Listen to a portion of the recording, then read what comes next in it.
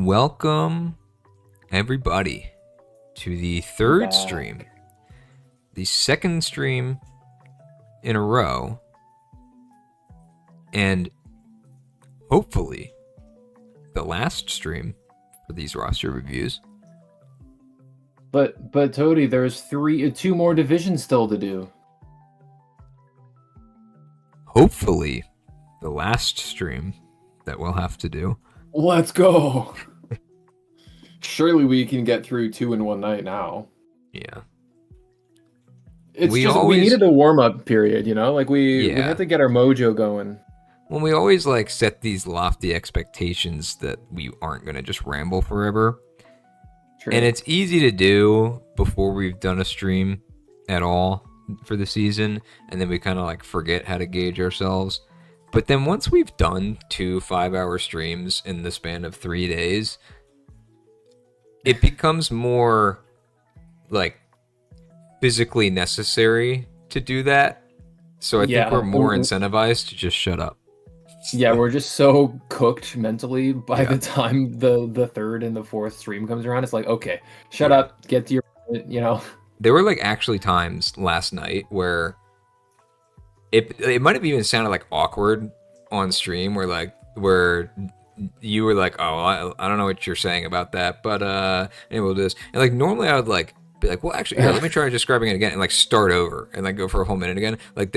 Last night though, at a certain point, I was literally just like, you're right. I'm not even gonna try. Yeah. I'm just not even gonna say it again. I'm stepping away from the mic. I'll let you segue into the next thing, and we'll just go from there. And it's there'll probably be a lot more of that this time. Surely. So we'll try to hold each other accountable as well. Accountable in a timely manner. Yeah. Yep. Anyways, so we do have, like we said, we have the Hustle and the All-Star Division that we will be attempting to go over today. Not attempting, we will do it today. We will do it today. In a timely manner.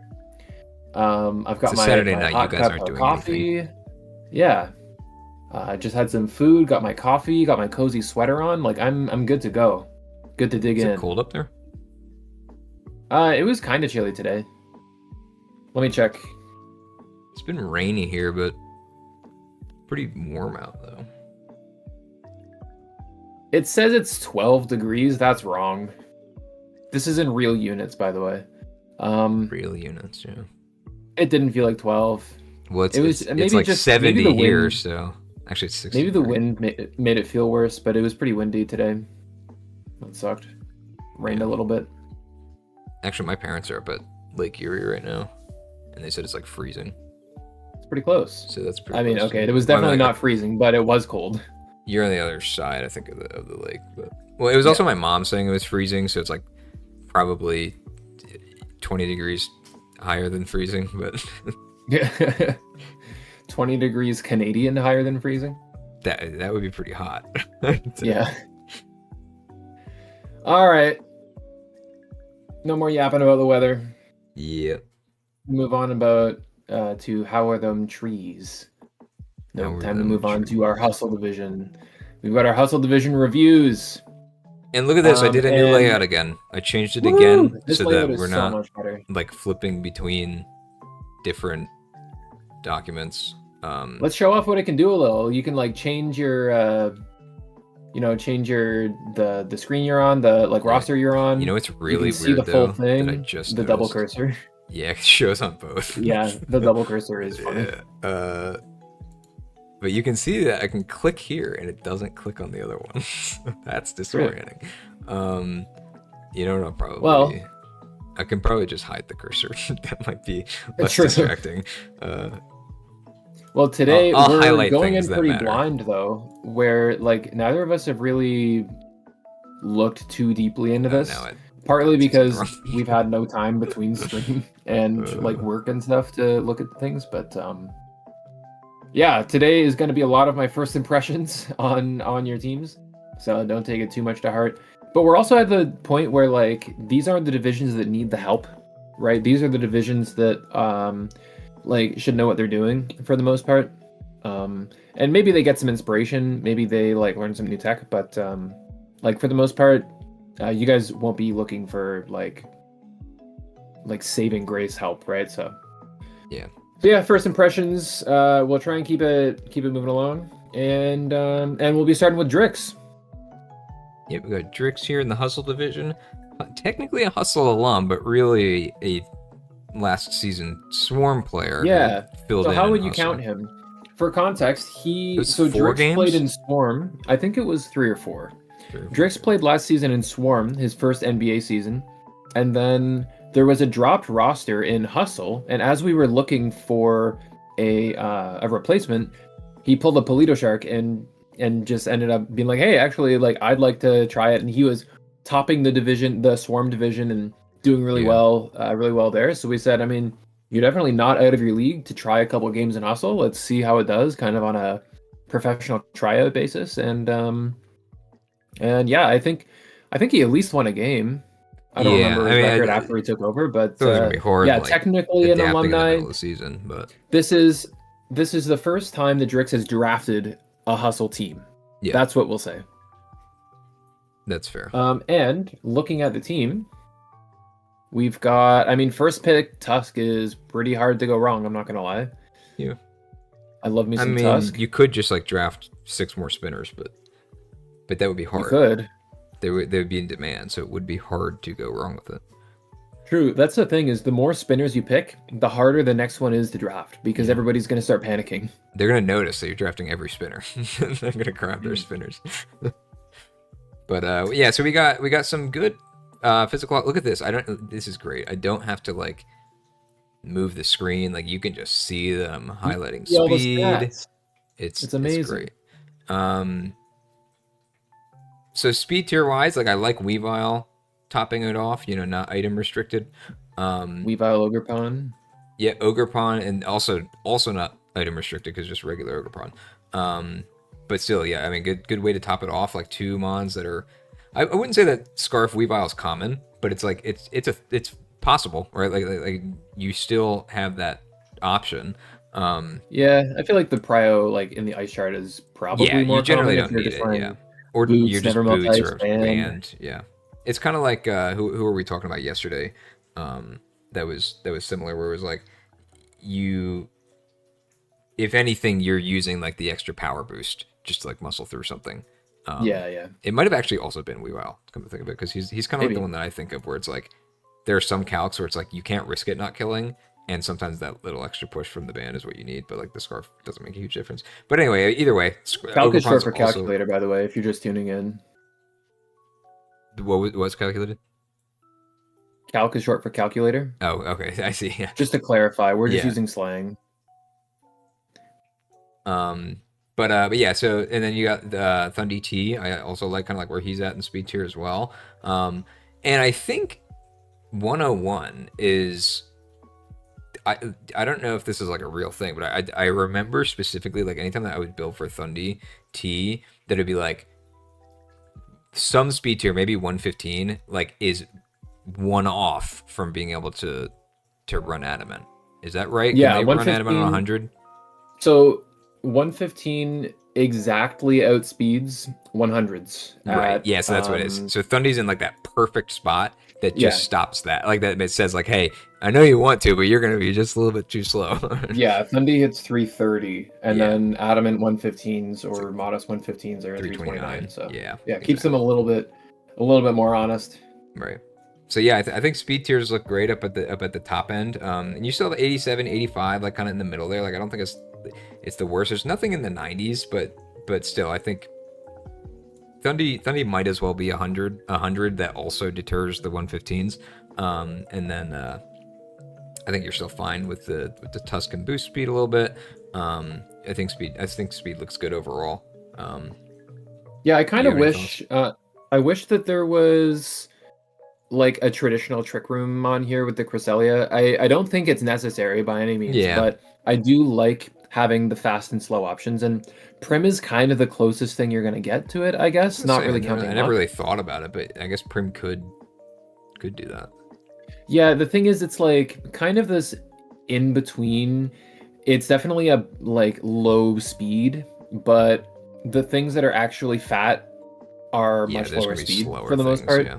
Like 50, you usually want to be 50 or below, right? If you're so like your Ursaluna, your Mega Mawile and stuff, like those ones can use Trick Room, but even then they can be undersped in Trick Room, like by Slow Twins and other stuff. I don't know exactly. I will say that the team doesn't make you expect Trick Room, so like you're probably less likely to have opponents going like negative speed and 0 IVs and whatnot, and maybe Prim at 60, like with everything negative, everything as low as possible, goes below just the neutral Slowmons, and just because they're really just not expecting it. I don't think it's like an amazing game plan with this team, just generally because there are again like slower, fatter mons that would just do that, but but I agree, like maybe a little bit of missed potential. But speaking of potential though, what do you think of these Terra captains? I know you were raving about the Terra Heatran being like kind of like the ideal higher tier one. I think Tran is definitely a good basis for like any team. Having Terra and just keeping your fire immunity is really strong, or even just running Terra with Flame Body to check physical attackers and stuff, I think is really well. And obviously the offensive Scarf sets, you don't even have to be Scarf, like even just being Terra Grass with just to offensively beat other water types, or even just take their moves defensively and yada yada.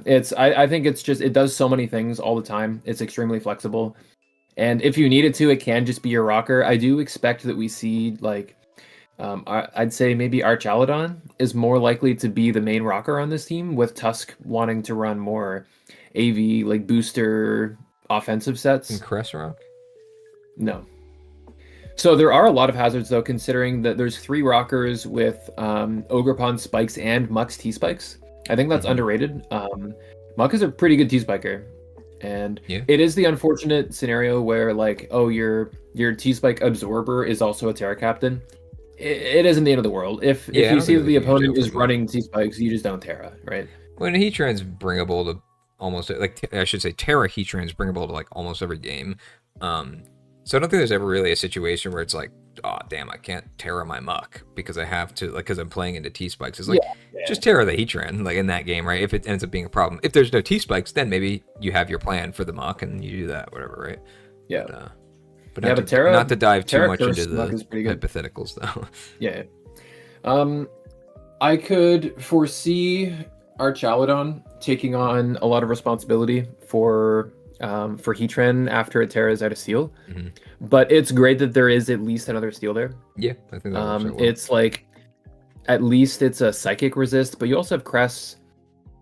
My problem is that I don't think that when Heatran Terras, that Tusk's weaknesses are supported that well, right? Like Heatran is there to take, not to take, but it's very good at taking Ice, Psychic, and Fairy in particular, and Flying also. I forgot about that. Yeah, it seems like a perfect pair for Tusk defensively, but then you're changing the type in order to be more offensive, and it kind of leaves Tusk kind of out to dry, and then you have to make Cress your switch or Prim your switch, and there's just a lot of give and takes with the team, and I don't think that when you use Terra that there's enough give from the rest of your team for what Heatran takes. Yeah, I think it depends a little bit. But I was also thinking similarly about like the fighting weakness in general too, where it's like Heatran's not going to be fighting weak when it Terras, or at least probably won't be. But you have your Weavile that's going to be baiting out fighting hits, and again, Weavile's not a pivot, so like you might have to be hard swapping, on certain things. And Archaludon also is going to be baiting a lot of fighting type stuff. So I like that the Cress and the Prim and the Thundi can kind of deal with that. But I think Cress is the only one with recovery out of these ones, because no Roost on Thundi, and then Prim doesn't have recovery besides Draining Kiss. Overpon has Synthesis, and honestly, right. Overpon, but I'm talking about the fighting resist. Yeah, I did say the other day that Ogerpon was a glass cannon, and I think Monkeboi kind of caught that. He's like, is Ogerpon really a glass cannon? And no, I don't think it actually is. It has almost 100 spit up. Yeah. like any HP invest, I think is very valuable just because it has decent defenses. It is a very similar stat spread to Clefable, actually. Now that I'm looking at it. Yeah, weirdly enough, yeah. But yeah, no, and actually, honestly, like with Weavile, with a Tusk that can go offensive, I mean, you have a lot of firepower just in general with like these top 3 and even the Thundy as well. That Ogerpon, maybe we'll see a more like utility focused Ogerpon that's like running spikes more, that's running bulk healing sets more. Yeah, doesn't have to, but like I think it's honestly like it's not really pigeonholed on this team, which I like. Yeah, it's pretty flexible. It could even just be like the Lunar Dance Mon for the Great Tusk, for the Terra Tran to get it back up to Eruption HP and everything. Yeah, true. I didn't really think about that with the Healing Wish too. Yeah, or I guess Lunar Wish is what it is. Yeah.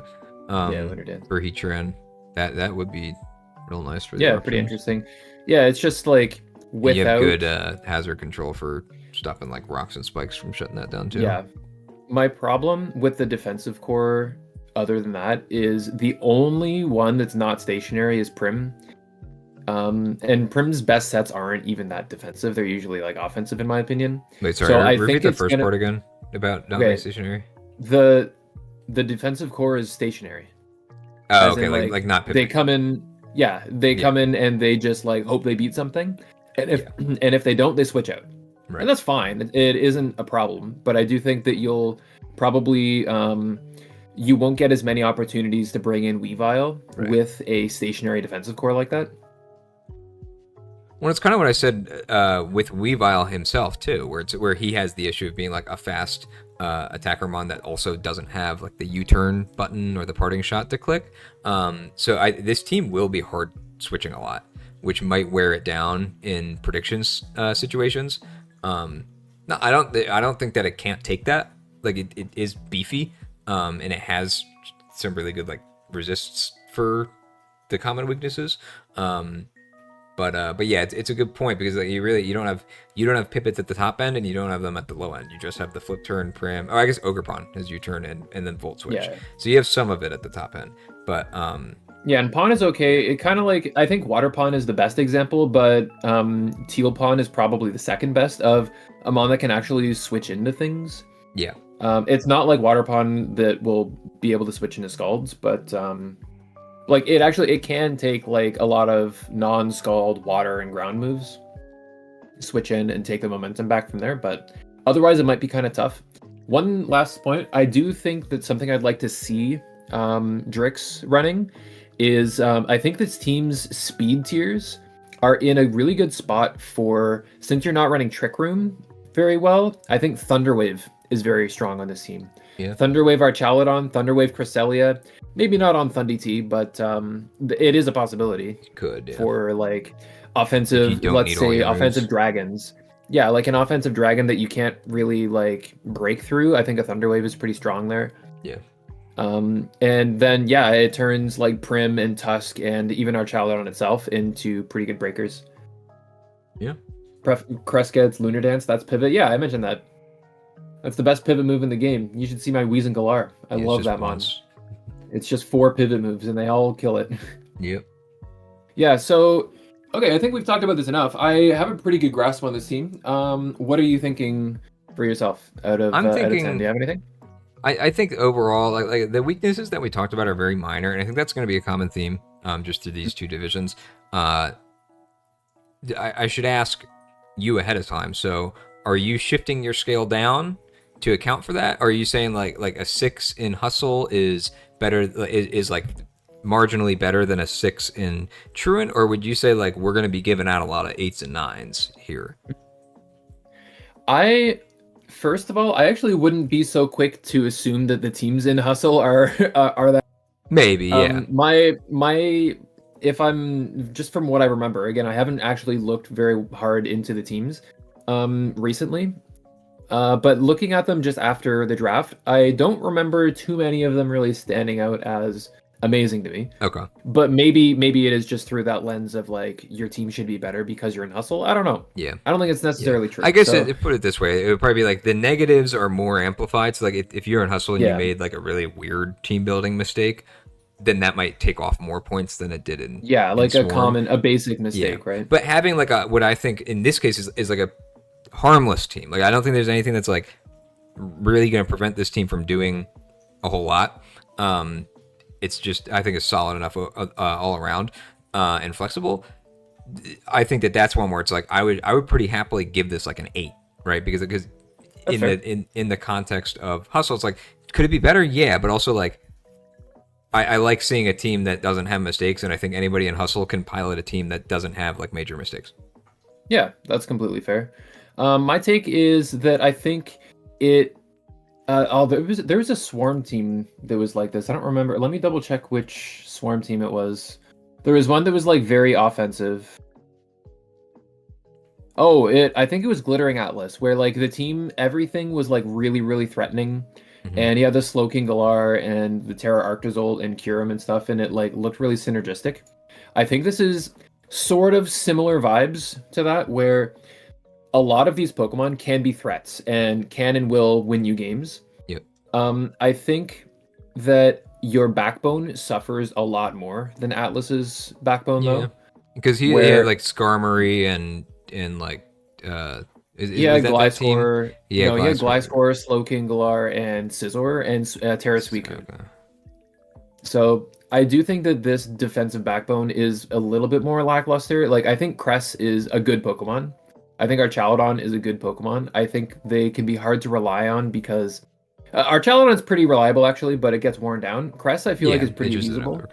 But I mean, you have the ways to give it healing too. Like if you want to use your Lunar Wish on that as well, if Archaludon's really good in a matchup. But anyway. Regardless, that's all to say that again, there's so much firepower on this team. I think the defensive backbone makes it so that the firearms won't be shooting at the right target all the time, right? So like the lack of pivoting and switching is going to hurt, say, the Weavile, because now Weavile always has to come in on a revenge. Yeah. Unless specifically or you're hard calling out a psychic move, which you could call out. Like, I mean, you do have the Tusk that base the psychic, but like really it's not like having like the Mega Venusaur that's like it's one of the only weaknesses it has. No. So you would be taking some risks trying to hard call out the psychic moves. Well, that's what I mean. I'm saying safely, right? Yeah. Regardless, that leads me to say that strong team could have a better back end. I'd say 7 out of 10. 7 out of 10, yeah, that's fair. All right. So next up, we are moving. What's our community say? Right. So community says for Drix, 7.31. So right between us. There we go. Right between the eyes. Awesome. Yep. Good draft, Drix. And welcome officially to the Hustle Division. Yeah. And welcome officially, Wigglytuff, to the NBA roster review stream. Madayoshi. I always thought Madayoshi was a good player. Yeah, me too. Probably because I've never beaten him. Or have I ever beaten him? I don't remember, but I have been scarred by this man. I know you dodged him in the playoffs, and you like rigged the whole thing so you wouldn't have to play. yeah, I rigged it all, yeah. Yeah, I mean, I said it last time, and I'll say it again. Every time I think about playing against Madayoshi, I just have PTSD of losing to him like 3 times in a row. Yeah. In Stunfisk, and I mean, he like literally made you stop competing. Like that's why you're not playing this season. True, I'm not playing him. True. Yep. So I don't know. I never have a bad thing to say about Madayoshi. I think he's a really strong player. Him being in Hustle comes down to the fact that, first of all stars are just very strong, and most of those players play the game pretty religiously. And secondly, Madayoshi, I don't think is like as committed to playing Pokemon lately. Yeah. And especially over the summer, I think he gets pretty busy with work. So it's one of those things. Wasn't there also a season that he dropped as well? There was a season that he dropped, and then unfortunately the numbers haven't really added up for him to get the promotion after being placed in Hustle. I think that's fair. But I mean, Hustle's still early Hustle divisions, right? Yeah. In like season 1 or 2, or it was an early division before there was All-Star. Madayoshi was in the top division, right? And was a good player. So, and I mean, if he's going toe-to-toe with you too, I mean, that's still like that's All-Star level, right? Like he's not a player that couldn't survive an All-Star. It's more just like if there's a priority system for who's in it because every player in All-Star right now is good enough to be there. So it's like it's hard to take anyone out of it to make room for somebody who's also good enough but in hustle, right? Like you don't want to just move things around just for the sake of it. Or even if it's like somebody who was in hustle but went like 4-4, right? Like how do you actually justify that over somebody who was 5-3 or 6-2? Yeah, but it doesn't mean that they need to be in the division. Steamroll by Zap in finals season 1 was his peak. Oh no! I mean finals and actually I forgot that's still that was good. the season. Yeah, that was the season that Zap 11-0'd, where he went 8-0 in the season and then won. Crazy. Well, he's back this season in All Stars. Yeah, he's back. He was back last season, but I think he dropped again at the end. Yeah. All right, let's look at the HP stats. So we got the 140. I like that a lot. I think that's pretty good. I think we can move on to speed here. So what do you think about speed tiers? Speed, I'm looking at Delibird. I mean Iron Bundle. I mean, wait, there is a Delibird. Species clause. Oh no! Yeah, we gotta report this game. I will say I think Bundle to Moon is very strong top tiers, and it gets actually pretty bad after. That you got both of them. There's like 5 20-pointers, right? There's 5 20-pointers. Yep. Did people? I guess okay. To be fair, some people just hate using Bundle, which I understand. Some people don't like using Bundle. A lot of the time, anybody who like would use Bundle would also use Greninja, and it's cheaper. I've used both, but Greninja can use Surf if I don't want to lose to 100 points. I do think Bundle is very matchup fishy, where it'll like it instantly wins some matchups 80% of the time, but then it like or 85 or whatever Hydro Pump's accuracy is, one of those two. But then it comes down to like, how good is your blanket special defense check, right? Like, do you have Blissey? No, great. Do you have? I mean, I can't even think of other. Do you have Florges? Like, do you have Ting Lu's the other one you think of, but he's weak to both stabs, so that doesn't really help. Like Slowking Galar, like those just like Spadef stat check Pokemon. If you don't have one, you probably lose the bundle most of the time if it's clicking Hydro Pump, right? Freeze Dry obviously makes the water moves so much better. Yeah. So because usually that's your protection again, like for as an ice resist, like so common. Yeah, that's your resist for both. It's really like you have the steel types who don't resist pump by default unless they have a secondary typing. So that, I mean, that's why he's so good, obviously, right? But it's like I mean, freeze dry. He's matchup fishy in that way too, where it's like is your only ice resist a water type, which we saw a couple in Swarm at least, and some of them that didn't even have that, or like it was like Vaporeon or Suicune or something, right? That was like a Terra Captain. And the fact that you have to you need something. The fact that you have to go out of your way in the draft phase to either have a specific freeze dry check so you don't get cooked by Bundle Curum, or have a specific like Spadef stat check mon, I feel like really makes me think that freeze dry in general was just a mistake to actually like make a move, kind of like how we were talking about body press. Exactly. Yesterday. It's another one. Freeze dry is pretty similar. Yeah, I was actually just going to say it's like it's another one. It's like, I think it's a cool concept, but it's like it does just kind of break the balance in some ways. And I know I mention this every once in a while. Sorry, but in Magic the Gathering, they'll call something that does something outside of its like normal characteristics of what those characteristics say that they should do is like breaking the color pie, where like if a green spell does direct damage to something, it's breaking the color pie. And going against the type chart is, I think, a pretty close similarity to breaking the color pie. Yeah. And it's I don't think it's something that's healthy for specifically Pokemon that is so like battles boil down so much to the color pie, right? Like to the type chart. And I don't understand why they made the move. It's similar to Scald too. I think where it's like it's not as much about the matchup itself, but just the whole idea of a water type move that puts this like horrible status to get on you as a physical attacker. Like if you're water resist, like your grass type is a physical attacker, like it just completely owns them, but then also the fact that burn is a fire type status. So who immunes burns? Fire types. Okay.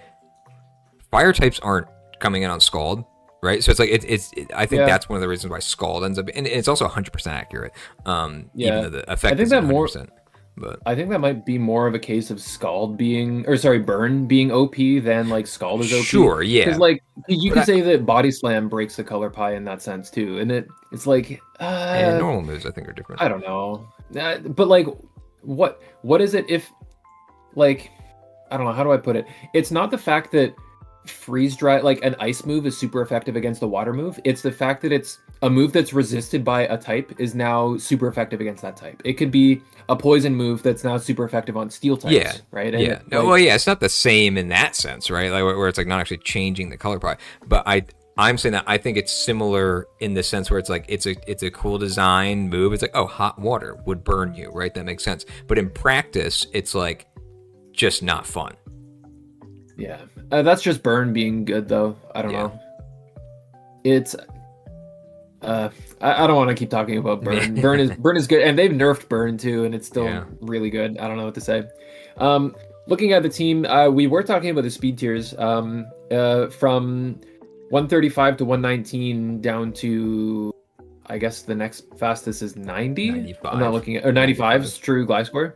Who isn't always running that? And Deoxys as well, right? Where I don't think either of those two want to actually be that fast.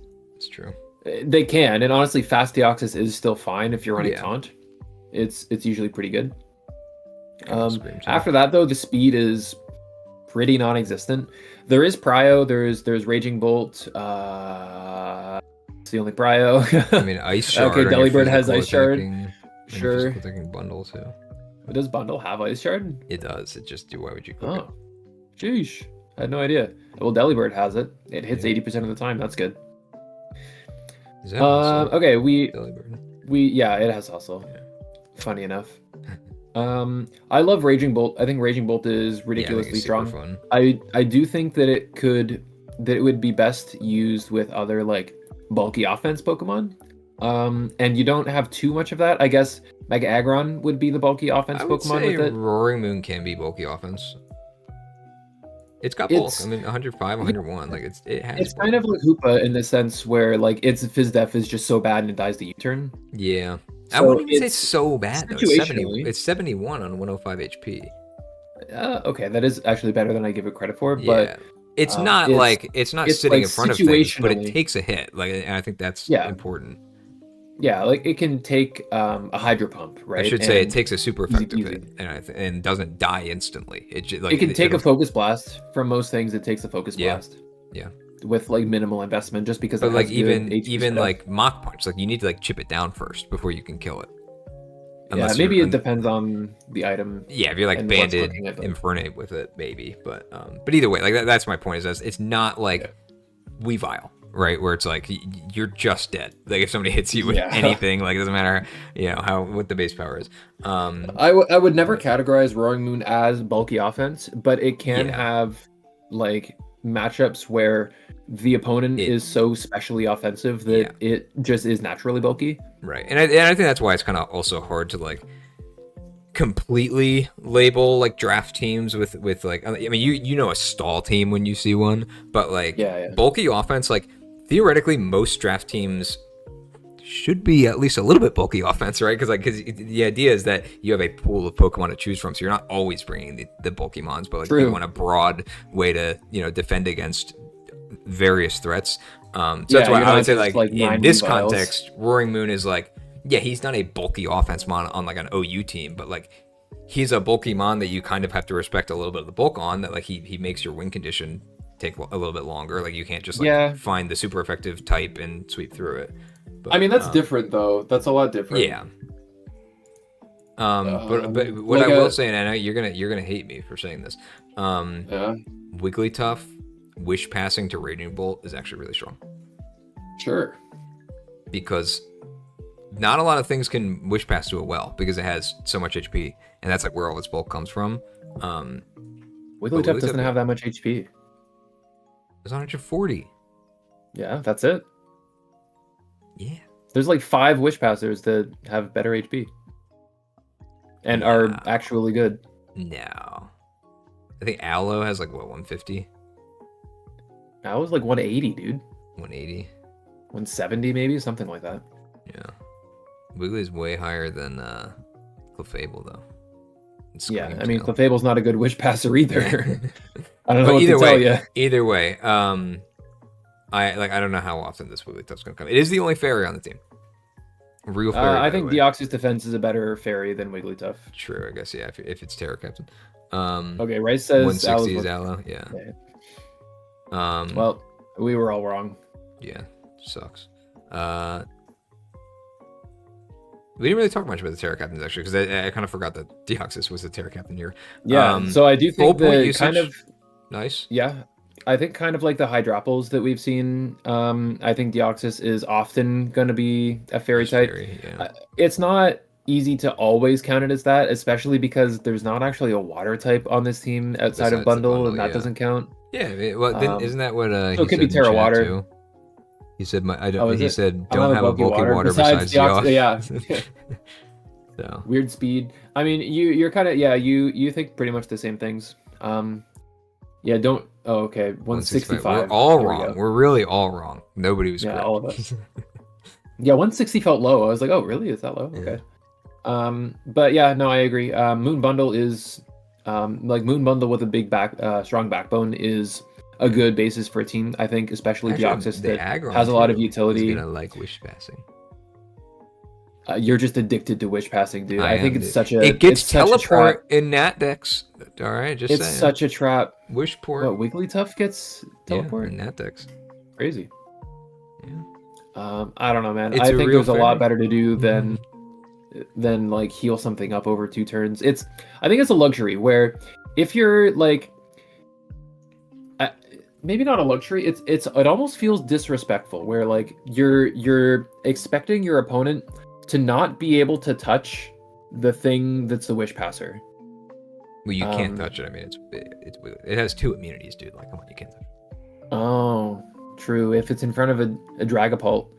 Yeah, unban Dragapult, by the way. Wigglytuff goes up 3 points. I might do that. It gets well. But there's 3 ice types on this team, by the way. Not that this counts.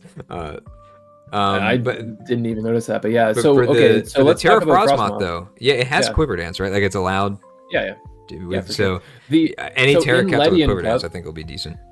In the Ledian Cup, where it was complex banned to not have Quiver Dance, which we did for, I think, there might have been a couple bugs, like bug type Pokemon that we banned it for. It's the only reason they aren't. Yeah, it was like Quiver Dance and Shell so, Smash. Yeah, those 2 moves that we had to just kind of, okay, we'll keep you guys in the actual low tier, so that by doing this kind of thing, just to let there be more. Because they still have like interesting stats and typings and stuff like that. So, but yeah, Quiver Dance Frostmoth I think is really strong with Terra. I've usually seen it go like Terra Ground, Terra Fire. Yeah, that makes sense. Just any rock resist. Not even. I think it's more offensively, where like usually it kind of like I don't remember what else. Oh, kind of like Roaring Moon, where like if you're in front of a specially attacking Pokemon, you can just like click your setup move. Yeah. Because of ice skills. So I don't think you even really need to be like a rock resist, but ground specifically just helps you beat steals, which is nice. Yeah, that's true. You get double resisted. Yeah. But yeah, I like the Terra Captains a lot. Very threatening on Frostmoth and Grass Giga Drain too. Yeah, true. Frostmoth is threatening. Deoxys is extremely flexible and also actually pretty threatening. Cosmic Power is a pretty real set if you don't have a Dark type. Even if you do have a Dark type, you still have to be careful of it. Yeah. Let's see some other metrics here. 2 teams, 30 minutes, Fennec says. We're getting there. Okay, we were talking about Scald. Yeah. I don't know. Did we really start talking about teams 30 minutes ago, though? I don't know. For hazards, we have really good setters, honestly, looking at it. Does Delmines have spikes? Rocks. I don't remember. But Dio, Gliscorp have like every hazard you can imagine. Mega Aggron is a very consistent rocker as well. You'll always have a Pokemon on your team that doesn't mind clicking rocks with like Aggron, so So like Gliscor and Deoxys are pretty freed to not have to do that. But then if you want to be like Body Press, Iron Defense, Aggron, you don't have to run rocks too. So yep, there's good coverage there. No, just I like the team a lot. I mean, I have biases clearly with Wigglytuff, but also Raging Bolt too. But I think that's like, it's so hard to rate a team where it's like, is he gonna hit the Hydro Pumps or not, right? But I think on paper you have to rate this team well, because theoretically. See, I don't know. This is another team that it's like it feels like it has less firepower than Drix's team, but I think its backbone is slightly better. Yeah, I wouldn't. I think it has a much better backbone. Like just having Terra, Deoxys, Mega Aggron, Gliscor, I think that's really strong. Yeah, but I think you might be underestimating the offensive power of these guys, especially. I mean, like, it's not Bolt Beam on one Mon, but you have a Ice type with 124 special attack and a Electric type with 137. Right, like that's gonna still punch holes in teams that are gonna, like, you can't just have. Great. And yeah, but I'm saying like I think that's gonna be a very strong like special attacking duo. I'm wondering how much weight the Moon is carrying as kind of like the only physical attacker up here, unless you run an offensive Gliscor. I mean, Dhelmise, Aggron, Gliscor, Moon. Yeah, down here, it's like there are a lot of you still get that heavy slam and body press and stuff like that. It is kind of just missing like a quality attack, like physical attacker though. Yeah. Especially if Moon is like running booster and doesn't want to come in early. Yeah, that is kind of ignoring that Aggron has like 130 attack or something crazy, 140 maybe even. But honestly, like Steel is a pretty bad offensive type, honestly. I think it is, but what's nice about it, and this is going back to the body press discussion, where it's like when you have a Mon that has a body press threat, and your best fighting resist is the Fairy, it's rough. It's like fighting like a Mon like this. Yeah, I agree. And that heavy slam, like the maxed out powers, like it's gonna still hit hard, on neutral targets, even though it'll be resisted by a decent amount. But like just having the body press for like your most important. Well, actually, steel types too, right? Like the body, it's the same thing. Where it's like if your best steel resist is a steel type, then the body press hits you really hard, right? And that's why it's kind of crazy. Yeah, true. But either way, I'm learning now that the Iron Bundle can run booster attack, and it's true. I just checked. How? Get to run like negative IV or negative nature and then 0 IVs. Yeah, if you're Brave Nature with 30 IVs in special attack. So just -1 special attack IV. Attack EVs. Actually, no, you don't even. You can still be 31. I forgot that's how it works. It'll prioritize attack. So yeah, just 0 investment into your special attack, and you get a boost attack. Interesting. Well, good to know. Shard's back on the menu. Oh yeah, Avalanche. Yeah, after you have to take a hit first with your. Also, I'm looking. It does not get Ice Shard. I don't know what you're talking about. Oh, it doesn't get Ice Shard. Does it get Aqua Jet? No. Huh. Maybe just thinking of Flip Turn as its like random physical move that it has. Maybe. Because I know it has that. I don't know. No Ice Shard though. That's too bad. Ice Spinner, Play Rough. Yeah, this Mon sucks. Yeah. Anyways, I'm thinking, like I said, I do think it's less threatening than Drix's team. It's maybe more defensively sound. Yeah, definitely more defensively sound than Drix's, but I don't think enough so that it would warrant a higher score than Drix's. So I'm going to give Madayoshi a 7 as well. I agree that I don't think it has a better score, but I want to give this one a 9 too. I might be overrating some of these already. 9? Well, you gave Drix an 8. Or did I give it an 8? Then never mind. Yeah, 8 again. I want to rate it like the same as what I rated the last one. If you said 9, I was gonna say that's kind of crazy. But again, I mean, part of it's bias, but also part of it's I think this is a good team to build matchups around, right? Like, so maybe all spread out. It looks maybe not offensive enough, but like when you look at the actual specific matchups and you see like, oh, these are where I can punch my holes. I think that's a maybe pretty nice. Yeah, the problem is the holes you're trying to punch are Bundle and Moon, which are pretty linear. Yeah. So it kind of comes down to your Bolt matchup, and yeah, who knows? Well, we'll see. Semantics. Anyways, yep. I predict he's going to win week 1, if I had to guess. Yeah, if you had to guess. Interesting. Yeah, don't look at that. Don't look at that. Yeah. Okay, I won't. Okay, let's see what the community says. Yeah, they said 7.08. Well, there we go. Yeah. All right. On to our boy Leezey Peasy. Leezey Peasy. Resident All-Star mod. And he starts out with, I think, the top 5 mons, which he drafted in this order: Terapagos, Goldengo, Tinglu, Zapdos, Araquanid. Is like the de facto hazard spam. Yeah, that's pretty. You know, like you've got one of the best, if not the best, probably the second best spinner, I'd say. Tusk is definitely the best spinner. Old guy. I'd say Tusk is the best with Terapagos second best, if not the other way around. You have Golden Guy. You've got Tinglu, just sets so many hazards and has a lot of disruption for like Whirlwind. Has a Defiant user with Zapdos. Very scarfable. True, really uses. If there's a lot of defogs like in Swarm, then you can't really defog against this team. Yeah, and also just a Weber, Araquanid as a Weber. Yeah, insanely strong. Banded Gyapdos would go really hard. Yeah, I'd say even like Scarf, if you're trying to rely on getting a Defiant boost. True. Then like you don't have to rely on webs if webs are gone. Yeah, but if there's like a really good webs matchup too, you can. Yeah, I mean it's just a really good band user too. And then we see Terra Azelf is interesting with Terra Diancie. Terra Diancie is a menace, by the way. I'm surprised that we haven't seen more of this as a Terra captain. Yeah, I mean, just looking at the stat line, it's like and even just thinking about no longer like having the 4 times weakness. Suddenly it's and thinking about like the Ranbat set that's like Terra fighting body press Diamond Storm is just very strong. Like leftovers Assault Vest, it has like Rotom bulk if Rotom was bulky.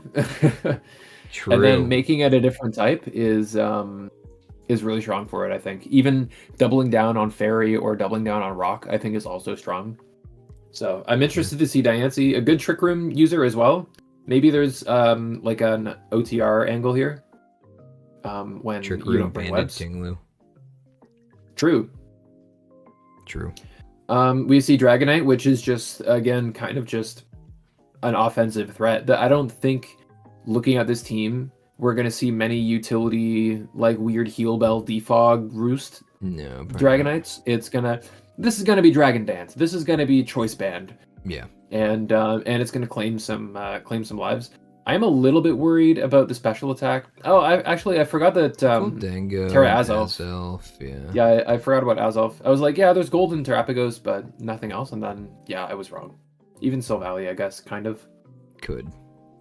But then the Silvally though is Band-Aid for whatever matchup has a good, like, let's even just say a Magic Bouncer, right? You can just have something to always beat their Magic Bouncer, because you can just tailor your type to beat whatever it is.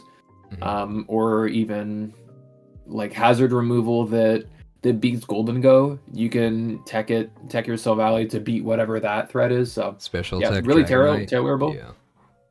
I think this team is kind of crazy, actually. This is like the Golden Go Tinglu dream that he's drafted here. Yeah, he did get like all the things that you want. All the pieces, yeah. And then I guess also the question will just be like, who do you bring to a match captain sometimes, right? Where it's like if you have your checkboxes, right? Like, oh, I can set up my webs, I can bring my Goldango, and then you have basically 4 slots then to like figure out which of these mons you want to bring. Might end up being a little bit tougher. That was my issue whenever I did the webs Goldango team. It's like, well, if I have a matchup that looks good for this, it's like there's already 2 slots being taken. And then I have to put everything else. And like if I want to put my hazard spammer, like my other hazard spammer, it's like that's another slot. And then sometimes you can't run the other offensive mons that you want. I think that Araquanid, even though it's the only water, it isn't actually necessary to bring. It's not necessary to bring Dragonite. It's not necessary to bring Silvally, Diancie. The rest I'd say I'm not saying it's necessary like every time. I'm saying if you're bringing webs, it's necessary. Yeah, if you're running webs, yeah. Yeah. I think Terapagos is going to be a beast here, though. It's so free to do whatever. It can spin, and it's just very consistent at doing that. And then does Diancie has Healing Wish, right? Or does it not? I don't think so. Do we have any way to heal the Terapagos from anyone else? No. Azelf has Memento, I think, as its like self-KO move. Yeah, there's no Healing Wish, which is like fine. It's like fine, yeah. It's.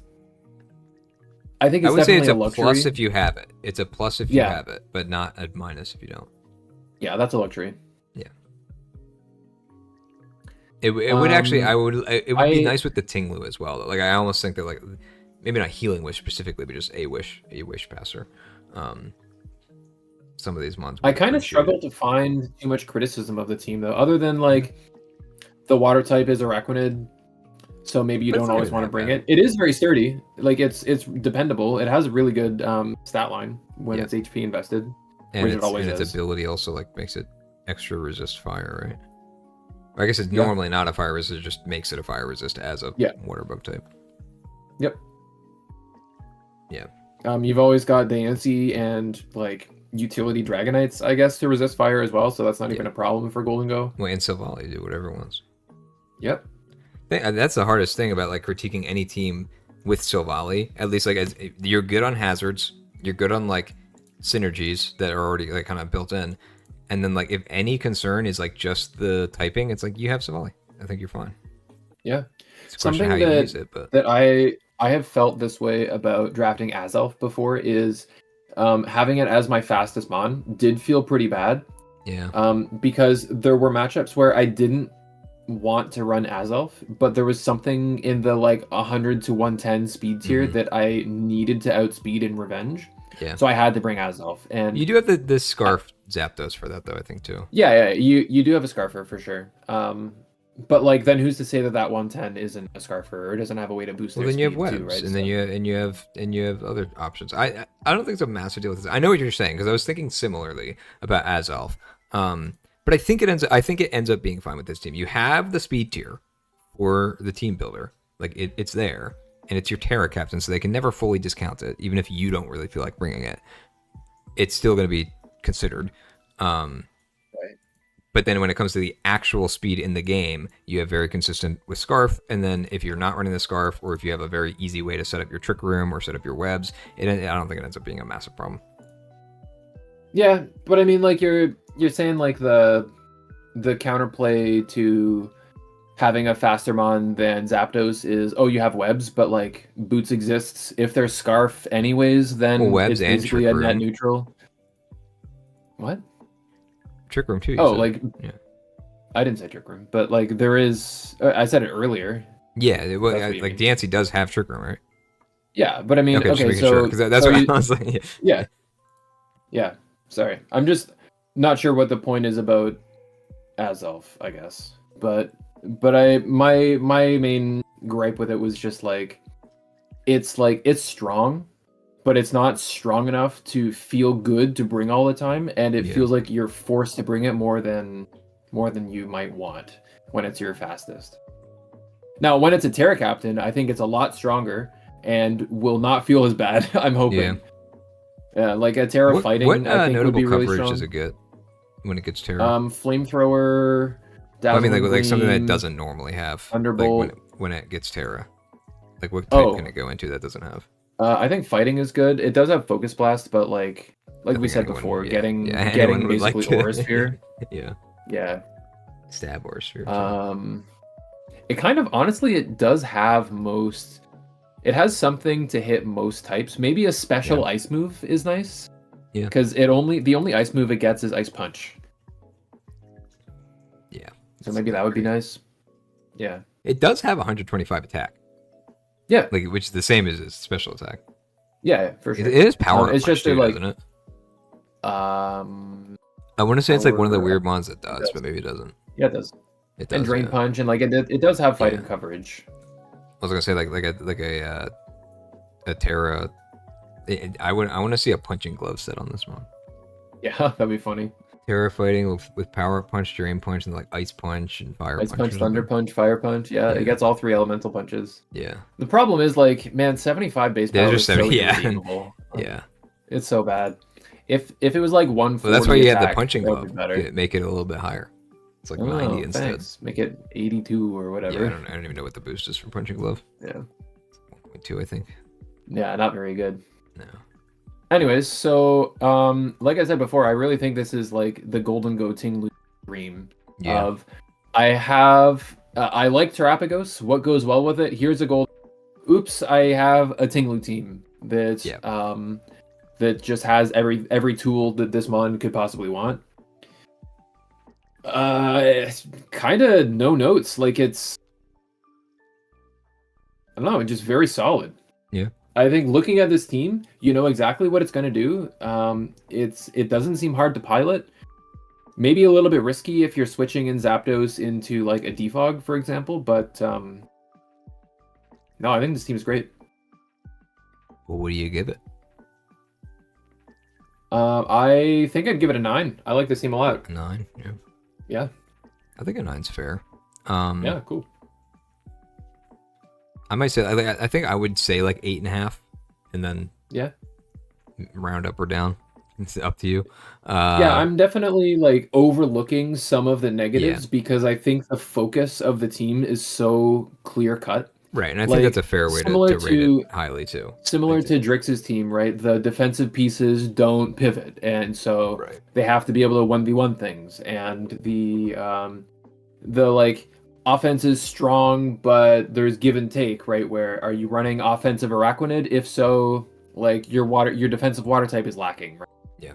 Or are you running Terra Diancie? If so, you might not have a fairy unless you're running Fairy Silvally, which is like overlap, but that's possible. Etc. Right? There are shortcomings, but I think that's kind of why it's not a 10 for me. Mostly I'd say. Well, the community says it's a 7.46, which is the highest of the 3 that we've so far talked about. Okay. And next up, we have Rice. Since I know that Rice is with us, we might as well just skip them and move on to Daveowulf. What do you think? Yeah, let's do that. Yeah. All right. So looking at Daveowulf's team... No, I'm kidding. Okay. We see another Grungus team. With a second pick of This is a team that used all of its points and still didn't end up with anything under a 4, which is like... So I would think that's pretty well spread out, right? Do you know what the gimmick is with this team? I do not. Are they all Gen 5? They're all Unova-based Pokemon, like new Unova Pokemon. Yeah. So I think for example, the fire type before Volcarona was Darmanitan. I think was the trade. I don't remember exactly. So there aren't very many options. So do you want to look at this through the lens of a Natdex team or of a Unova team? I think both, because I don't think it looks that bad. It's still, I mean, maybe power creep wise, it looks kind of bad. Like if you were comparing it to stuff from I mean, there's a later Tornti, there's a Volcarona, there's like Sand with Excadrill. Right. You still ended up with 3 legendaries. And no trades yet. I think then it's not like your stats are was something you were considering. Yeah, so we once again though see a Terra Cobalion. And who is it with Terra Cobalion? Bobozab, I think, in Truant? Maybe, yeah. That sounds familiar. Swarm, I think Harry had Cobalion and Swarm, and it was not Terra. Yeah. It is unfortunate. Most of these Pokemon are Terra banned now, right? With Tornti, Excadrill, Thundy, Volcarona. And those are kind of the best. Thundy Terra banned? I thought it was just the it is. Therian. They both are. Damn. Yeah, so I do think there's kind of slim pickings when it comes to good attackers. Too good, like kind of mid. Gen 5. Cobalion's kind of mid. I'm gonna call it call a spade. It's kind of. I think we talked about it with Bobo, where it's like you still like you don't really think of Cobalion as super defensive, but it does have 129 defense with 91 HP. So like maybe as a Terra Captain, it fits into a different role than what it normally does. Yeah, and having a second steal with Excadrill is something that we talk about all the time. It's pretty good. And I like the Gigalith with the Excadrill. That's a great combo, and thankfully exists within Gen 5 itself. So yeah, you true. get that, and you have the Torn topping off your speed. You have Thundy also up in there, and that 111 that we talked about before too, where it's like Torn's not topping the speed though. It's not. Oh, Excelgor. Yeah, Excelgor's sick. He's fast. Yeah, I've seen. Actually, you know what? Funny enough, I might think that Terra Excelgor might be better than Terra Jellicent. I've seen a lot of like has like a good typing on its own. It'll now keeping Water Absorb with, say, Terra Fairy, for example, because your Fairy options are pretty bad here. True. You know, Mega Autono is not or a notable turn 1 fairy. Whimsicott would also be fairy. Yeah, so Whimsicott is there. There isn't a Mungus. So maybe that's too much overlap. Because I do think Amoonguss is good. Well, there's not a Whimsicott on the team, though. No, I know. But I'm saying, like, if you're going to pick up Whimsicott, I don't think it's worth because you have the Amoonguss. Right. Yeah. You wouldn't. Excelgor doesn't get Terra Blast, though. Yeah, it's fine. I think it gets really interesting, like, because it has some weird coverage moves. Let me double check its coverage. Excelgor. It's a special attacker, and I always forget that.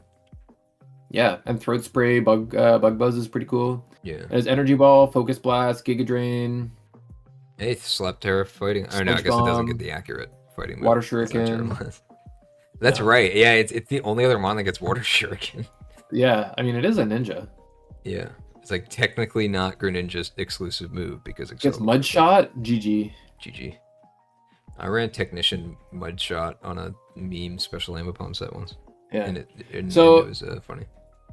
Okay, I was saying that Terra Excelgor might be better. I do think Jellicent's fine. Honestly, yeah. It's pretty good. It's more of a core for the team, and I think it makes Jellicent a lot easier to bring to a lot more games, especially when it's your main and only water type.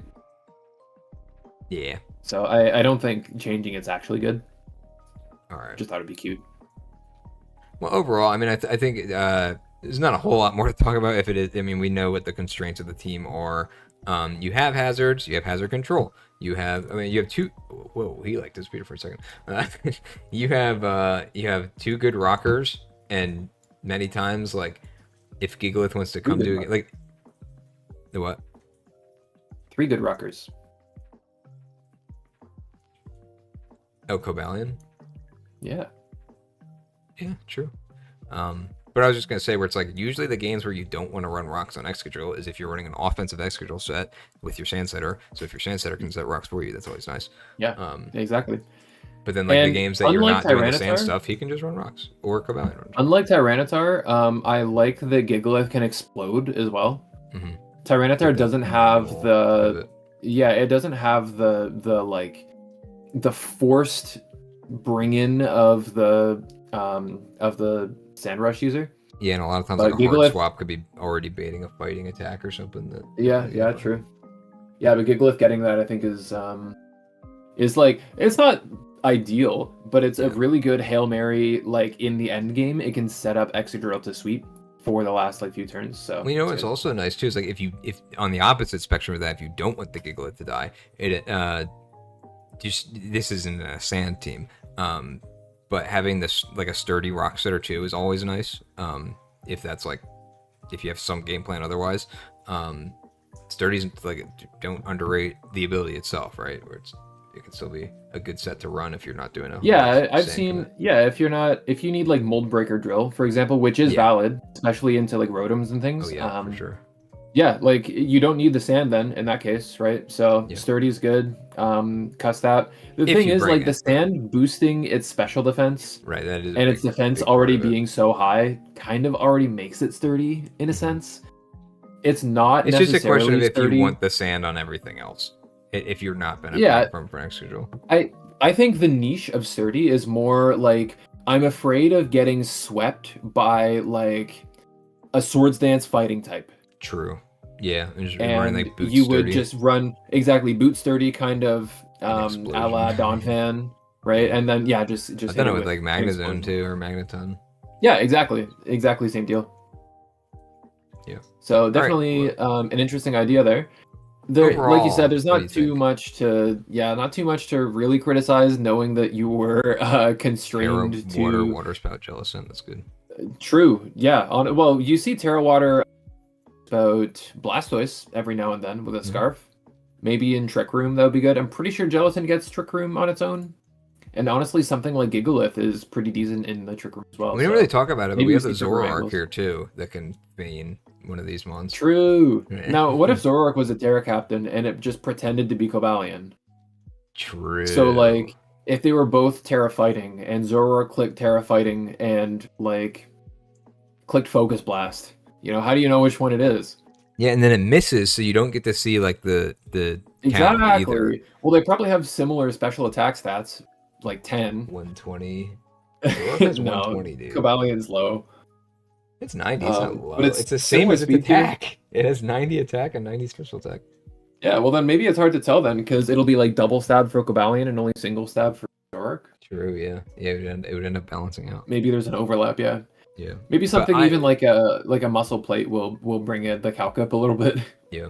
I wanna give some points for I think this is a good gimmick. And I'm actually impressed that you ended up with such a good, like, not only like you have a synergy, obviously a synergy that was intended when the game was designed, but like you still got the synergy, like the good synergy with the extra drill. You got some really solid legendaries, and I know legendary isn't everything, but you still got good mons within the constraints of the theme. I think that makes me want to give it some like extra points there too. I mean, maybe normally I would say this is like a 6 or a 7 team, just because of what it's like kind of missing power creep wise. But I mean, I want to give it an 8 just for effort, you know. Wow. You ended up with a solid team. You went the completely opposite direction as me, and I think it definitely gets a point for originality. The Unova theme isn't something we've seen in this league before. Yeah. But I don't think it's that good. I don't know. I'm impressed by the eye test. Impressive, sure. For a team that has such a specific. Yeah, but I mean, it has the problems that Drix's team had, but like 5-fold. Where I guess does Mega Autono have Baton Pass? I don't even remember. Maybe. But the team is so incredibly frail. Outside of like Amoonguss, which is really easy to abuse, and Gigalith, which is your fringe sand setter. Jellicent too. I feel like you kind of have to run offensive to not get abused. So yeah, I don't know. Maybe an extra point might give it a 6. No, I'm gonna stick to my guns. I think the team is a 5 out of 10. Yeah. Sorry, Rice. I mean, you gotta know going in if you're drafting Terra. Okay, true. But you gotta know going in if you're drafting Mono Unova that it's not gonna actually be a good team. Yeah, I said a bonus point. Like I'm definitely giving it multiple bonus points. Like just but Skyhops' favorite hustle team. True. Wow. Okay, and in the league says 6.77, which means you're an asshole. If you're rating below the league, and they rate low, you know that's just true. Yeah, just a horrible, tyrannical. My bad, man. Commissioner. If you have any other questions, Rice, we might be able to answer them because I know you've been looking for help with the direction on your team. There's only so much help we can really give them. You only have like 3 options. I don't even know it's still available. That fits the constraints. But anyway, next up is Daveowulf. Yeah. Let's go. I love this guy. Right off Dave is so funny. We see a Sneasler, but there is no terrain that I can see. No terrain. You know what's actually interesting is also the no terrain Blastoise too. Yeah. This team would love terrain. Why isn't there terrain here? I mean, I don't think it's that necessary. It would also love sun. But like, come on, that's a huge buff to this team. Yeah. I don't know. I don't think it is missing any. Like, what would you draft here? Maybe. Rillaboom? I don't know what's available. It would be like if you switch like Screamtail out for like Lele or something. Yeah, maybe that would be good. Actually, or Zarude for Rillaboom or something would be good too. Yeah, something like that. Again, I don't know what's available, interesting. But yeah, there's definitely options. I think the core of Screamtail is too passive for Grassy Terrain, but maybe Psychic Terrain is. I actually like Screamtail on Grassy Terrain, but you're right. Yeah, it like helps the other team too, like to just kind of heal up. It helps the Screamtail, but it can definitely make Screamtail like unkillable against some teams if they. Yeah, that's fair. Maybe on like a setup, like a Storm Power what set. Done. But like with the bulk up calm mindset. Yeah, like lefties plus grassy terrain. It's like you are killing it. But Nat decks, I mean, there's toxic everywhere, so not as reliable. Yeah, that's either true. way though. I mean we got good mons here, and it's got a monkey. Gouge. Gotta give it points for the monkey, and for the Screamtail. You know, and Sandy Shocks too is another one I like a lot. I don't know. Let's look at speed. I like Shocks a lot too. Yeah, speed. I think we end up being fine. Like I know you don't really count the Screamtail as being like 111, and the Sneasler we've talked about is like not always like a speed tier that you're gonna 100% live or die by. Well, it is because there's no terrain here. Oh, true. Yeah. There's no number. I mean, well, there's still the fake out flying gem if you want to do that. But I think that ends up working out because then you also have the Zarude at 105. You have the Sandy Shocks that can run booster speed if it wants to. I think upper end speed ends up being fine. And because you have the checkboxes for the tiers. And honestly, if anything, I think it means that Screamtail can end up running a little bit more bulk sometimes because you have still some things in the middle to respect. The Gouging Fire can boost. Dragon Dance. What do you think in offense with this team? Because we have the Mega Blastoise, we have the Gouging Fire. Those are two like pretty immediate. Well, abandoned Gouging Fire. There's some pretty good firepower. Every time I see Corv Screamtail or Corv Milo or Corv, like maybe I just hate Corv. I don't know. I really understand what it does for teams, and I know that it's so dependable and like has setup options and pivots and debugs. Like is just a good steel type. Or you might like I don't underestimate it. I just kind of hate it. Well, it's also like sometimes I make the mistake of like thinking of it kind of too much like Skarmory, even though they're so similar. But like having the pivot move is huge, and it makes it so much harder for the enemy team to like just take advantage of it. Which I don't know. I sub on your Corviknight every time. I'm not gonna lie. You click your U-turn to go for it. Maybe, yeah. I mean, not doing 25. But who's in front of you when? Who did you put in front of the Corv? I mean, we don't have to get into too nitty gritty, but that's just a Corviknight thing where if you're not clicking like Brave Bird or a strong body press or something, you're not doing much damage. Yeah, but my point is that like the mon that it would have to be in. Like, I know what your point is. Like Corv came in would because it's a favorable matchup for it, but then you sub and you SD and you're crying, or you sub and you CM and the Corv is crying. Is it though? Either way, yeah. We won't get into it. I don't know how much it hates if it already matches up well into the mon. Like it's just that bulky. Well, it matches up well into the mon before it's boosted, but if it's boosting behind a sub that you can't touch,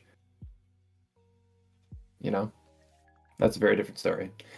Yeah, a lot of Pokemon do that, and I think maybe I get too much hate for being something that does that, but also pivots. Okay, wait. Here's an idea. I think it's more that I just hate Corv.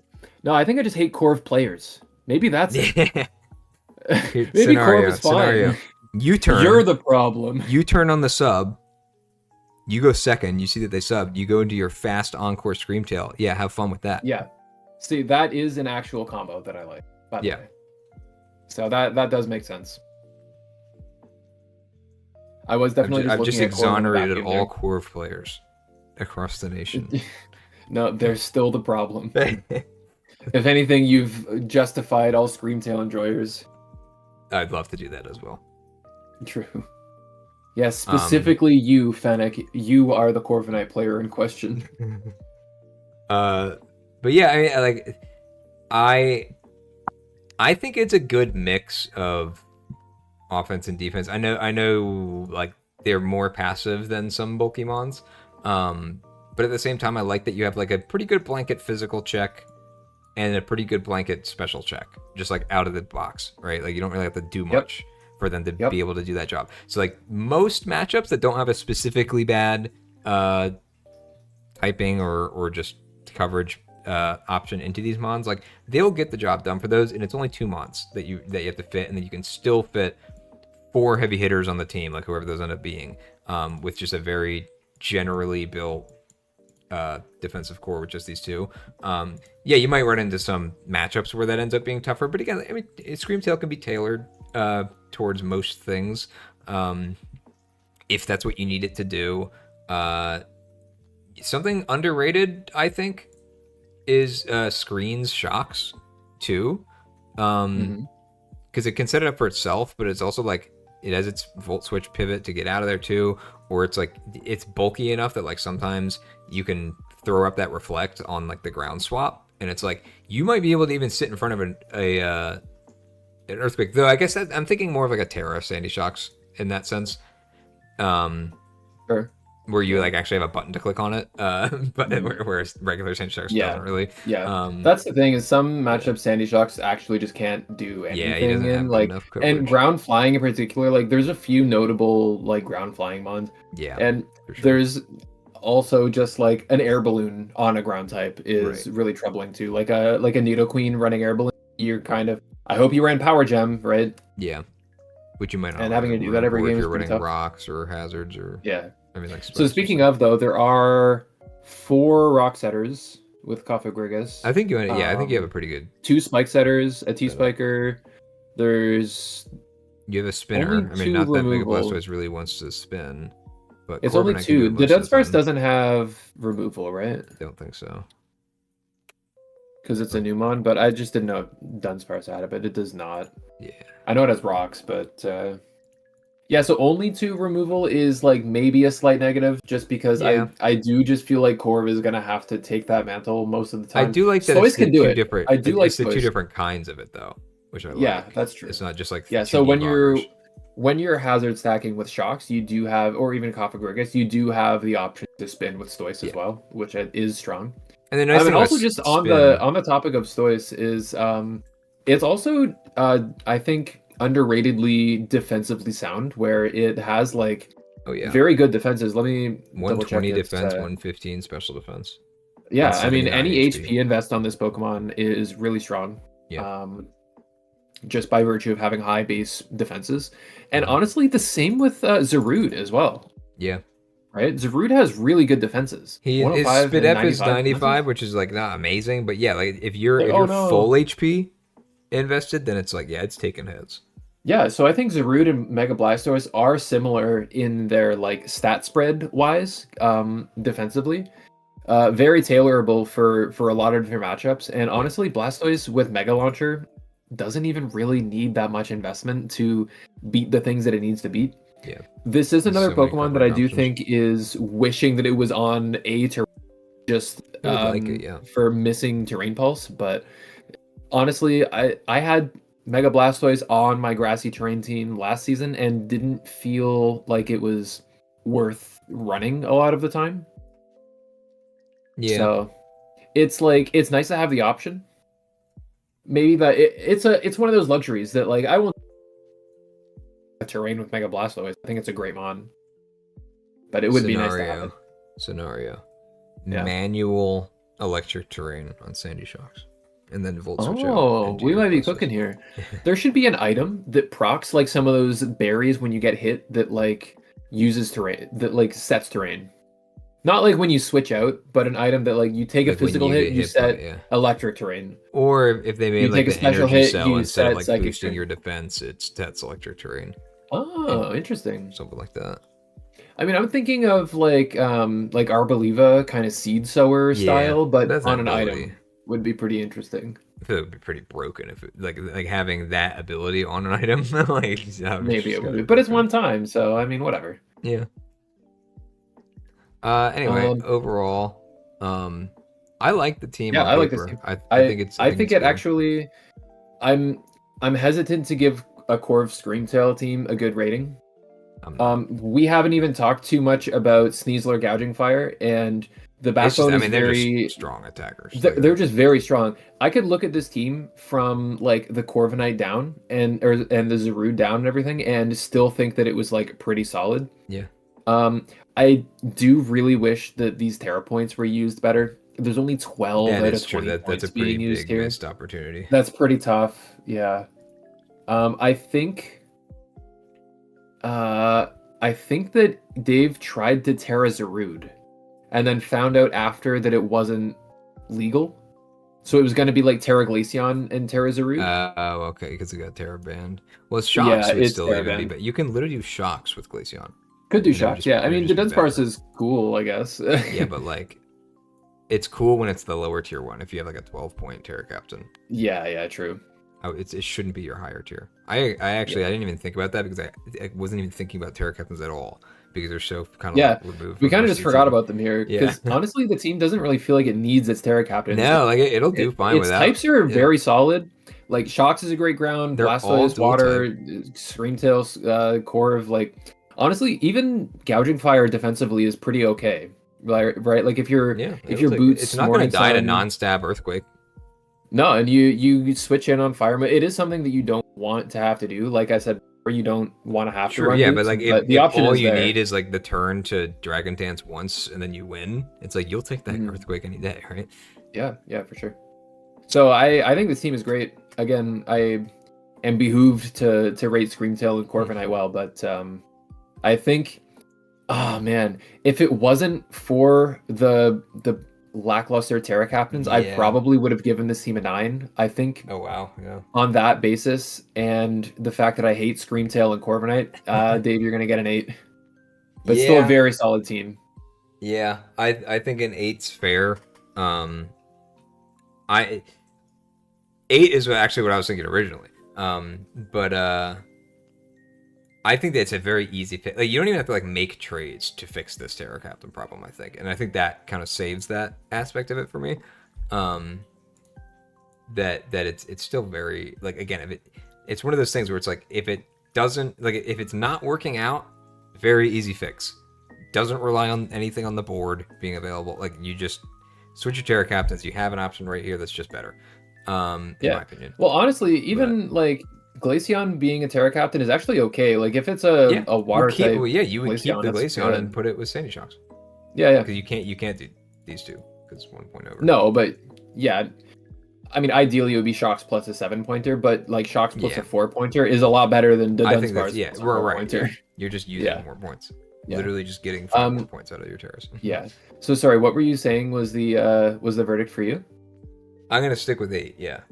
8. Okay. And what I was gonna lower it 1 for the Terra Captains, but you went from 9 to 8. I was like, oh, maybe because I was trying. I feel like I've done like 3. Like, well, my bias with these mons brings it up higher in a row, so I didn't want to just be like 9 again, 8 again, 9 again. So I was being like a little more like almost like conservative with it, being like, yeah, it'll be. It's okay though, because knock it down. But. Well, I'm hating on Pokemon a lot, so you're allowed to like Pokemon. I mean, surely there's a Pokemon player somewhere who likes Pokemon, but it's not me. I'll tell you right now. Well, anyway, and sorry, what did the audience community say? Thought 627.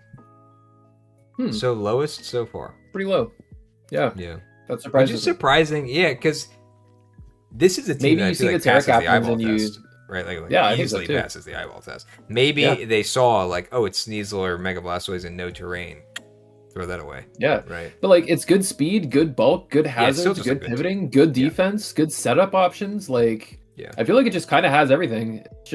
It has a Corviknight. I mean, it has a Dunsparce. Honestly, it's probably it could be the combination of 2 easy things to point out and say like, well, this is missed potential.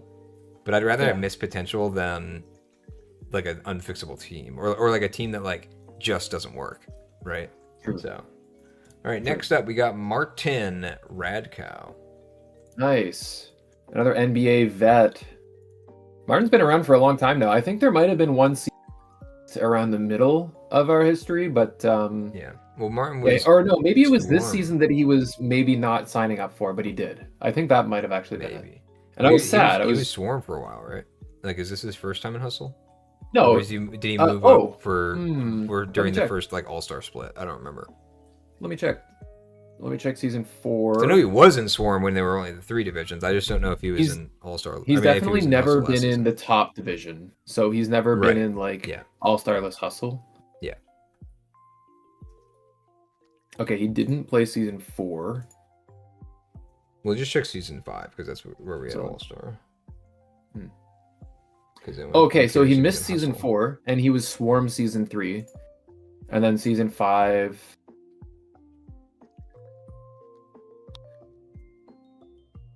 He was Swarm. Okay. So yeah, he got promoted. This is his first time in Hustle, yep. Yeah. Hey, welcome. I should probably remember who I'm promoting. Yeah. You know what's interesting is the 2 lowest Mons on the team are Terra Captains, but it's not... They don't look like wastes, though, right? Because, like, your second lowest Mon is 11 points. It's not all of your points. You're still only using 17, but we've already talked about Hydrapple being good. Yeah. And honestly, Articuno is good enough also that, like, the 6 points... Yeah. So this is another kind of, like... I mean, I said that every single Hydrapple drafter in the league didn't use all of their Terra points. But these are, I think, like 2 Terra captains that are just extremely flexible. That you kind of don't care what the cap is. You didn't use all 20. Yeah, you don't really care what the cap is. You're more interested in what they actually do, which I do understand that that's what most like other Hydrapple users also did. But this seems like a better use, at least than the last one. I don't remember exactly what it was, but the last but we do see with the Dunsparce and the Glaceon. And that one too, yeah. Yeah. I meant the other Hydrapple teams. Oh, okay. But we do see the Valiant Chomp Jirachi. I'm a big fan of Jirachi Chomp. Honestly, Petulant Manaphy, like these are a lot of my faves. I really like just a lot of these Pokemon. They're good. I'm a really big Jirachi believer, by the way. I've always believed in this mod, and I know that some people say like, oh, it's not off defensive enough. Is this weird mix of everything? I think it's defensive enough. A glorified Celebi, I guess, if you will. But I think Jirachi's. No, its typing so much better defensively. Yeah, I mean glorified. There are 3 flying types on the team now. One of them's a Terra Captain. 3 flying types. Your water type is Manaphy. 3 flying types and a Mega Chomp. That's a little bit worrying. So now, okay, Jirachi so what's the deal with it? But yeah, what's the deal though with Mega Chomp Salamence? Why do you think they're on the same team? Oh, Salamence is also. And Hydrapple. There's Triple Dragon. Triple Dragon, Triple Flying. Triple 4X Ice Week. Oh yeah. Definitely an interesting choice. No, obviously Manaphy as your water type is not great. Yeah. I do think you want a more sustainable water type than Manaphy in that case. Yeah, I don't know. Or at least a fire type somewhere. I will say that like at least they're like a little bit different. Like I mean, he wants to go for like a Moxie sweep, right? Or he can do like his Intimidate stuff. But like I think that on a team like this, he's probably not going to be running an Intimidate set very much. Yeah. Probably more just looking for ways to like pivot into him and like get a Moxie sweep going. Like there's no way to just like Oko the offensive ice types that are coming against you. Right. Yeah. Like Manaphy isn't immediately threatening. I guess Jirachi is your like even if it's just a Terra Ice, let's even just say a Terra Ice, okay, not Jolteon because that's too frail. But like Terra Ice Articuno. Something along those lines. Okay, well, no. A Terra Ice Raikou or a Terra Ice Sandy Shocks or something. Like yeah. I feel like what's your counterplay other than just sack something and let Hydrapple come and Terra so that you have a resist? Well, because also look at the speed. You have 300s right here that are all like he needs to boost. Jirachi's not really going to boost, but it can Scarf. Yeah. Manaphy will usually just be bulky. Yeah. And then you have your. I have seen Scarf Manaphy before, and that was pretty cursed. Oh really? Yeah, it was like Scarf U-turn. It was before it got Flip Turn. Before that move existed. Yeah, that's funny. With like liquidation, how fast? What's Chomp? What's Chomp before Mega? What's his speed? 102. 102. See, and that's another one's like right on 100 too. Right on 100 too. Yes, it is. Well, we've got an update from Rice. I've changed the Terra Captain from Jellicent to Zoroark. Sheesh. Oh man, that's spicy. Yeah, they're going for it. I do think like I do think Jellicent is the more responsible choice, but who cares? Yeah, it's funnier if it's Zoroark. Yeah, Zoroark is so cool. Are you gonna make it a 6 now? Are you gonna bump it up? No, the team probably got worse. Yeah, you're right. But definitely gets more style points than in addition to the Mono Unova. Yeah, I don't know how I feel about the speed tiers. I mean it's Valiant to you have a fine cap. 100. Realistically, the speed tier's pretty bad. The triple 100 Salamence, like how many of these are you really running fast? Mence is the best one to run fast, but even then, like Intimidate might want to run bulky. Yeah. And has the setup to be actually fast. And then Mandibuzz isn't really 80. Yeah, Mandy is fast enough to taunt slow mons. That's all it really is. Yeah, Petron's not running 88. I mean, maybe I don't really know enough about Petron, honestly. I have seen fast Nasty Plot Petron before. That's fair, I guess. Yeah, it was like you're physically bulky enough, regardless of. Yeah, you can take whatever. HP speed even. But. It was Plot with weakness policy. Interesting. But then what's really funny is the weakness policy procced after it Nasty Plotted, and then it wasn't fast enough to take the second hit, so it just died. Yeah. Yeah. So cool. I don't really like the speed tiers here. I agree. Speed's pretty bad. Terra Captains are good. Also pretty bad.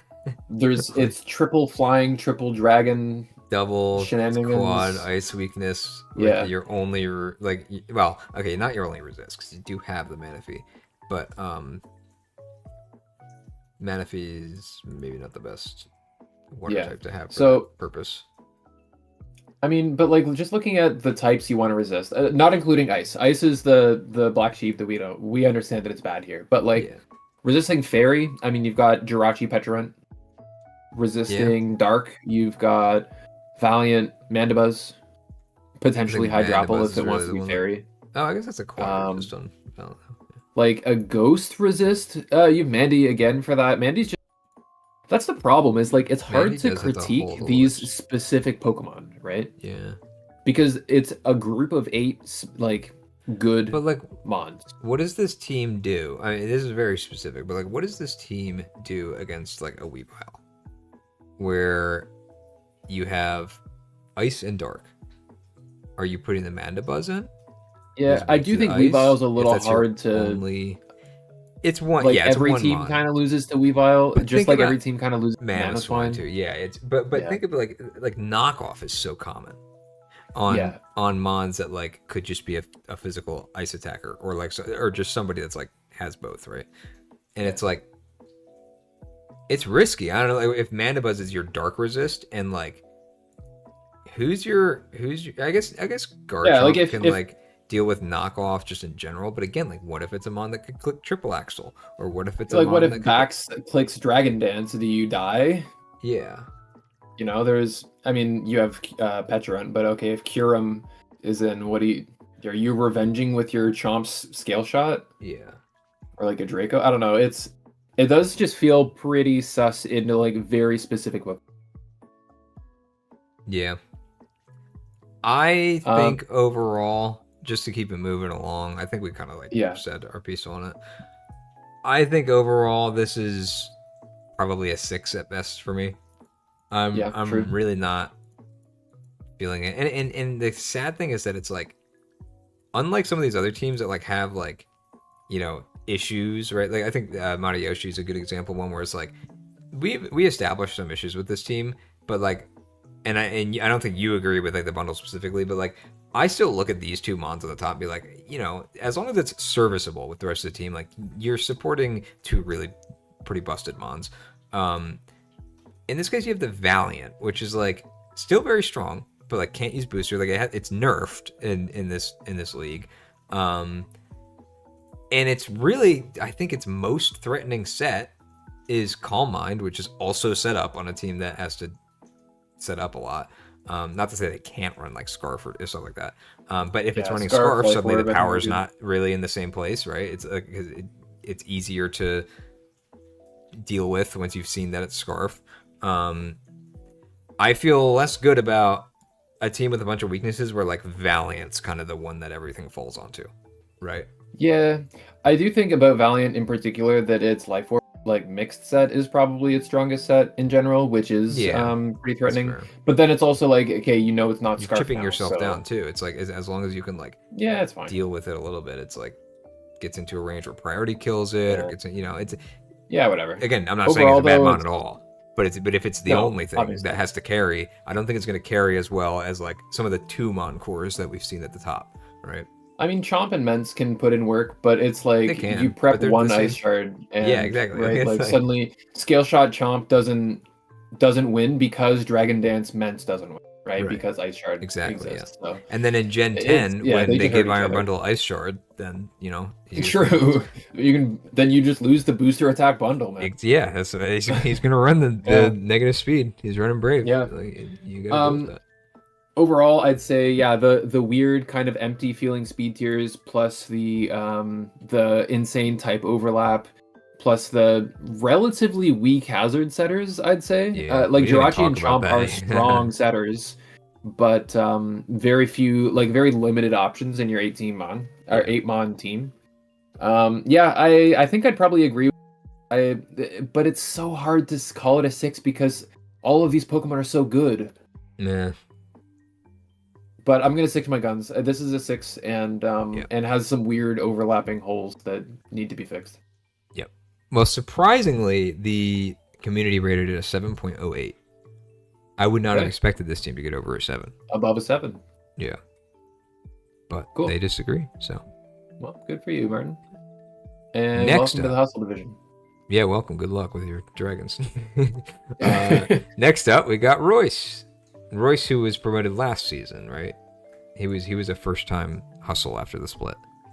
Royce, because he was Swarm forever, but then he got promoted. He might have even been promoted before that, actually. Before Royce was one of the players who has always been on the cusp of the top division, like too good for Swarm, but and so the couple, we only had a couple spots open for new All-Star players. When All-Star was introduced last season. Royce kind of just missed the cut where we put in Afonso and who else did we put in? I mean, why am I not remembering? Technically. True. This is kind of Overmatt, he was right on the cusp. He's no way he was getting in. I don't remember. Maybe it was Fennec. Maybe it was Bunhara. Oh, Fennec I think was the other one that was on the cusp. That would make sense. Maybe it was Impulse. I think it was Impulse. That's who I'm thinking of. And then Impulse dropped. Oh, maybe. Regardless, it felt weird upgrading those guys from Swarm, bypassing Hustle into Truant because it was into All-Stars because it was the first split. Royce was Fennec in Hustle before that? I guess she was. I think for a season before that. Yeah, okay, never mind. I think so. Yeah. I've always been on the cusp, and he's the kind of player also who's he's kind of taking it easy and he's just chilling. So he's good at the game and he tries to play, but he doesn't play the game outside of specifically this league. And I don't think he really wants the responsibility of having to sweat really hard in stars. So I think Hustle's a great spot for him too. I don't think he's too good or too bad. He's a consistent topper, and kind of reminds me of the sweets of Truant, right? But he's the sweets of Hustle, where he's just always a good player, is always a playoff contender, may even win the title eventually, but doesn't feel out of place. Yeah. Right off the bat, I like the Terra Captains here. Getting use of all your points. We just talked about a Terra Raikou. I think Terra Raikou is really sick. And after the DLC waves now has Terra Blast. Yes. I remember I drafted a Terra Raikou for Nat Dex pre-DLC. And that was one of my issues with it. And I think I ended up changing it. I think I ended up changing captains because I just didn't. Yeah. He has good coverage, to begin with. He's just Jolteon, but with Scald and Signal Beam, which is Signal Beam surprisingly actually decent coverage for Raikou. But yeah, getting Terra Blast, I think just because he was already looked like a really good Terra Captain on paper. It was just that one caveat. But now that he has it, that's crazy. I think I was actually really, very really concerned. Terra Captain. I was very concerned specifically about Raikou, and I put it in the same boat as Zero, of mons to keep an eye on when they get Terra Blast inevitably. Yeah. Especially when Raging Bolt was coming out, right? Well, if Raging Bolt's coming out, no, it didn't. Yeah. But if Raging Bolt is coming out, we know that main versions are also eventually going to be in the game. So when it got Terra Blast, I was really worried. I don't think it's popped off quite as much just in the scene, like the general scene, as much as I thought it might. And part of that's like the speed we let it too. Be. I don't think it's like that much better than Shock's. Its speed tier is better, but its utility is way worse, and it's pretty calm mind reliant. So, and I mean, it might even just still be running the same sets, like pre expansion DLC, whatever. It was just running Terra Grass or flying or whatever defensively to just dodge the earthquakes, get an extra. But now it has the option, like if there is a matchup where it's like, oh, I really need that. Yeah, well now you just have a grass move to click against the ground types, right? Which is the ground types that don't lose to Scald, right? Yeah. Terra Water Scald is probably fine too, but yeah, I mean there's just it's a couple kind of sad for it. That it is a little bit power crept where it's like it's 115 is still solid, but it's like it is definitely power crept in terms of like fast legendaries, right? It's like now it's like your legendary are like pretty solid. I remember back in the day, it used to be a decent like assault vest user too. I was going to say that I think it's about 100 steps. It's kind of less bulky than I thought, because I was just looking at the stats again. Because like 90 is a good HP stat, but like only 75 defense, and then like you would think that some other recent mons that we look at, like some of the Gen 5 legendaries, where it's like, oh, you have 90 HP and 75 defense. Well, then your special defense is like 130 or like 120 at best, right? Yeah. But that like his big defensive stat is still only 100, which I feel like is just like a relic of the time. where it's like if Raikou were made today, which honestly, if Raikou were made today, where is he? Raging Bolt. Yeah. So yeah, true. But yeah, so I think that's a little unfortunate. But yeah, no, and AV sets like great with Terra as well, and he's capping your speed at 115. It's similar to Azelf, where it's like maybe not normally you wouldn't really want him to be your fastest mon, but as a Terra captain, probably a little more comfortable with that.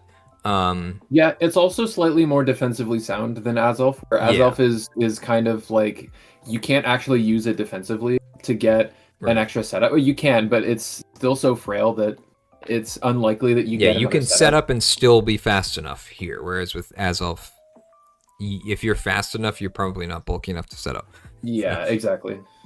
It also helps that it's Calm Mind instead of Nasty Plot, but I think Azelf might also have Calm Mind. I might be tripping though. It might, yeah. Anyway, let's look at the top. But it's like pretty bad. So I like already off the top, we have our Samurott here, our spike setter. True, and with a spinner. Very good options around it. So we have Magic Bounce as one form of hazard control. That's not hazard control, and I'll say it again. Sort of. But you have spin as well. Yeah. A good spinner. Yeah. And you have basically Goldango. Right? Like True, like in terms of like shutting down every kind of hazard. Really mortal spin works.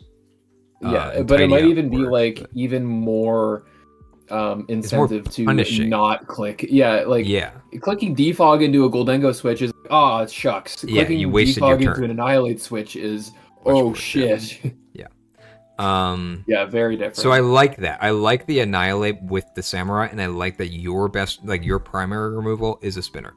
You still have a defogger. You still have Magic Bounce. I think all the bases are covered with hazards here. You have consistent rockers. You have a spike setter that does it every game that he comes to. Actually, three consistent rockers at the top here. And then, so you're never really rocking. Like. Come on. It can though, right? Like it won't. Not with this team. But it can. Like it's still there. It's still an option. I think this is a really well-rounded team. Yeah, I agree. Like, and the speed tier is like for where it's capped, everything below it's spread well, right? Like you have a 110, you have a 106, you have 100, and you have 95. You have 8. Like it's very well layered. It's just that the upper end isn't maybe as high as we'd want it, but I think that's still good though. For sure. And honestly, just even the cap being Raikou is pretty fine. Something we didn't really talk too much about though is Terra Articuno. Is even more hazard prevention with competitive, or hazard removal punishing rather with competitive. I think that would be really strong. Maybe we'll see some good like Terra Poison Calm Mind sets here Terra with competitive. Ghost, so that You're just another Annihilate. Terra Ghost also is good. Yeah, you do have Annihilate, but... No, but I'm saying, like, so, like, you also are a spin blocker that punishes... Yeah, you have a physical Annihilate and special Annihilate. Yeah. Yeah. Yeah, no, I think it's awesome. And I'm not too sure why. So why do you think the other Galar birds don't have Recovery when Articuno has Recover? I don't know, because I only just recently found out that Gyaptos doesn't have Roost. Like, when I drafted him in my other league. Oh.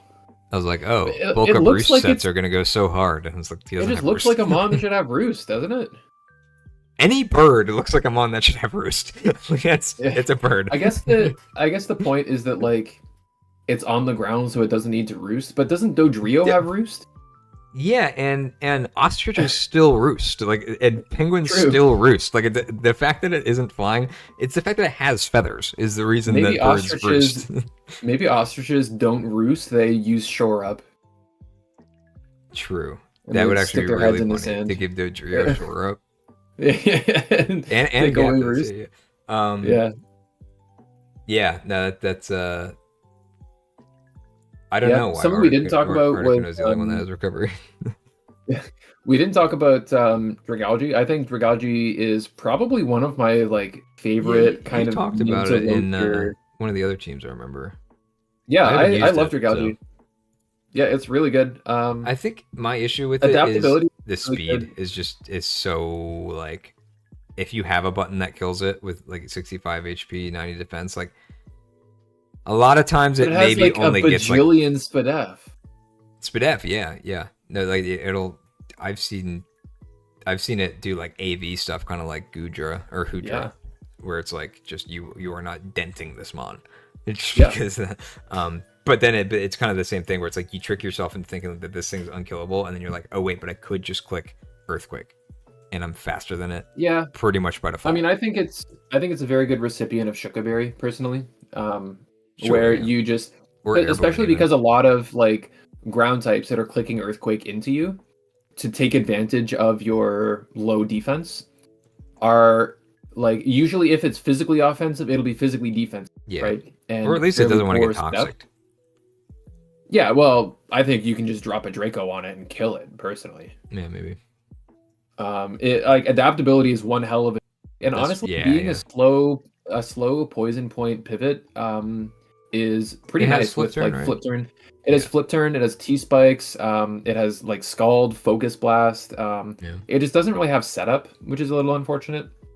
I think it might have knockoff too, I don't remember. But like it has a bunch of like interesting utility. Yeah. And like Helmet with Poison Point will kill a whole bunch of stuff like Mega Lopunny and stuff. Yeah, it's really nice. Just for like chip damage mons. Shaman. Go ahead, also... triple axle me. Yeah. Shaman we got on here too. I think we talked about Shaman when we looked at the Celebi in the other division, but not one to be overlooked, but also not really one to talk about a whole lot. Like it's just a solid. Well, I think actually this team, this team actually really wanted a good grass resist though. Yeah. Like Articuno and Rotom are the only immunities. Articuno is not coming every game, and it's a Terra Captain. And you're saying ground resist. Sorry, yeah. What did I say? Flying resist? You said grass resist, but I think you meant a grass type as another ground resist. Yeah, so Shaman's the only ground resist for a team with Treads, Diancie, Dragalge, and Raikou all weak to it. So I think Shaman fills an actually really important role partly in deterring offensive ground types from just having choice band. And maybe the Raikou being a Terra Captain also kind of deters that. Which actually, now that I think about it, we were saying that Raikou likes to Terra Grass. Yep. Maybe that's a little bit of an overlap. Like ironically, I mean, it just doesn't Terra Grass then if you bring Shaman. Yeah, but it already likes it, right? So I don't know. Yeah. I don't think it's a thing to take points off for, but that's something I just noticed. It's like, they kind of end up being the same then. I mean, it's kind of like drafting Wigglytuff when you have a Terra Deoxys defense then, and being like, Wigglytuff. That's true. That Deoxys is never coming to a game. I mean, Wigglytuff's. True. Yeah. Deoxys is the overlap. Yeah. But yeah, I mean, overall, I think I want to give this. I actually want to score this one really high. I feel like so far I've liked pretty much every team except for a couple of them that were like either I still rated high for the Unova team because I thought it was funny. There's only been really one team that I like looked at and be like this. Like I just don't really like this team. This team, I think I want to give it a 9, which I don't know if I've given a 9 for any of the other teams. You know what? I agree though. But this is I agree. I was gonna give it a 9, and it just looks like Leezey's team in a sense, right? Where it's like hazard stack with a whole shit ton of like removal punishment, right? Like spin blocking. There's competitive. There's and you even magic have bounce. Spin on the team with the hazard stack. Yeah, you have a spinner of your own exactly on your ground type. Funny. And your Samurott is just going to be pumping out spikes as you're just killing stuff over and over, right? And the Annihilate to spin block and defog punish as well. So just a lot of tools for like getting its game plan. I think TerraRaikou will be a good recipient of like things being chipped down too, especially since its like special attack stat is kind of mid. And Dancey is just Dancey, so it's hard to complain about that. Surprisingly, the audience only rated this at 6.65, which I think is really maybe like not having a water, like a real water or a real fairy is bad for the team. I guess I didn't consider that too much. True, but like Raikou could go Terra Water. We mentioned is an option. Yeah, sometimes. And it doesn't have a real fairy, but it does have like punishment for just spamming knock. It has punishment for like what else do you take a fairy type for? Like fighting resists is a big one. You have a psychic flying type. Andragalgi and Annihilate. Yeah, I don't think it actually suffers that much from not having a quote unquote real fairy in this case. Even though you like because offensively you're still set. Like with a move blast spammer. Right? You just have to hope that Mega Dancey takes on every dragon. But Treads can do that. Treads can, yeah. And then Raikou can. Like, you just Terra Raikou fairy or something if you really want to. I don't know. I don't think that Terra Raikou is trying to Terra defensively to be a Silvally. I think it's trying to Terra defensively to get another Calm Mind. I'm not even saying, like, to do it defensively, though. I'm saying, like, if you don't want the Mega Dancey to 1v1 the fairies, like Terra Fairy Raging Bolt is common for a reason, right? Like, I mean, great, that's because it's a dragon, but... right. But just like it's still like Terra, like having Fairy Terra Blast with Calm Minds being fast and already having like a pretty solid coverage list. Otherwise, like I think that's still into the right team that doesn't have a good Fairy resist. Like it would still be strong, right? But yeah. That's the thing with Terra. Well, it's all potential. I think it's shaky at best, and like I said, I think that's like not. Maybe it's fine. I don't know. It's probably fine. But, like, how many dragons are Dancey going to lose to that Raikou beats? I don't know. Anyways, we have rated this... Sorry, what did you say the community gave this? I forget. A 6.65. 6.65. Yeah, that's a lot lower than I thought. Yeah. Okay. Next up, we got Glumlee. I know that Glum was really excited to try Darkrai and was really excited to try Ursaluna. And he's not the only player I know that is excited to try Ursaluna to talk about later today. So we have Terra Keldeo and Terra Archeops. Archeops is probably kind of just a for funsies, is not coming very often. Fine. You're using all your Terra points. Yeah, Terra Keldeo is really strong. It is the classic case of we talked about, Terra Keldeo is the only water type. Yep. Not the end of the world. I mean, what is there for water resist? You have Rotom-O. Your ice resist is Metagross. I think defensively, like just looking at it from a type chart perspective, I think the type charts look pretty grim, pretty glum, if you will, with Terra Keldeo around. At least Clef can be flexible, and like Clef is a decent blanket into things that it's not resistant. Yeah, decent special blanket check, and then Metagross is a pretty good physical blanket check as well. Yeah. Ursa probably wants to usually be offensive, but like Ursa's so strong when it's burned that you don't even need invest in attack. You can just be and it's also like not fast, so you're not investing in speed. Yeah, exactly. Yeah, very easily just run HP. Looking at speed, we've got Darkrai followed by Archeops, kind of not real, but like it's kind of real. and then Keldeo, and I think it's from close enough to there, Keldeo, that's fine. Yeah. Drops at 90. From after Keldeo, it kind of just drops off a cliff. And Drops even then, Moltres is not running speed usually. Yeah, Moltres is... I do think that Moltres is the better fire compared to Talonflame in a lot of cases. Talonflame's speed is like mega fake, but sometimes it's still pretty fine when you're offensive. Moltres' speed isn't like that fake, but it still would prefer to not have to be the thing to outspeed 85s, which is good because you have Rotom. So you do have something in that like speed tier to still do that. Unfortunate that Como is going to have to... Too. Yeah, Como really doesn't want full Jolly or full Timid, though. Yeah. Would definitely prefer to like be bulky or adamant or something, depending on the setup set. So what do you think? You have priority with the Metagross in NBA, too. True. In NBA, Como is both Terra Band and Complex Band to have no Clangorous Soul. It has Clanging Scales, but Clangorous Soul. Yeah, whatever the one that like Omni boosts. The Omni boost that cuts your HP a little bit. Yeah. That also procs Throat Spray for some reason. Because it's singing. Not too sure why. Is that... Oh, it's soul music. Yeah. Or it's like... I mean, it's not like singing, it's like chanting, basically. It's like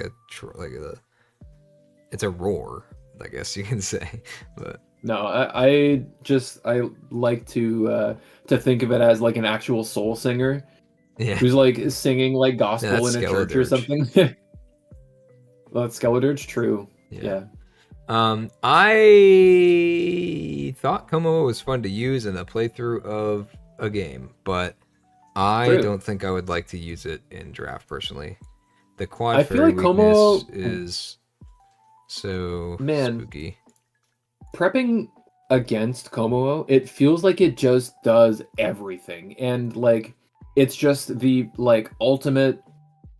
You know, the smarter you are, the more awful it is to prep against Como. But then having it on your team and you're like, I mean, Autotomized Clanging Scales gets shut down by this set, and Dragon Dance gets shut down by this set. Belly Drum Salak gets shut down by this set. And Iron Defense Body Press is shut down by this. Like Moonblast is 95 base power too, just makes it like so easy for a fairy type that like doesn't. I mean, great, you have Clefable on your team because it was the one I was going to mention. But like there are a lot of like fairy types that are just bulky fairy types that have Moonblast that they don't have to invest in special attack at all for it to still basically one shot Como. Like because it's just that's just the way it goes with it. It's similar to like the dark like fighting types, Como. like Scrafty's another one where it's like he has a couple like cool sets on paper, but then you realize just like he just can't take any fairy hit and he just dies, and he's like not fast enough to really, you know, just ignore that. 85 is better than what Scrafty is, which I think is probably like 60 or something. I don't remember off the top of my head, but it's still the same kind of issue where it's like I think it's too much of like well, you know, I think you described it well, where it's like when it's on your team and you're like looking at all the things that like stop it from sweeping or stop it from doing what it wants to do, it's like it's just so much less fun. Yeah, you kind of assume that like the opponent's team just has like every set is dedicated to beating exactly that Como set. Yeah. Right. Yeah. And then you're kind of just coin flipping going into a match being like, okay, I hope this guy doesn't have a boost. I hope this isn't for the my one that specs boomers, right? Yeah. Like it's now the sheer number of sets it has that are game ending potentially is very high. But it's like how game ending is it compared to how much prep opponents put into it compared to how coin flippy is it that you brought the right set? It's I don't know. It's difficult to tier, I'll say, at the very least. Yeah. That's why it has the bans on it.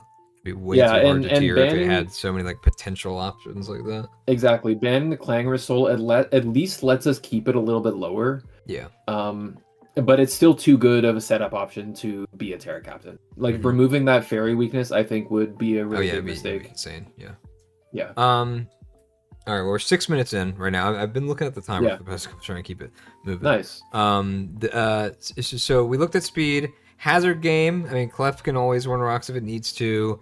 Ursaluna rocks. Metagross rocks. Your removal is defog these Moltres, two. Rotom, Archeops technically, but like not really. Yeah. Don't love the removal's removal. Pretty bad. But also, how much are you really caring about? Like, Clef can ignore it. You're running boots on Moltres anyway. Metagross at least resist rocks.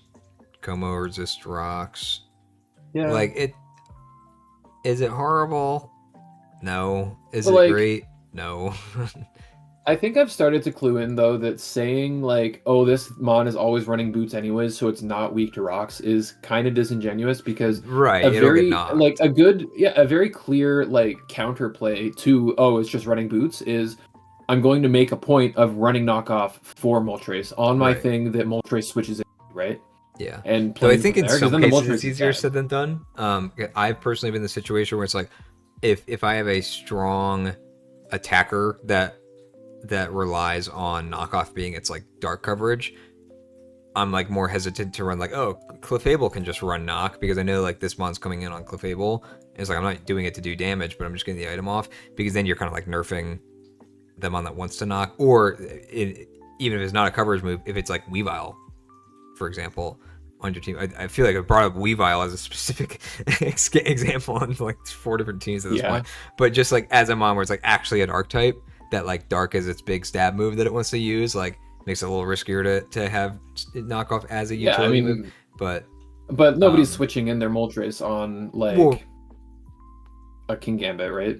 Well, I guess they could, but I think on like dark types in particular, you're not gonna. Well, a dark typer that uses knockoff, I think you would. Like, I mean, if you're matching physical types, I mean, physical mons in general, I think Moltres is your switch, and on this team, but isn't that the problem?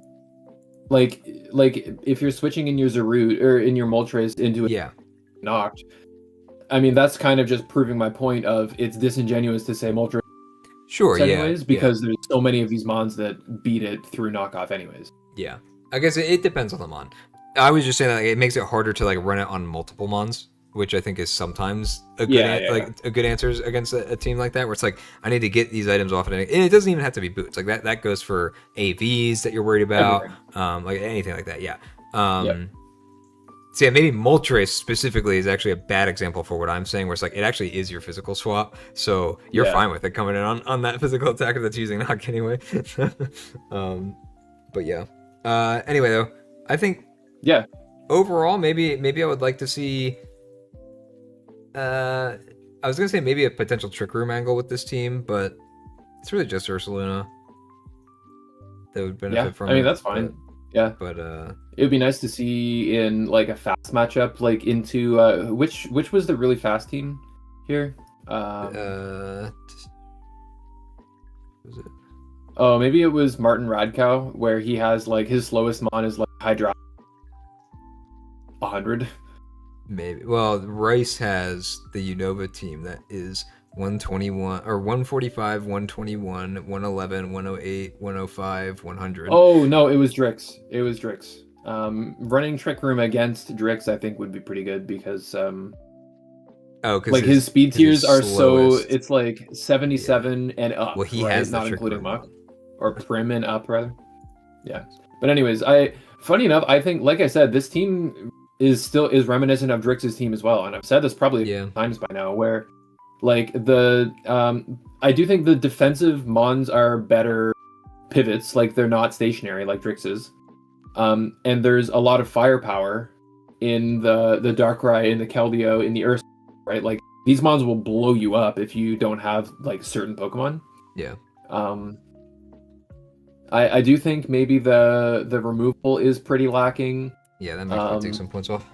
The setters are being okay. the only water type. And I think again, just to kind of speed it along here because we're on pace to be done at 3 a.m. Yeah. I think I would give this one maybe a 7. I don't think it's bad enough to be a 6, but I think it does have I agree with a 7. Big drawbacks. It's like close enough to me power level wise to Drix's that I want to give it a 7. Yeah. Audience said 7.12, so pretty close to us. Nice. Cool. All right, next up we got Lucnukem. We're on to the second half now. Switch to the bottom half here. There we go. All right. Make sure people can still hear me this time. When you change your thing. Oh no, that was when I changed the Discord audio thing, like at the beginning of the stream. so they'll still hear you. If you'd like to take a quick sec to look at Luke's team, I gotta take a potty break. All right. As we're at the halfway point, but I'll just be 30 seconds. I don't really know how I feel about this team. It's a rain team, kind of. It has Dracovish and Kyurem and Rain. Okay, like 2 dragons at the top, 2 water types at the top. I mean, you're gonna have multiple water types on a rain team. Ferrothorn, good on rain. Like, yeah, I can't complain about that. But it is 3 steel types. With the Bronzong, I guess the Bronzong's here for maybe Trick Room, but like, who's Trick Rooming? Maybe you're running negative speed Dracovish for Vicious Rend and Trick Room. Otherwise, I don't really know what the Bronzong's here for when you have 2 other steel types and one of them's like, I actually don't hate this combo because one of them's a Terra Captain. But the Ferrothorn, but the Bronzong seems a little bit out of place. Maybe you needed a ground immunity besides Pelipper. Again, don't know if it's the best way to do that. Maybe you needed more rocks, but you have Ferrothorn that sets a bunch of hazards.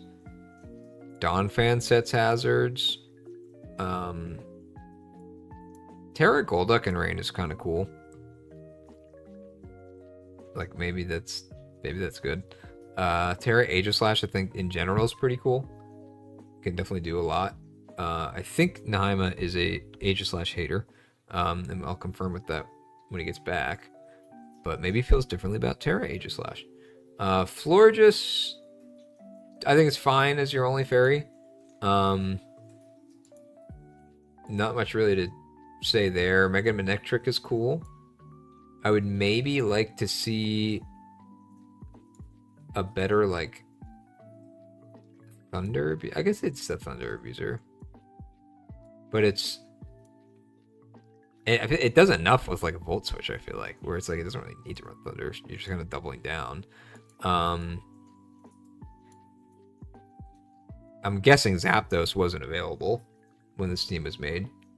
You usually want to see that on a rain team, or even like Mega Swampert, but it's missing a lot of like the things that you would expect to see on a rain team for a team that is like surprisingly dedicated to it. Welcome back. This is a rain team apparently, but it doesn't really look like one. Yeah, I remember seeing this. It's interesting. It's like it's a rain team. It leans into it enough that it's like you have to call it a rain team, but it doesn't have any of the mons that you want to see on a rain team at draft, like Mega Swampert, Zapdos, or Chaladon. Dracovish is like the closest thing, and then the Golduck is like has a niche. I have seen Kyurem on rain before, with the idea that like freeze dry is good into the water and the grass types that beat your offensive water types. Yes, yeah, that's fair. But that's usually in conjunction. Up with the dragon here. Wouldn't you rather see a Swampert? Yeah, that's here, fine. Mega Swampert? I was gonna say it's usually in conjunction with Mega Swampert, where like you flip turn into it as they switch in their grass type, for example. Yeah. With the flip turn. I was saying that I like the Ferrothorn on the rain team, and I like that there's the 2 steel types here, and like one of them's the Terra Captain, and one of them's the that could just stay a steel type. Types. That might be a little and then this was the thing that was like I don't know what this is here for. Do you need the ground resist? I mean, you have Pelipper as your only immunity, but your other steel type isn't weak to ground. Did you need rocks? Not really. I mean, you have Ferrothorn to set hazard. You have Donphan as a rocker. I don't know why the Bronzong's here. I don't really know what it's doing. Because you're not really even trick rooming either. Like, there's not like a trick room. It like levitates. Well, that's what I said. Like, do you really need Gyro Ball Ferrothorn? Let's go and trick room. Yeah, true. You could do that. Double Gyro Ball trick room. And the Terra Captains I don't hate. Like I think you said that you hate Aegislash, right? Like, aren't you an Aegislash hater? I think in situations where it's the only steel type and it's under a lot of pressure, kind of similar to our Chaladon, I think it's fake there. Yeah. Because everybody. But what do you think as a Terra Captain next to a Ferrothorn?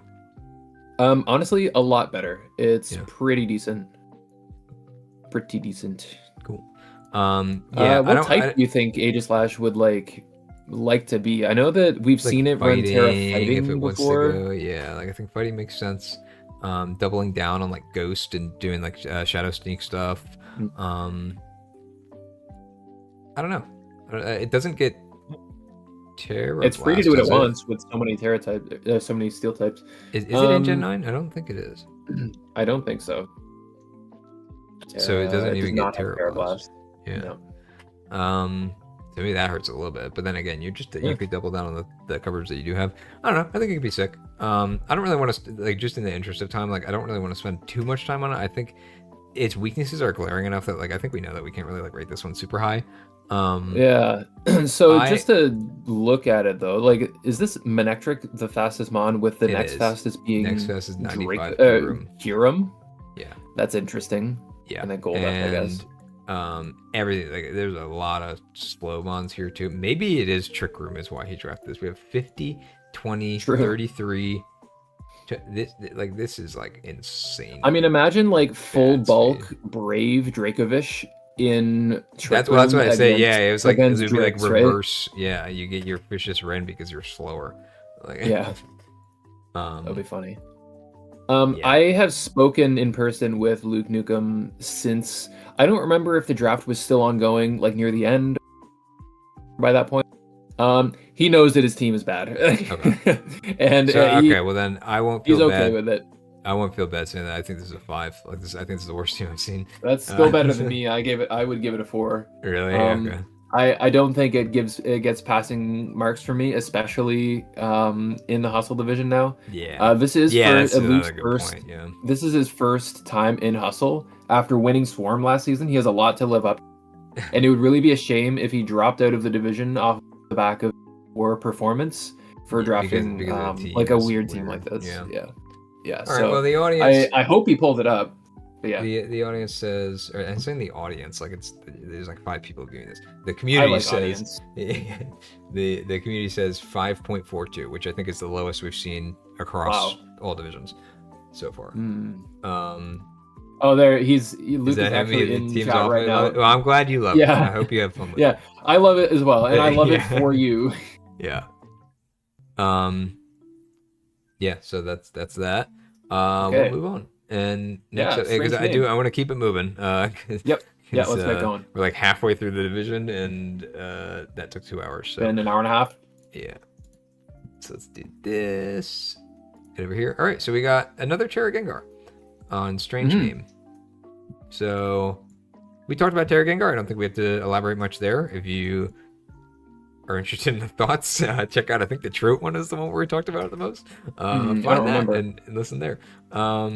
Here's the Scrafty. I don't think we should expect everybody to watch 10 hours of roster review.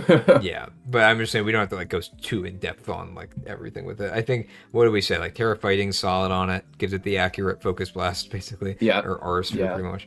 That's pretty much it. Here's the Scrafty. Here's the Scrafty that I just mentioned, and this one is Terra legal. So, and I was actually pretty close with 60 being the speed. It's 58.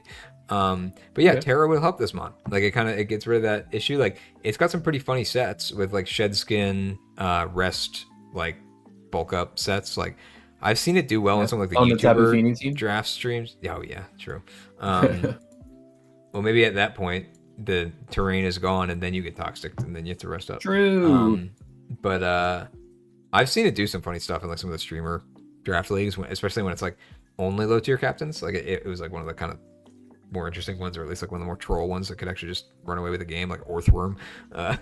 Yeah. But yeah. So at the top here, let's look at our speed. Meowscarada capping speed, I think that's fine. Yep. Gengar not far behind, not too much of a gap. And then you got your Victini, you got your mythical here with the hundreds. And Victini is one of the everything under that actually will run that speed. So for sure.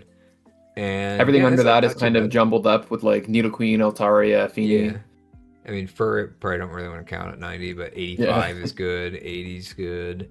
I don't remember if Altaria's speed changes with Mega, but something that felt really weird to me is I'm pretty sure Strange Name had extra Grace picks at the end. Like I don't think he used all of his Grace. He decided to pick up Furret and just didn't use the last Grace to pick up a 2-point. Yeah, that's interesting. And it just felt kind of weird. It's like there's literally no drawback to this. Just get something as a mascot or something, you know? Well, maybe the Furret's the mascot. He's doing it all. Get a 3-pointer, but yeah, I mean, true. Hazard removal on the Furt. We're not going to count that, although the removal is really bad. Not good otherwise. Yeah. Mega Altaria and Feeny. Feeny doesn't want to remove its terrain. Yeah, that's and Altaria is not a defogger. Let's be honest. Nope. No. Yeah, Mega Altaria for setters not. Though. For setters, you do have Meow. Rocks, I do think Meow is a little inconsistent, but you do have Nidoqueen. Yeah, I think a Meow is like slightly better at setting hazards than Greninja, which is still kind of hard to fit on it sometimes. Yeah, potentially. Caparajah is fine. I do think it'll be tough to find a matchup where Caparajah is better than Celesteela. Yeah. But I do think there will be games where you would like that extra, let's say, I don't know, Psychic resist or that extra... like ice resist as well. I mean, do you really need? Not that the team is particularly ice immune, resist to psychic, resist psychic. I'm just thinking of types that Caparajah resists that Celesteela doesn't. Well, Celesteela resists psychic. Okay, whatever. The types that flying is weak to that steel isn't. You know what's actually interesting though is that we got 2 steel types on a team with no quad ice weaknesses. Which is, we were talking about another team that has 4 quad ice weaknesses and no good steel types. I mean, Jirachi, I guess. But, yeah, and 1 steel type. Yeah. 2 resists. But not that Celesteela is even a resist. Yeah, I mean, what do you think about offense for this team? I think this team looks a little bit like it's got a lot of like choice mods, right? Like you got Meow and Victini like to run choice. Gengar as a Terra captain probably would be more inclined to like run nasty plot on a defensive Terra maybe, or just like nasty plot, or just like Terra Scarf. Fighting. Yeah, or Scarf Terra Ghost. Yeah, there's a lot of choice. I think that teams like this are deceptively offensive, where Mega Altaria doesn't seem like it has the stats to be offensive, but it very much is. Mega Altaria's offensive. Celesteela, but like you just look at the stats and it's like maybe not factoring in delete and not factoring in I don't know, a couple other things, but Celesteela I think is the same, where like offensive Steela is a great mix-up. Oh yeah, I hate Nidoqueen. I'm always preparing for offensive Steela with the Automatize. Sheer Force Nidoqueen, again, you look at the stats and you kind of forget that it hits 30% stronger all the time. Kind of like Azu, like where your like base attack is going to be weaker than what it actually is. Like if you average your attack stats, it'll be lower than it really is. And even Feeny, I feel like offensive Feeny is, in my opinion, one of its better stats. Terrain. It's not terrain boosted in Misty. Oh, it's not. Wait, Fairy's not boosted on Misty terrain? Nope. Really? Yep. Is it the only one that doesn't boost? I guess. Yeah. Or expanding forces boost. I guess it's the only one that doesn't boost a type, but it does still have 2 effects. Yeah, because it reduces dragon. Yeah, exactly. So it's rather than boosting a type, it reduces a type. Yeah, it's more of like a defense. But like grassy terrain, I guess grassy terrain doesn't reduce ground. It just reduces some ground moves. No, it just has a weird interaction with a couple moves. But like, you could even just say that rising voltage is an interaction with a move. So every terrain has that. Yeah. Yeah, it's definitely just weird. But what do you think about the Terra Captain being Gengar instead of Feeny here? Because Feeny is Terra legal. I think the Terra Gengar is good. I think in this case where Feeny is your water type and your fairy. I mean, like Altaria is a fairy, but like Altaria is not your fairy. Like it's not. Yeah. That it's not even your fairy at the beginning of the game. I wouldn't really be wanting to swap off of this. I think this is good to have around. Fair. So what if some of the points at the bottom, like Caparajah and even like Celesteela, were put into like a different water and a different steel, so that Feeny could Terra? Do you think that would change anything? I think that's a little too hypothetical. Yeah, I would have to see the team. Because I just love Terra Feeny so much, and if Scrafty is already a captain, you just have the points to make Feeny the captain. Yeah, the solid 4-pointer. I think it's so good as a CM setter. Just Terra Fairy is strong, so you can still be a fairy. But I also like said, I also nice don't blame Strange Name for like this being like, because this is a good, when you're planning your draft, I think this is a good one to plan as your bulky water or your bulky fairy. It's kind of like Prim, right? Where it's just like, could it be cool as a Terracotta? It probably is. But also like there was probably a plan that involved this being the water fairy, so I could see why they might not have been thinking about like, oh, how do I rebuild this team around like enabling this and like changing these other things. So I don't know. Yeah. Could it be cool? Sure. Yeah. Do I think it should happen? I think they should probably keep this team for now. Like, stick with what's here, not overhaul it all. At least give it a shot, right? Before you change stuff around. Maybe a different season. I personally just am, I think, biased towards Terrafini. I think it's really strong. Anything all else? Things said and done, yeah, I think so. I know that Strange Name has mentioned a couple times that they went out of their way to just draft a bunch of like their favorites. For example, Altaria was their first pick, so like it's the kind of team where I think it's definitely experimental. That's usually what I do. Remember? Oh no, I do remember now actually. So Strange Name found the NBA through Gensuzu, who is on the same team, I think it's Team China, with Strange Name for the Draft League World Cup. Oh, that's cool. And he's done pretty well there. So even though this is his first time in the NBA, it felt like it was one of those contenders who would be like, you're obviously a good player, and it would be nice to put you in All-Star if All-Star wasn't so like, everybody's really trying to get into All-Star, and even like muscle players have been trying to get into All-Star. Yeah, you don't want to just skip that for somebody who hasn't played draft. Exactly.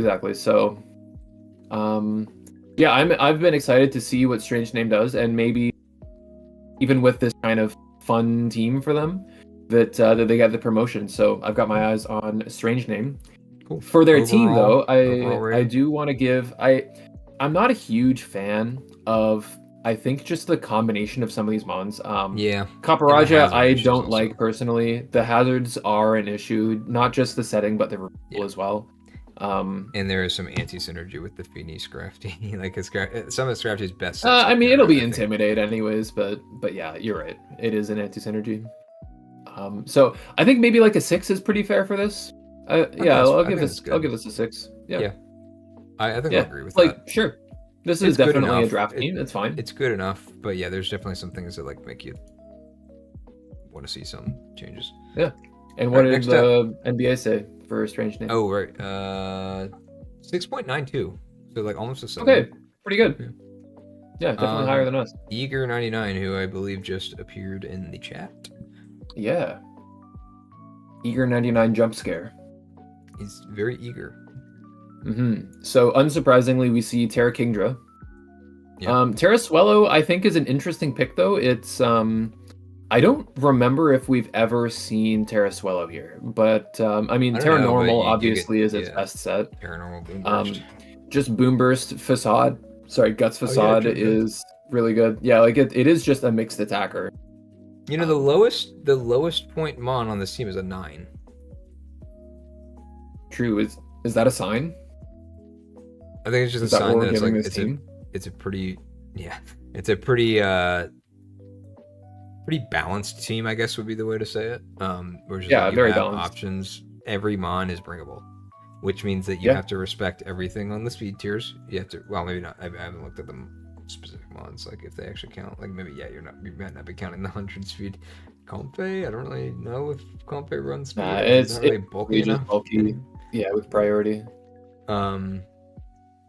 You have a 101, you have a 125, which again, I guess what I was getting at was because I was like, oh, 125, but it's your lowest point mon. Is that really worth it? I think it's worth it with a Swallow. I think you do have to respect that. You have to respect it, especially as a captain. If you disrespect it, you could lose to its strength. Yeah, because then otherwise your fastest is the item locked Ogerpon. I don't think your speed tiers are that bad, Eager. You go for 125, which is good. It would be nice if it was like a better Pokemon, but Swellow still demands respect. Yeah. To 110, unboostable from an item, but it's an Ogerpon, and it's hard to turn that down cap. When it's not your cap. Lando is completely fine. Yeah. After that, Comfy is fake speed. It's not actually 100 unless you're taunting things or having to defog with each seed or something. it is nice to have that speed, but you're not really investing in speed. Yeah, but then you have like Bax boosting. Volcanion. Kingdra can be rain boosted, but I don't see rain center. Does he run the sniper Kingdra? Like the focus energy sniper? Yeah, he always runs sniper Kingdra. I mean, I don't know. I don't think it's that bad. I do think water type is a little excessive. But I'm a big Comfy believer. I think it's awesome. I know. Yeah, I'm pretty sure I think the Comfy like used to be Terra. I think Comfy used to be Terra, and then it was traded in Grace to be Swellow. Correct me if I'm wrong. But I like that. I think they're both pretty equally good, honestly. Comfy is probably the more do Terra like Fairy, like Draining Kiss. Yeah, literally shenanigans. Yeah, exactly. Yeah. Or just like Terra Grass or whatever. Yeah. Maybe a little one-dimensional, I guess, would be the concern there. Yeah, it's just also one-dimensional, but harder to wall. Yeah, exactly. I guess you know what I realized with the Volcanion is that this water type isn't a fire resist, so maybe this was like you have your steel type, you have your dragon that's not a fire resist. Maybe that's what the Volcanion was for. It was just kind of like, oh, my regular fire resists don't resist fire, and I have a steel type. Can't you just like draft a fire type for that? Yeah, I don't know why it has to be Volcanion specifically. Yeah, like, I mean, hey, having another immunity ability, it's pretty hard to click water moves into this team with double immunity and a 4x resist. And if you're clicking Scald, like your backs can't even get burned too, so... Yeah. Yeah, it seems impossible to click water moves into this team. What about hazards? Which is good for Lando. We got spikes, we got rocks.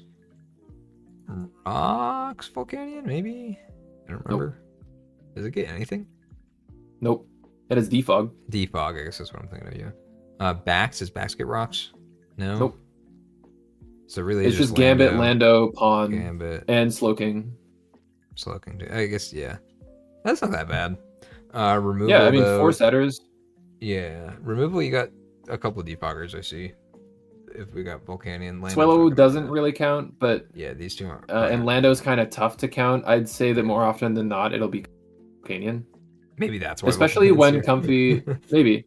Especially when Comfy's not a Terra Captain anymore, it doesn't feel bad to run like a defog, leech seed, U-turn kind of set. Yeah. So I can foresee that was kind of the idea. You got built-in synergy here with the snow for the backs, which I like. Got good priority with Gambit. Yeah, I think it's a solid. Yeah. So this is interesting though. So Slowking was first picked, but Gambit was the second pick over backs.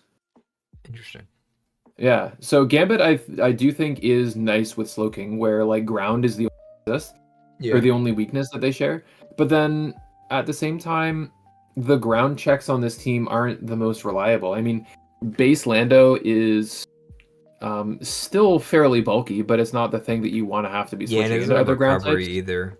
I remember the recovery, and often it doesn't even beat the other like bulky ground types that it's switching into anyway. That was literally my exact issue when I ran the monkey team, and Lando was my monkey flying type because there's no ground or flying monkey type or monkey, so like, hey, Lando counts. But that was the issue, is like you put something that clicks Earthquake. I guess I had like Zarude, but like there were a lot of cases where it's like, oh, Lando's my immunity, but then I bring him in, it's like, okay, well I can do this like 2 more times. And like, what am I really getting out of it? I'm not killing this thing in front of me. But yeah, it's not like a Gliscor or something, right? Yeah. Yep. Eager says Volk is here because of defog. Yeah, that makes sense. Fair. I mean, was Rotom Heat taken by that point? Probably. It's like round 5. Yeah, it was taken. I regret not taking Ting round 2 with this draft. Ting would have been nice. I do agree. I don't know if it would have been like. You would have had to have found a different flying type, but that's probably not hard. And you definitely would have wanted a spinner, and it really just would have changed your trajectory. Yeah, it would have been Tinglu over Gambit. Yeah. Because Gambit. Then you wouldn't have a steel type. Yeah, I think that might be too hypothetical. It's just a very different team at that point for sure. Overall rating for this team. I think it has a whole bunch of my favorite mons. I think, and I've also been very interested in seeing Gambit be played. I don't want to bias too much on like mons that I like. But I just think like Comfy is so certified. That mon is so good. Slowking Galar is so good. You have the Tried and True combo with backs. Yeah. Maybe the Hazard game is like slightly weak, or the removal game rather is slightly weak. And there's a couple types that you kind of wish that you had. Yeah. A slightly better mon of that type, but all things said and done, I think it's like I would probably want to give it a mid-7, if not closer to 8. But mid-7's fair. I was thinking around 7 too, because I think it looks good in a lot of ways, but I don't know what it is for me. Like, it's actually kind of hard for me to fully identify. There's something about it that makes me kind of like a little bit, and it might be like the triple water. With the maybe it's just not colorful enough. I know I fall for that trap a lot where like there's no pinks and purples and blues and yellows. Like grays, blacks, blues. But that, and then also like it has hazard options, but still it's like something about like doesn't really like scream like solid hazards to me. And then the Volcanion being the defogger when you already have the I think 7's fair. I think it's a serviceable team. Yeah, I think a lot of the mons might just be pigeonholed into like roles they don't want to have to fill. Right. Yeah. So yeah, but not the end of the world. It'll be fine. Oh, community rating. Sorry, what is was 6.69. So a little below average. Kind of middle of the road. Yep. Yeah, but that's so fun. All right, we got Kung Fu Panda 4. Kung Fu Panda. Here's the Terra hands. I forgot we haven't seen any PWC goons again because for some reason they're always at the end of the draft order for some reason. But this is our first PWC goon in the Hustle division. Yeah, definitely rigged. So we got double electric at the top, but one of them's a Terra Captain and its hands on electric terrain, which I think is fine. Yep. And there's also a crown later. Yeah, there is a crown. Oh man, this team looks kind of stacked. This is a pretty good electric terrain team. We've seen Coco plus good ground type is timeless. And when I say timeless, I mean from Gen 7, but still timeless. But like we've seen it with Garchomp, we've seen it with Iron Treads, we've seen it with like Great Tusk, all the good ground types, and Lando is no different. I think Lando Coco is very strong. You would ideally want it with a good ice resist, and Iron Crown just makes sense. And melodic, like I think you cover it pretty well. And Miltank, like there's a lot of ice resist for the Lando here that you're never worried about. Even technically Houndoom. Okay, I don't want to super count that. It's like counting Blacephalon as an ice resist. Truly, you don't add Mega Houndoom as a type chartmon, right? Yeah. Yeah. It's a dark resist, and it's an ice resist. Come on, dude, you can't pass it up. And a ghost resist. Mm-hmm. Yeah. Speaking of though, so I do like Mega Houndoom in general. I always feel like it's so hard to fit into a team though. Like finding the extra 8 points that I'm like, I don't care. Here's 8 points for usually bad in matchups, but like maybe is sometimes What's its ability again? I completely forget. Solar power. It is. Okay, I knew it has something to do with sun, but it's like it's not a drought mon. But it's solar power. So it kind of wants sun to be doing the most damage. But when you can't hold an item and you're taking 25% from rocks, is it really worth it for the extra solar power chip? Probably not. You have 140 special attack. You can probably just click a move anyway. Something I do notice outside of the obvious like electric terrain plus decent backbone is the double psychic with Crown and Latias is fine, but the resist is Iron Hands that's Terra and is gonna want a Terra, and Coco, which is like not the bulkiest.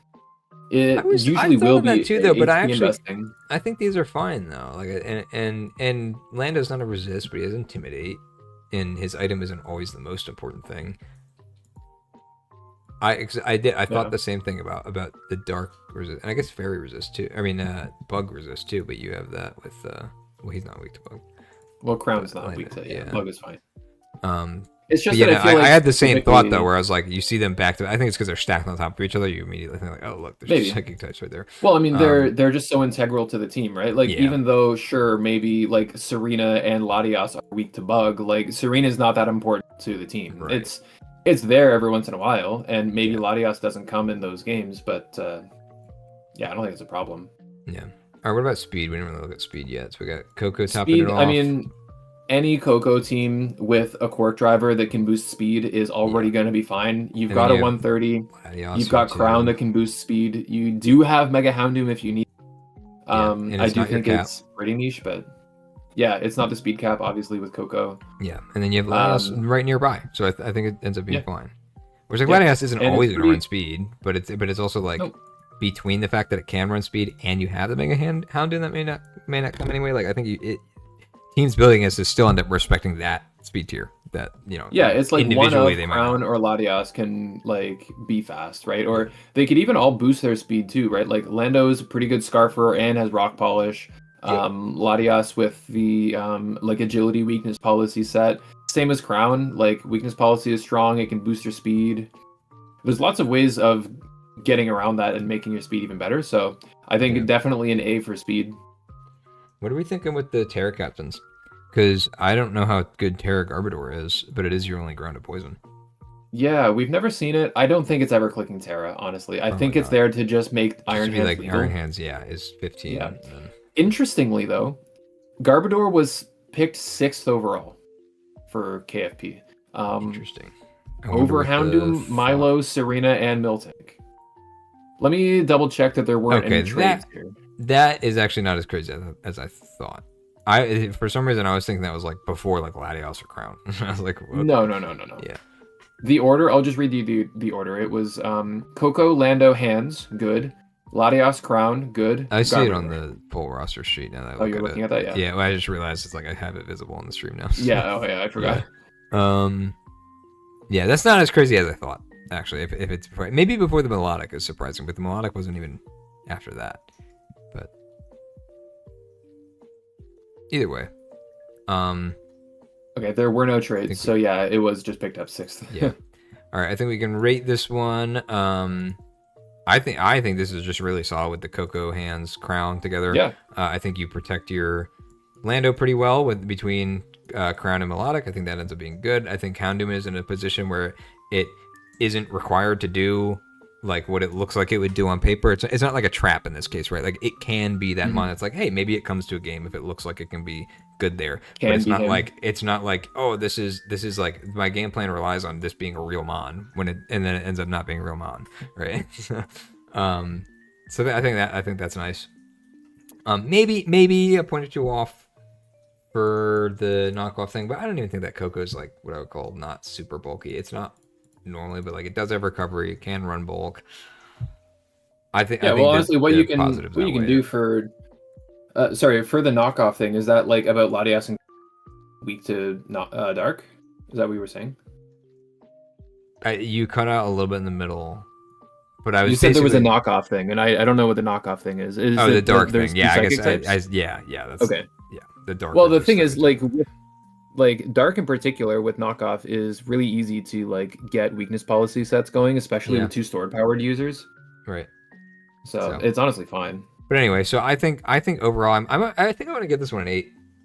Yeah. I was kind of feeling the same. I thought you might run it a 9, and that felt a little too high for me. Yeah, I think it maybe loses the plot a little bit with the secondary defensive core, almost, it feels like, with Milo, Serena, Miltank. I think maybe it could have just been cleaned up a little bit with those, although the removal and the rocks and like the immunities on Miltank and the resistances on Miltank and the Milo, like it is fine. It's very, very fine. And I think it wouldn't push it up to a 9 for me, but yeah, I agree with an 8. Yeah, cool. Community says 6.92, so cool. It's average, basically, around a 7. Yeah, I think like higher end of average. Yeah. Good. Cool. And we're on to Kyguy, who is continuing his trot up the divisions. One more step up the ladder. Kyguy takes his first step into Hustle Division. And he's got a very Kyguy team. I got a Rillaboom and a Zapdos. Rillaboom, Zapdos, yeah. Cinderace is sick. Yeah, you got Cinderace capping your speed. Oh, Grafaiai as well, yeah. I've never seen this Zygarde. I've never seen this Zygarde drafted. Oh, I thought you were gonna say you didn't know about it. Like, no, I know it exists. I didn't know. I've never seen it drafted before. Yeah, funny that it's 10 points, huh? Zygarde 10. Yeah. So I don't know. Is that a real 115? Like, is it? Yeah, I'm assuming, right? It's fine. It's man, I have such a problem with it. It's like I think it's fine. It can be offensive. I think Band is just its best set. Yeah. It's so frail. Like 100 ridiculously frail. Not even that much payoff for well, that. okay, for Zygarde 50 has 100 attack too. Just yeah, to but put it in perspective.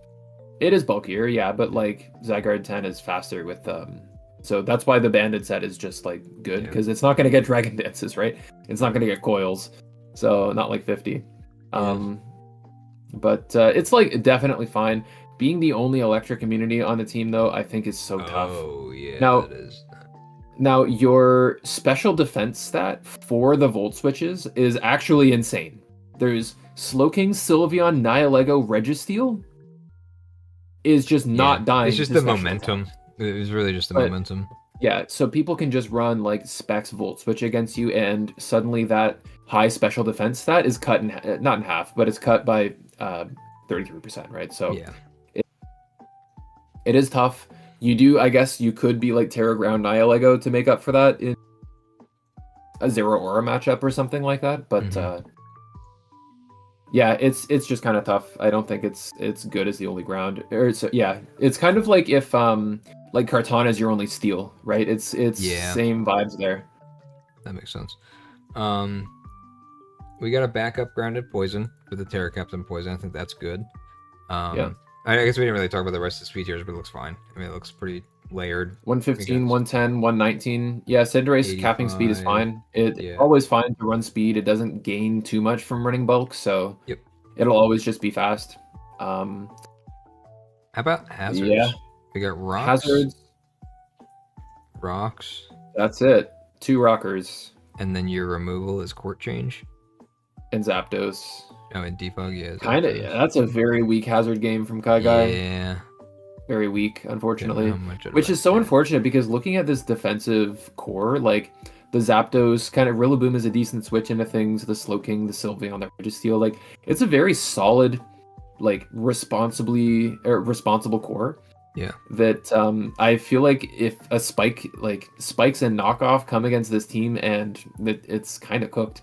Well, again, I mean, the Cinderace can court change. Yeah, you have to respect the Cinderace, though. Yeah. Like, you can't break that your whole game plan. You don't have many knocks of your own. You have one knock, Rillaboom. It looks like. Maybe Grafaiai has it too. Yeah. So, like, who's to say that their Samurott Hisui isn't fine to just click Ceaseless Edge 6 times after, 3, and then you core change them 3 more times? I know that's not literally going to happen. Oh, it is literally going to happen. But I mean, like a Tinglu just clicking replay lost spikes 6 times. Yeah, I don't know. I want to like this team is my problem. What do you think about Terra I feel like it checks so many points. Arctivish is fine, honestly. At least it isn't, or maybe it will, but I'm hoping that it isn't forced as much as Terra Arctivish was last season with Dolce, who went 0 and 7. Oh yeah, and forced our Terra Arctivish every week. Hey, he got a win, and I think it was a forfeit. It was a forfeit, yeah. And that was forfeit because of Arctivish. In week 8, the week 8 forfeit to not go 0 and 8 is pretty funny. Yeah. Terra Nihilego is very good in my opinion. It really wants Terra Blast though. Yeah, if it got Terra Blast, it would be really, really strong.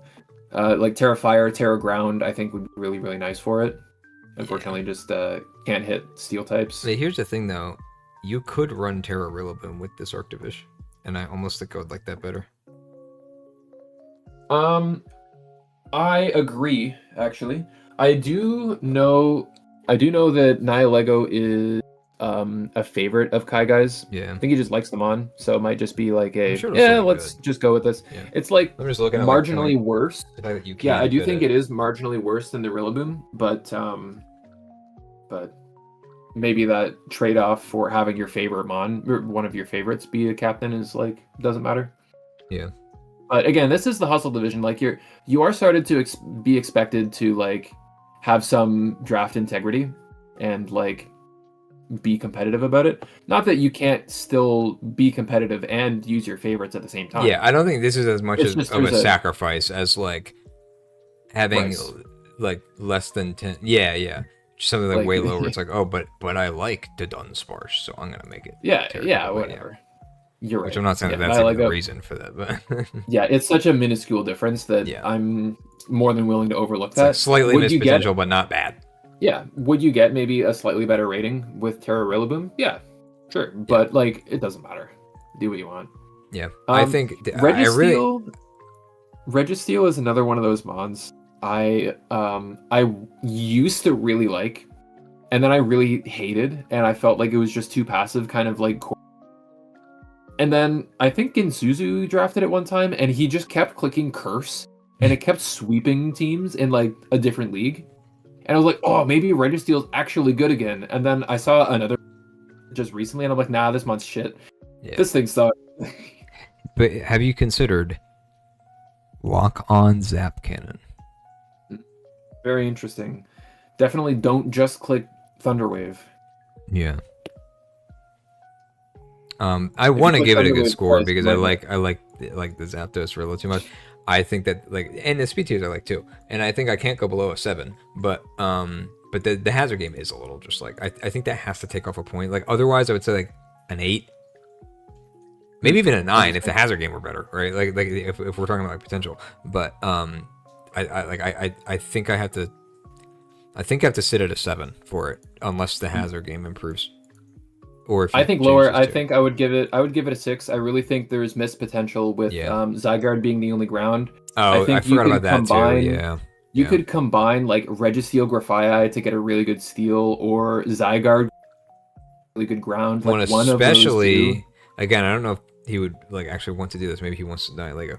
If you were to like put these two together and like get rid of your grounded poison there, but then you made the Rillaboom the Terra Captain, so your Nihilego was like actually grounded poison the whole game. You know, that's also an improvement. Yeah. Well, I don't think Nihilego, when it Terras, I'm pretty sure it's staying in until it dies or wins, for the most part. So I don't think it's like it's going to come in, absorb the T-Spikes, and then die, right? So I don't think it matters too much. Like, I think honestly, that Kyguy who loves this mon would just send it out to die? True. I think Grafaiai might actually just be here as an unburden as well. Actually. Unburden with what? With Rillaboom, Grassy Seed. Oh, right. I was like, I don't see any terrain. I was just not. Yeah, with non. Yeah, he does have terrain, doesn't he? Listen, I'm an overgrow drum beating Rillaboom main. True. Focus. We're playing in game. Which actually kind of reminds me, there isn't too much to really abuse the terrain here, unless you're just running like full offense Zapdos, but like it doesn't get the healing. Cinderace is kind of too frail to really use the healing. I guess maybe like it, but like Regen also kind of helps. Anyway. CM Sylveon, I guess, would use it, and like the Curse Registeel that I was mentioning would. And Zygarde doesn't get its Earthquake removed or reduced because it's using 1,000 arrows, but 1,000 arrows, yeah. And actually, Nihilego, who's not a ground type, but like running Earth Power, right? Because it gets Earth Power. Having probably, I would say, maybe your primary clicker of ground moves if Zygarde's not coming every game. Having that not be reduced is nice too. Like just as a sorry, did you say Nihilego Earth Power? Because it doesn't have that. Oh, it doesn't. No, that's why I'm saying Terra Ground would be really good for it. I could have sworn this. Maybe I'm thinking of Glimmora has Earth Power. Yeah, Glim does. Yeah. But anyway, so that's our rating. I still kind of think 6. I think that's fine. I think that's fair. Community says 6.88. So cool. Right in the middle. Next up, we got Afonso. Afonso, this team's pretty sweet. Just jumped down to Hustle from All-Star. Yeah, he just got demoted, but hey, he's a PGP team member. Should we make it? We'll find out tomorrow, by the way, whether we got into PGP. Oh, I didn't even know that. You had to find out. I thought it was. Yeah, well, you apply as a team, like as a league, right? And there's like 40 leagues applying for it, so not everyone. I forgot to mention Eager. Oh, Eager's also on that? Eager's also on the team, yeah. I didn't mention it when we were looking at his, but yeah. This team looks pretty cracked. I mean, Terra Scizor is awesome. Terra Boltund is... I'm not a big believer, but the speed tier is really nice for this team. Yeah, you're using a point, yeah, for sure. Especially if you were just at the end, like, who cares? Just get the best captain that you can. I think the team didn't have an electric type, didn't have something that was fast. Sorry, it actually did have Rotoms. Maybe it's unnecessary, but didn't have anything that was over 110 speed. So I do think it is smart to get something that's fast. Yeah, and I don't think it's that reliable, but it is there. We have 2 fairies, so Enamorus is not the only fairy, and your steel type Terra is not your only steel. So I think Pinkaton does a perfect job here of being like, if needed, being the fairy for Enamorus or being the steel for a Terra Scizor that's not running Terra Steel or something. Yeah, it's really good glue to like enable both of them. There. Yep, and then Rotom and Scizor, obviously tried and true. Rotom Garchomp is tried and true. Rotom, yeah, easy. Gallade and Rotom is tried and true. Gallade tried and true. Rotom and Brambleghast tried and true. True. Rotom, Terra Boltund. Morgreen and Boltund, yeah. Yeah, tried and true. Yeah, tried and true, definitely. Like you were saying, this is definitely just a good team for Enamorus. It's not the only switch for grounds. There's Rotom, there's even Brambleghast that's pretty decent. There's just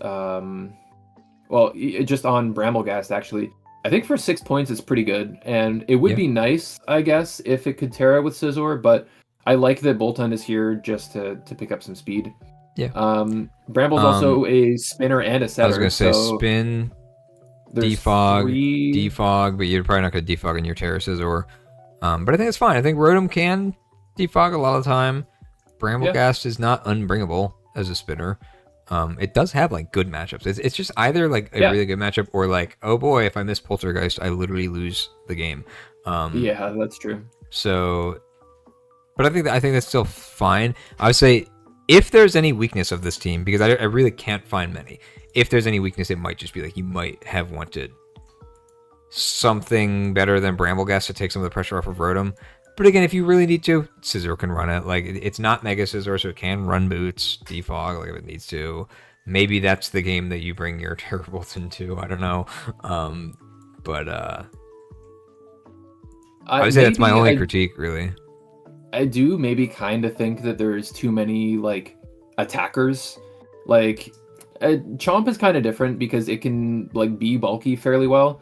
Like, Gallade, and Enamorus, I feel like are all kind of fighting for, at least Moth and Enamorus to me are fighting for that like special breaker slot on a team.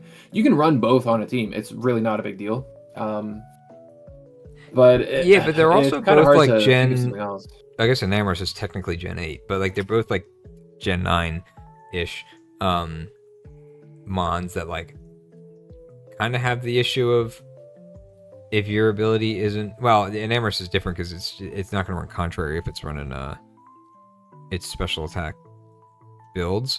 But like Iron Moth, you're not using its ability, and maybe it's a little more telegraphed and more one-dimensional just because of like moveset pruning. It's not benefiting from the full Nat Dex like encyclopedia of moves. But I think that the fact that there's 2 of them kind of makes it a little more customizable in that sense, where it's like maybe one of their shortcomings isn't as evident when you have another special breaker that has like the move that it needs or like something like that. Yeah, maybe. So I don't mind that a whole lot. I do think that Rotom is very pigeonholed into just always being utility. I don't think there's really a world where it is going to get away with running Nasty Plot. But that's why you have Boltund to be your strong. True. To proc competitive and click Volt Switch on the defog. Exactly. True. Yeah. I mean, it's hard to talk too much more about this. I do like, honestly, all of the pieces are just good pieces. Yeah. I do think maybe it's hard to picture that the sum is greater than, or that the whole is greater than the sum of parts.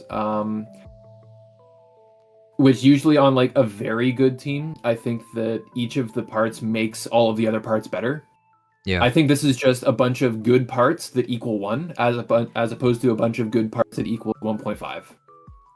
Yeah, though I think maybe I agree to an extent, but I also think that like maybe we're so used to like Rotom Scizor or Rotom Garchomp that like we're not really counting it in the same way that like when you see like the Slow King or the Glow King backs, where it's like, okay, this gets an extra point because it's a very good synergy. I think it's almost like we're so accustomed to this combo that it's like it's also kind of on that tier of like, this is extra point worthy of just built-in synergy, right? But yeah, that's true. Yeah, possibly. I think regardless of that, I like this team a lot, and like it has just a bunch of good, solid mons. There's not really a clear plan, but that's okay because it can do anything, right? So it's kind of a jack of all trades, in my opinion. But it's like it's better than a jack of all trades. It's a queen of all trades. So that I think makes me want to give it an 8. Yeah, exactly. I think it's an 8 out of 10. All right. Well, pretty good team. This is an unprecedented community rating. Okay. The community gave it an 8.35. Wow, wait. The community? Known for giving 6s to everything? And I looked at the distribution for this one, and one person gave it a 1. And it still got an 8.35. I bet I know who gave it a 1. Was it Afonso? It was probably my girlfriend who voted things based on whether she liked the Pokemon. And if there was anything with iron... Oh, man. Iron Moth? Yeah. That loses points. Well, you know what? Afonso came out on top. Yeah. He still that's crazy. 8.35. So how many votes for like 10 were there? A lot. I think the lowest was an 8 or maybe a 7. But I don't have it open right now. But I'll pull it up here. It won't take us. It'll just take a sec. But in the meantime, though, I'm gonna just move to the next one on here. So Vioz. There were 8 10 out of 10s, 7 9 out of 10s, and then the rest were slightly below that. Crazy. Yeah. Crazy. Well, next up we have Vioz or Vioz. Don't know. Yeah. Okay. We're back to our PWC corner. Yeah, I'm not sure if it's Vioz or Vioz or Vioz. I think Vioz sounds right. Yeah, I'm not sure. Vioz. Scizor with Latios is nice. Mega Scizor with Latios, is nice. See, now this is to me better than Terra Scizor with Rotom Wash. Maybe, yeah. Like the Scizor, the Mega Scizor Latios Aloe, to me is better than the Scizor Rotom Garchomp. Yeah. You have Zera topping off your speed. You have 2 different 110s. So your 110 with no item has another 110. Nice. You have 121, which I guess he is running speed usually. Wait, this team is just so fast. How is Crocodile the 3rd slowest mon on this team? He has 65, 80, 92. Yeah. Wow. That's crazy. And Drifblim, even then, is still potentially an unburdened mon. It doesn't have to have a seed, right? It could be really a key berry or something. Citrus berry. It's still 65, which is bad. Yeah. It is bad. I do think it is bad. I do think maybe Terra Crook. I think Terra Crook leaves a little to be desired, especially I do want to compare this to Afonso, partly because I do think they seem similar power levels, but and there's obviously the Scizor plus Water Pivot plus Dragon combination going on. And also funny enough, the 110 fire speed mon. But looking at the Terra captains, Crocodile I think is much terms of Terra. Sorry, it cut out. It's much worse than Scizor. Much worse, yeah. And Drifblim is just Drifblim could be better or worse than Bond. I think it'll have better good matchups and worse bad matchups. Yeah.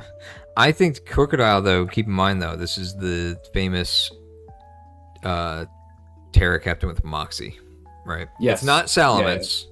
It doesn't have Dragon Dance. They can't Dragon Dance on the Terra. It does have Scale Shot. Oh, it does. I actually didn't know. Yeah. So you could be Terra Dragon, loaded dice, Scale Shot, get a Dragon Dance when you kill something. Nice. Yeah, that'd be funny. And it also has Intimidate, so maybe it is Salamence. But yeah, I think it could be cool, but it's also your only ground. So if you want it to be, you still have Zera. Oh, true. Yeah, you still have an immunity. Yeah, and Cyclizar, you have Double Dragon. I didn't notice that it was Double Dragon. Is that a problem when I don't think you it's a have... problem when one of them cycles are. I don't think you're running. Yeah. If Cyclozar were the only dragon on this team, you'd be like, do we want Cyclozar to be the only dragon? I don't know. Yeah, where's your other dragon? This isn't a real dragon. True. Yeah. Yeah, so true. I think and like you have Aloe, Scizor as ice and whatever resist. You have as ice resist. You have Scizor, Fez, Ogerpon for fairy resist. Like you're not too worried about. Yeah. Yeah, I think and even 2 dragon resists as well. Well, 1 resist and 1 immune. So what are we looking at for hazards though? Because it really is just spikes for Ogerpon, but I feel like Hearth Flame for Ogerpon more than any of the others doesn't want to be running hazards. Yeah, I agree. Because like not going to be running utility sets much at all. Yeah. Crook is your rocker, but he's also your Terra Captain. Is that your only hazards? I don't think Pheasantipity gets toxic spikes, right? Pretty sure it doesn't. It does not, as thought. That's your only hazards. Are these 2? Yeah, that's pretty unfortunate. So yeah, the onus is definitely on you to remove, especially because you have the Ogerpon. Yeah. And even when you do rock, like the opponent spinning means that you still have to anyways because of your Ogerpon too. Definitely pretty tough there. Yeah, this hazard game is pretty weak. That looks pretty bad to me.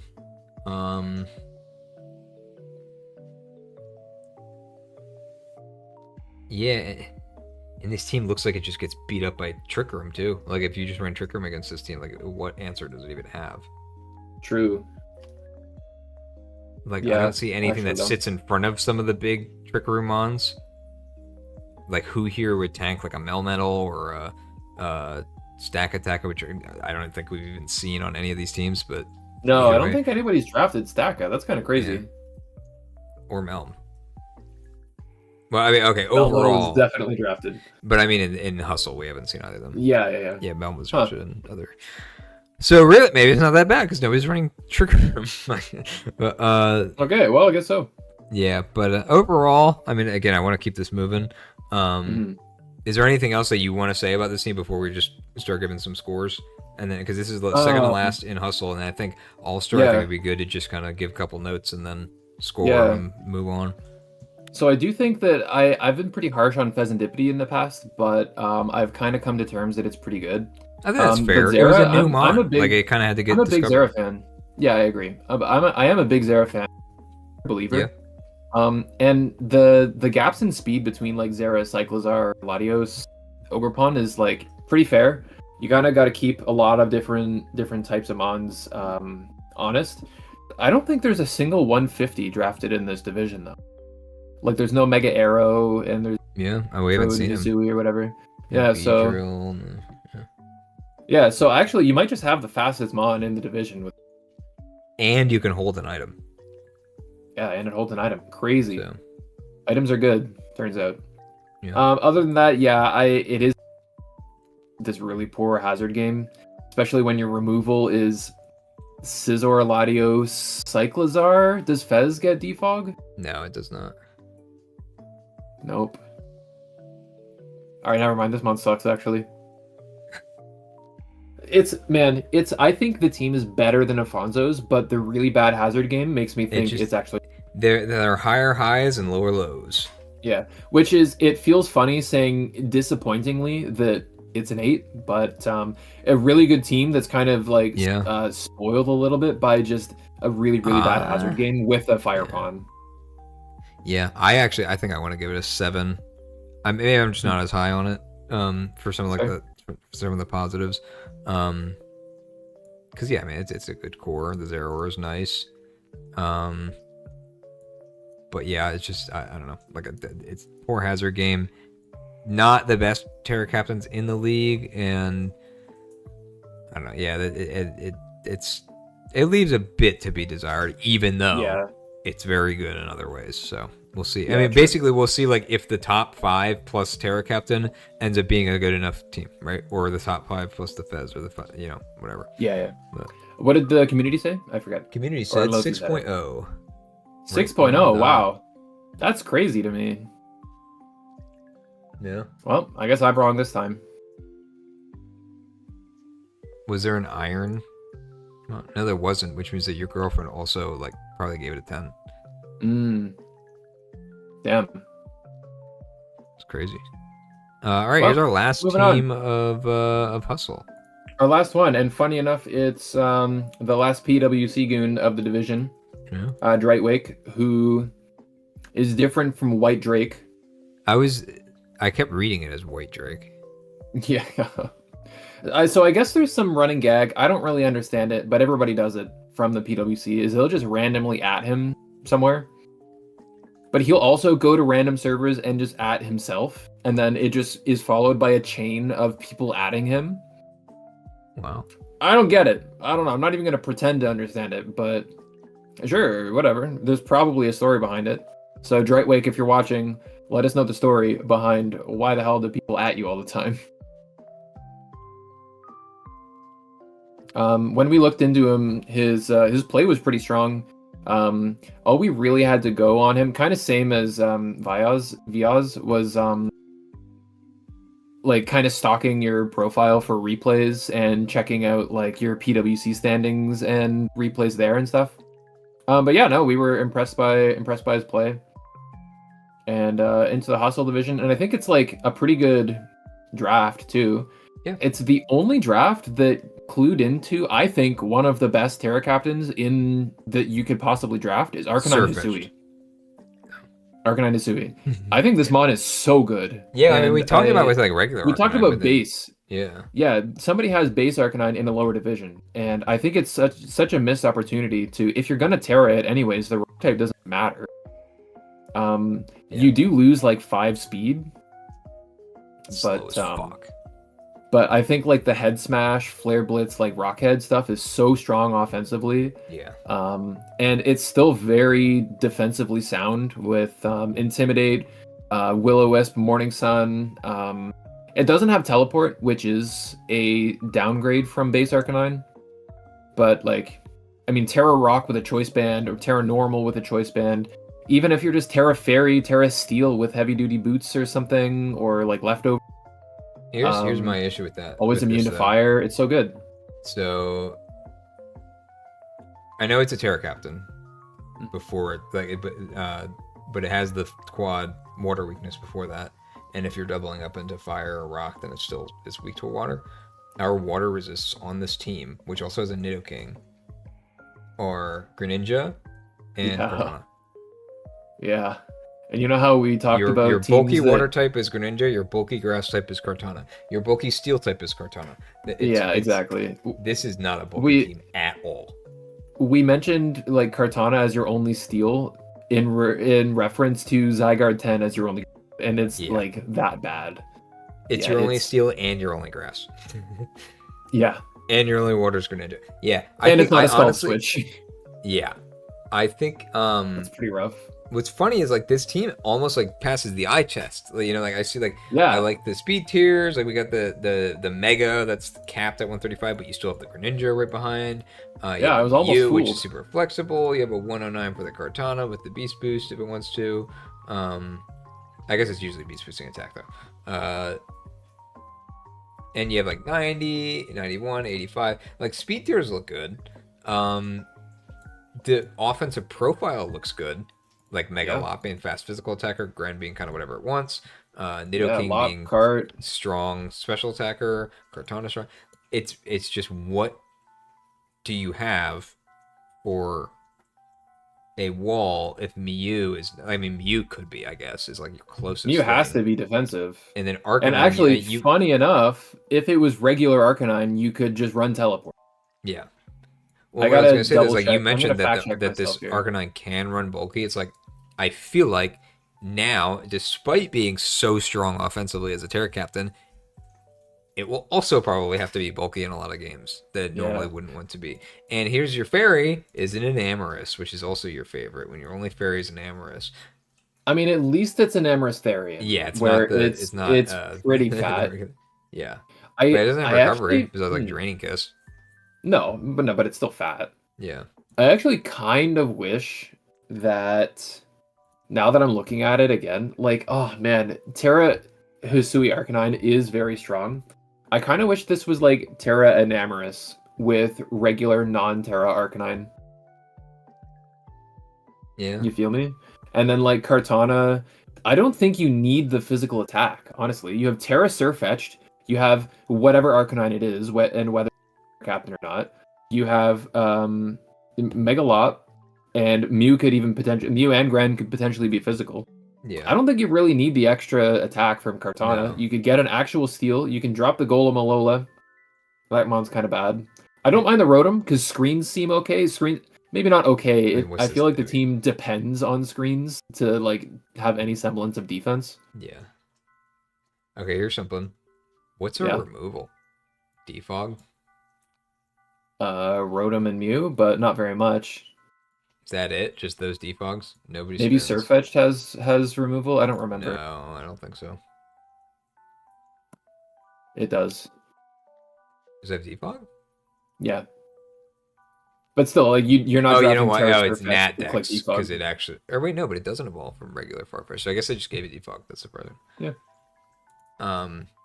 Either way, still it's your Terra Captain and it's a fighting type. Yeah. Like there are it's three like removal options. being your Terra. It is like Conk being defog. Yeah, you're totally right. Yeah, and it's like sure that's. Oh, we actually forgot about Kartana. Defog. It has defog. Yeah. Yeah. Great. Yeah, that's another point. There you go. I can't believe I almost thought this team was good. I did too. Like I did too. But you look at like this top part and it's kind of like, well, it's sick. But then it's like you see Sickmon. Oh wait, when you put only these Sickmons and not the rest of the team here, looks a little bit worse. I figured it out. Okay, this team needs to be an 8-mon team. Mew, Gren, Lop, Nido can stay.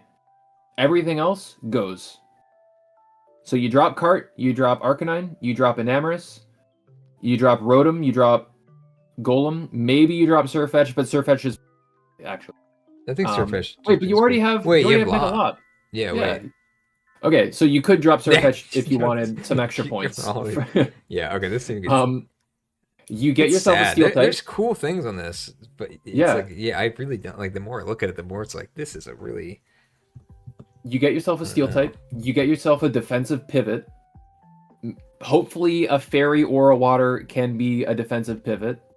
You find we've seen most of them already drafted. But... Yeah, maybe even the defensive pivot Fairy could be a Terra Captain. That'd be pretty cool. Yeah. And from there, honestly, Bob's your uncle. You've already. You get a little bit more trades for that. You have 5 free agents. 1, 2, 3, 4, 5, 6. You couldn't even do that. No, because dropping a Pokemon doesn't count. Oh, it's so you're dropping 6 to pick up 5, and that's 5 trades. And you have a 9-mon team then. Yeah. Yeah, I think that's the play.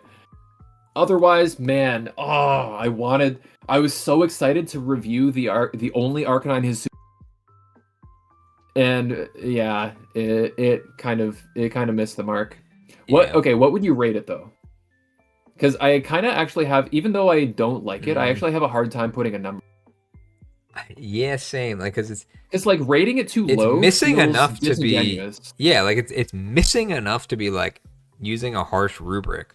It would be like a 5, but yeah, it's still like could win a game before any of this matters. Yeah, right? You still, even if you take out like the super frail mons like Gren and Kartana. Kartana does have a defense stat, I know. But like if your team is just like Mew, Lop, 31 Spinef though. Nido, Arcanine, Enamorus, Rotom, for example, with like screens, Rotom, Rocks sub Nidoking or something, like you kind of have some sustenance and at Mew.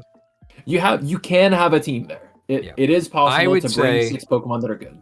I would say like 6.5, but in the interest of being fair with like some of the harsher scores we've given for like glaring missing issues, I think I have to round down to a 6.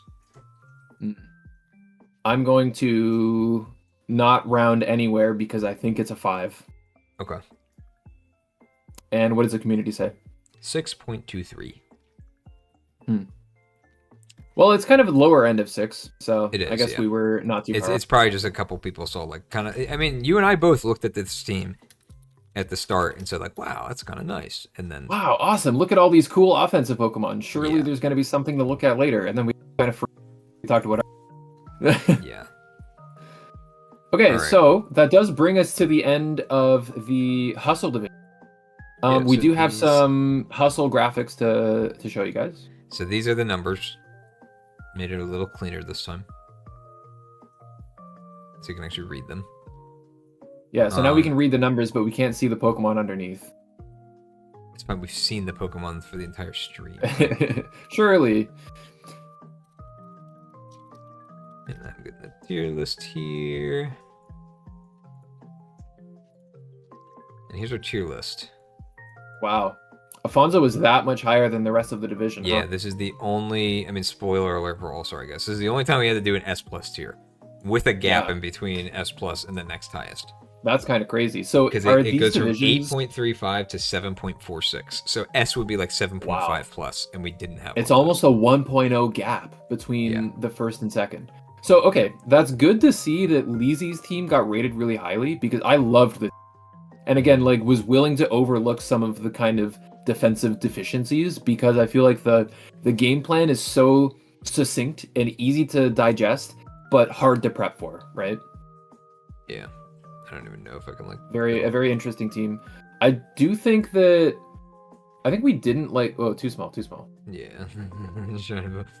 I think we didn't like Martin's and Glum's teams that much, or Drix, but they were all kind of like 7s.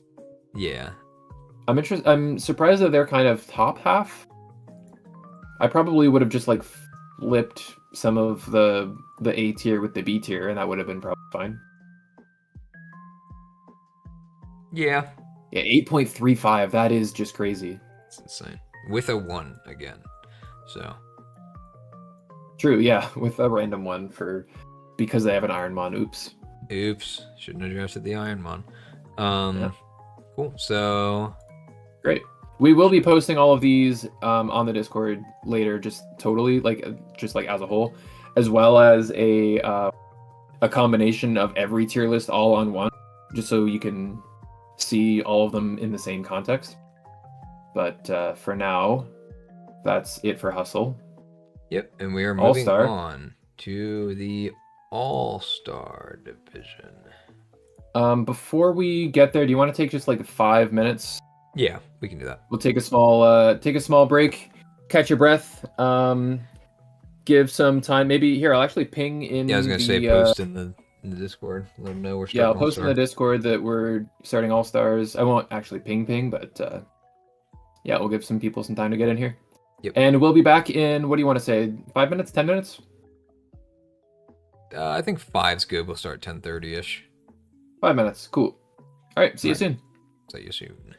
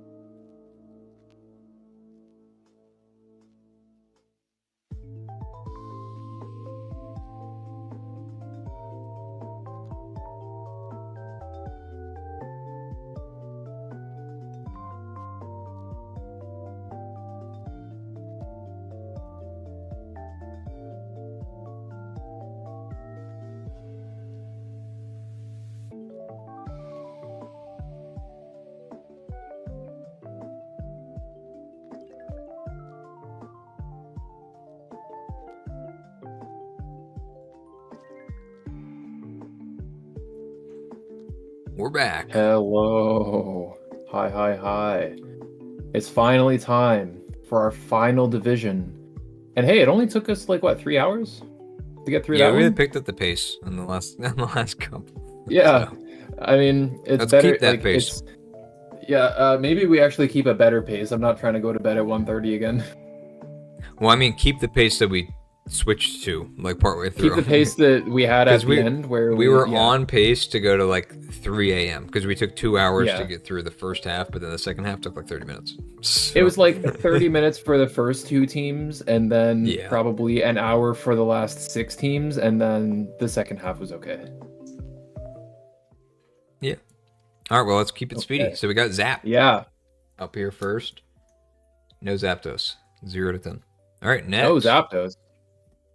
Okay, well, I still feel like, some people who are OGs will remember Zap, and some people who played in the middle will remember Zap, and some people who are new might not. I thought he literally hasn't played since season 1.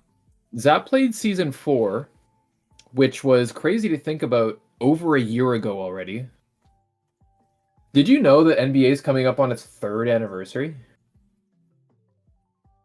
That's a long Or sorry, it's second anniversary. Wait, second or wait, hold on. Now I've got to double check. It's so unbelievable that it might not even be true. It might not. I usually check the age of the server by looking at the Monkeboi pin. Well, I did notice when I was looking for like the tier list to use, for whatever reason, I came up with like these older ones. I was like, why are none of these names right? But some of those were from like 2024, like almost a year ago. And I was like, wow, this was like last season. It was a year ago. Yeah. It was part 2 seasons actually. ago, Okay, yeah, it's October 18th, 2022. Yeah. Is the 3rd anniversary of the NBA, which feels crazy to think about. But yeah, so Zap played with us in our very first season then, and then over a year ago with season 4. And we've had so many newcomers that, people probably don't know that there should be some respect on his names. Zap is our season 1 Hustle, which used to be our top division champion. And he's back with a Mega Gallade team. And instantly picked another Psychic type with it. Second pick Jirachi, and people pinging him with the question mark pings, but What do they overlap though? Ghost. Yeah, and the Ghost. He does have there are 2 normal types, funny enough. And there's a dark type. So there are Ghost answers. It's not a problem really. And often Chi-Yu can be scarfed to like beat Ghost types, but okay, what kind of what do you think is the most important that we should be looking at all-star rosters for? Like, do you think speed is still the best, like the first thing we should be looking at? I think it's like something that kind of jumps off the page. It's probably the time zone. Yeah. True. Well, Zap currently is -5, but I'm pretty sure he's actually moving out west and he'll be like -7 soon. Oh, well, he's -4 on here. So. Well, hate to see that. Bad. Yeah. So that's going to take a couple points off. 4 GG. points probably. Yep. Well, what if we do look at speed though? This team is capped at 110 and it's Mega Gallade. Woohoo! An itemless 110 cap once again. Yeah. And then I don't next like highest that. is 100. Yep. And the next highest is also 100. Mixed. And then also 100. The 300. 3 100 speeds. This is the Terra Comfy though, that like we were talking about. Eager had Comfy. It was Terra Comfy and then switched off of Terra. These two seem like really similar Terra captains. I mean, I know they're not. Yeah. Different, like their ability defines Comfy so much, but it's like still the healing attack move. They're drain tanks, right? Yeah. Where they'll set up a combine and then just drain off of you. Right. So, I think they're both great. It does feel odd though, like almost a little bit too much overlap to have 2 like bulky combined draining users. Yeah, it's like your game plan's probably gonna be the same for both, right? Like, yeah, your counterplay is gonna be the same, and you just hope that the opponent doesn't tentacle. Yeah. But honestly, that might just be the game where that ability. Yeah. Other Liquidoo. There are other Liquidoo's mons, but not very many. Yeah. Wait, actually, now I'm curious. Oh, Tentacle. No, Wait, who else is Swallow? Swallow, that's right. Yeah. Yeah, and that's it. Which is unfortunate. I feel like Liquid Ooze should be more like it's like a good counterplay, but it's like on shitters. So like, yeah, unfortunate. Oh, Tentacle's not a shitter. It's not a shitter in draft, but it's a shitter like everywhere else. So. Yeah, it is. There is a lot of firepower on this team, kind of similar. We've seen and this so many times. Synergy too, like with the Chi-Yu, Rotom. I mean, saying Chi-Yu and defensive synergy in the same. No. I'm not saying that like it's being defensive. I'm saying like that it is covered by Rotom in a lot of ways. Oh, like Rotom takes the water moves and the water moves and the physical fighting types too. Even though it's not a resist, but it's like he's still gonna like punish them or at least not be really deterred by them. Yeah, and there's a Sinistcha and a Comfey to take those fighting types for it as well. Like I actually think Sinistcha is a really nice combo for Chi-Yu. Yeah. I think it's actually like pretty perfect overlap with Sinistcha, where Sinistcha just resists all of Chi-Yu's weaknesses. And it can just be another fire switch when it's Terra with Heatproof too, right? So true, yeah. So you don't even have to rely on Chi-Yu to resist fire at all. And yeah, same with Rotom. I mean, taking ground, taking water aimed at Chi-Yu is really good. And yeah, a lot of physical moves. It will maybe struggle to take close combats from actually good fighting attackers. Yeah. Because it'll get kind of worn down. But like Helmet Chip will have Dragonite. Help remove those, right? Yeah, and so D-Knight, Zap is a big believer in utility Dragonite. And I learned about Dragonite even knowing Heal Bell in the first place through Zap in like Gen 7 draft, years ago when we played together. So I mean, utility Dragonite specifically looks good on this team. Yeah, no, I agree. It's a really good fighting resist, a really good, like, honestly, on a utility set with Heal Bell, you don't even care if you come in because, I mean, you have the Heal Bell. Now, on the other hand, though, Zap is known to just have, like, to base a lot of his game plan around a Dragon Dancer. For example, I think he won with in Season 1 with Mega Gyarados. And he's drafted Dragonite before, where usually it's just Dragon Dance. So do expect that if you're playing against them. But yeah, he's got a lot of tricks to pull out of his hat with Dragonite for sure. Cool. Kingler and Toxicroak and Smeargle, I feel like are kind of inconsequential here, especially when there's already a Diggersby, so like the normal typing isn't actually relevant. I don't even think that Smeargle's that's like the reason it's relevant. I think Smeargle's always just gonna like want to cheese something. Yeah, but I mean, if for example there's like a Terra Gengar that wants to Specs Shadow Ball, and they see that at least there's a Smeargle, not want to do it, kind of like Shedinja like. I don't think that's necessarily true. I don't think you want to feel like you have to bring a Smeargle, and I think your opponent's going to know that you don't want to feel like you have to bring a Smeargle in that scenario. No, you click. It's just click like Shedinja though, where you know you're not bringing the Smeargle, but the opponent has to they don't want to be embarrassed and lose to the Smeargle because they were locked into Shadow Ball, right? Same with Shedinja, they don't want to be embarrassed. I still think it's a little different than Shedinja. Either way. I'm not saying that Smeargle is like Shedinja, but like the fact that you already have another normal type means that Smeargle can't even act like Shedinja if you wanted to, because you already have Diggersby, so people are already but I don't think it's 4 points because of that. I think it's 4 points because it does stupid Smeargle stuff, right? Like, and I think that I think he's fine with having. I know we're agreeing, but you think we're disagreeing. I'm saying it's not Shedinja. Right. So that's why I don't see why it's a problem, though, being here. It's not a problem to be here. But I'm saying, you can't even say that it's here because you need a normal type. Like, you can't even make that excuse. Yeah, I just said I don't think you need that excuse, but that's like that. I think we can move on from that. But your only grounded poison type is the Toxicroak. Yeah, I love Toxicroak so much, and I wish it was good. And you also have Mega Galley, so yeah, true.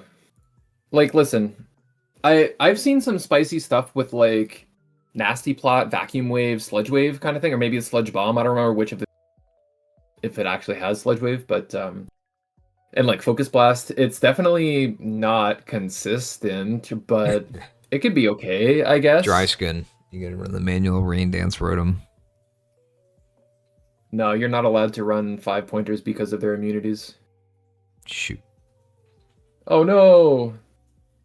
Kingler is like, hey, whatever. I do think that Zap wanted to do some with Grace. And he's like, yeah, I'll just input this for now, and if it like time elapses, get me Kingler, and if it doesn't elapse, I'll maybe make a change for like Toxicroak for something else. We should just like Gigantamax the Kingler. I think at this point. So what does Kingler's Gmax move do? I don't remember. All right, awesome. Maybe like Whirlpool. Is it like Bubble Beam? That would be cool. It's just bubbles. I don't remember. Why was Kingler known as the like bubble Pokemon? Why did Kingler blow bubbles? I don't understand why that was like its thing. Bubbles. Do they? Yeah. Crab. They're always like foaming at the mouth. Bubbles. Oh, they do.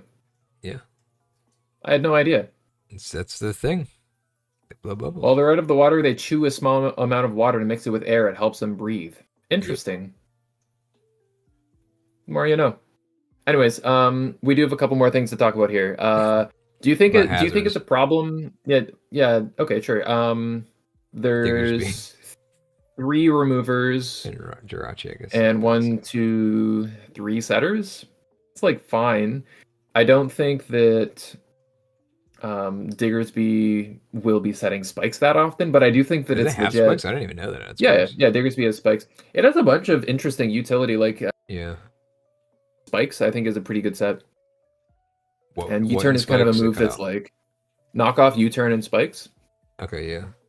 Yeah, I feel like it's like not the Pokemon you'd expect to be removing your flying type's boots, and then I guess it doesn't have rocks. And then putting the spikes.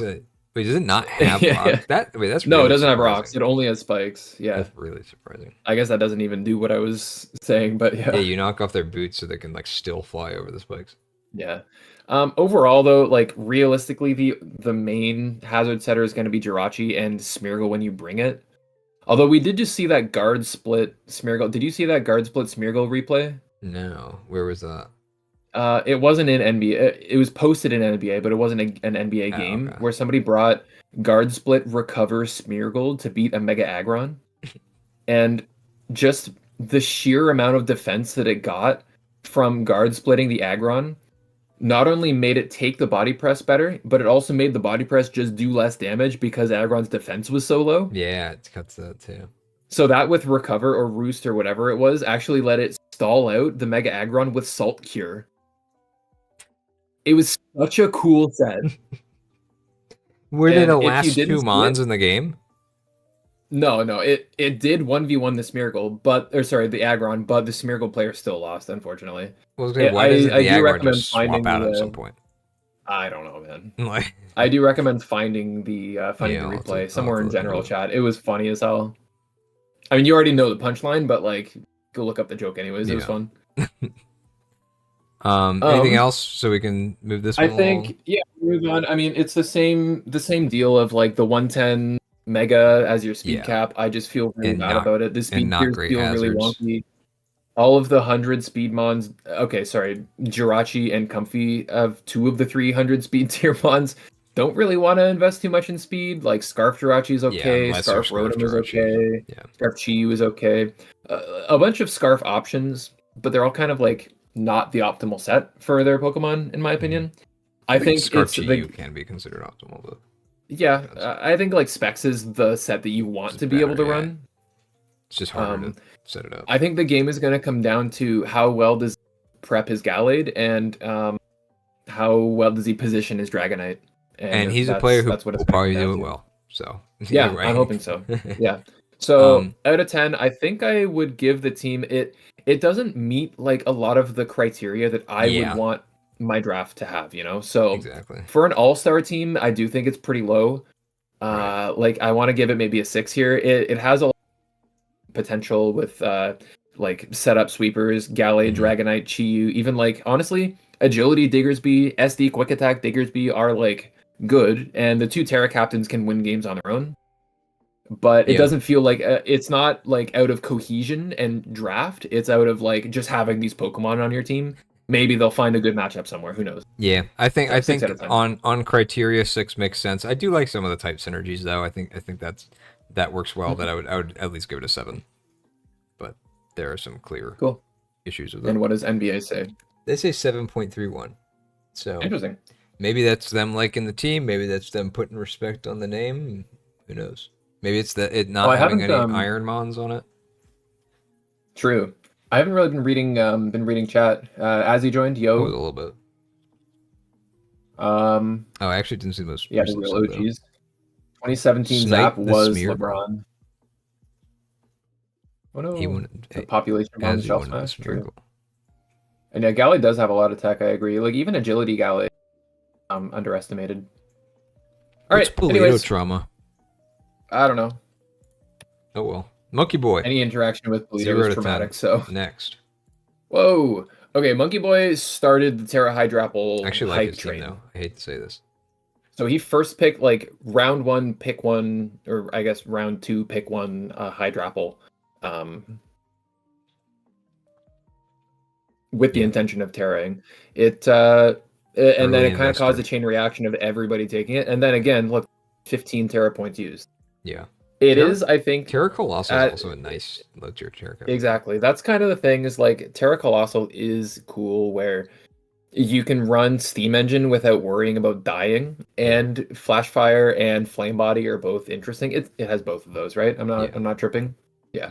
So it's kind of like a mini Terra Heatran that's like slightly less offensive. I have seen like Terra Fire offensive like burn up or overheat or whatever Colossal before. I think maybe we're gonna see that as much. But I think maybe Eager ran that. I wouldn't run it past put it past Monkeboi to run that. I think offensive Colossal is like it's such a surprise, but like the multipliers. He doesn't really have a shortage of like physical attacking Punishers, right? Like Zapdos and Annihilate. I shouldn't say physical attacking. I mean Punishers for physical attackers.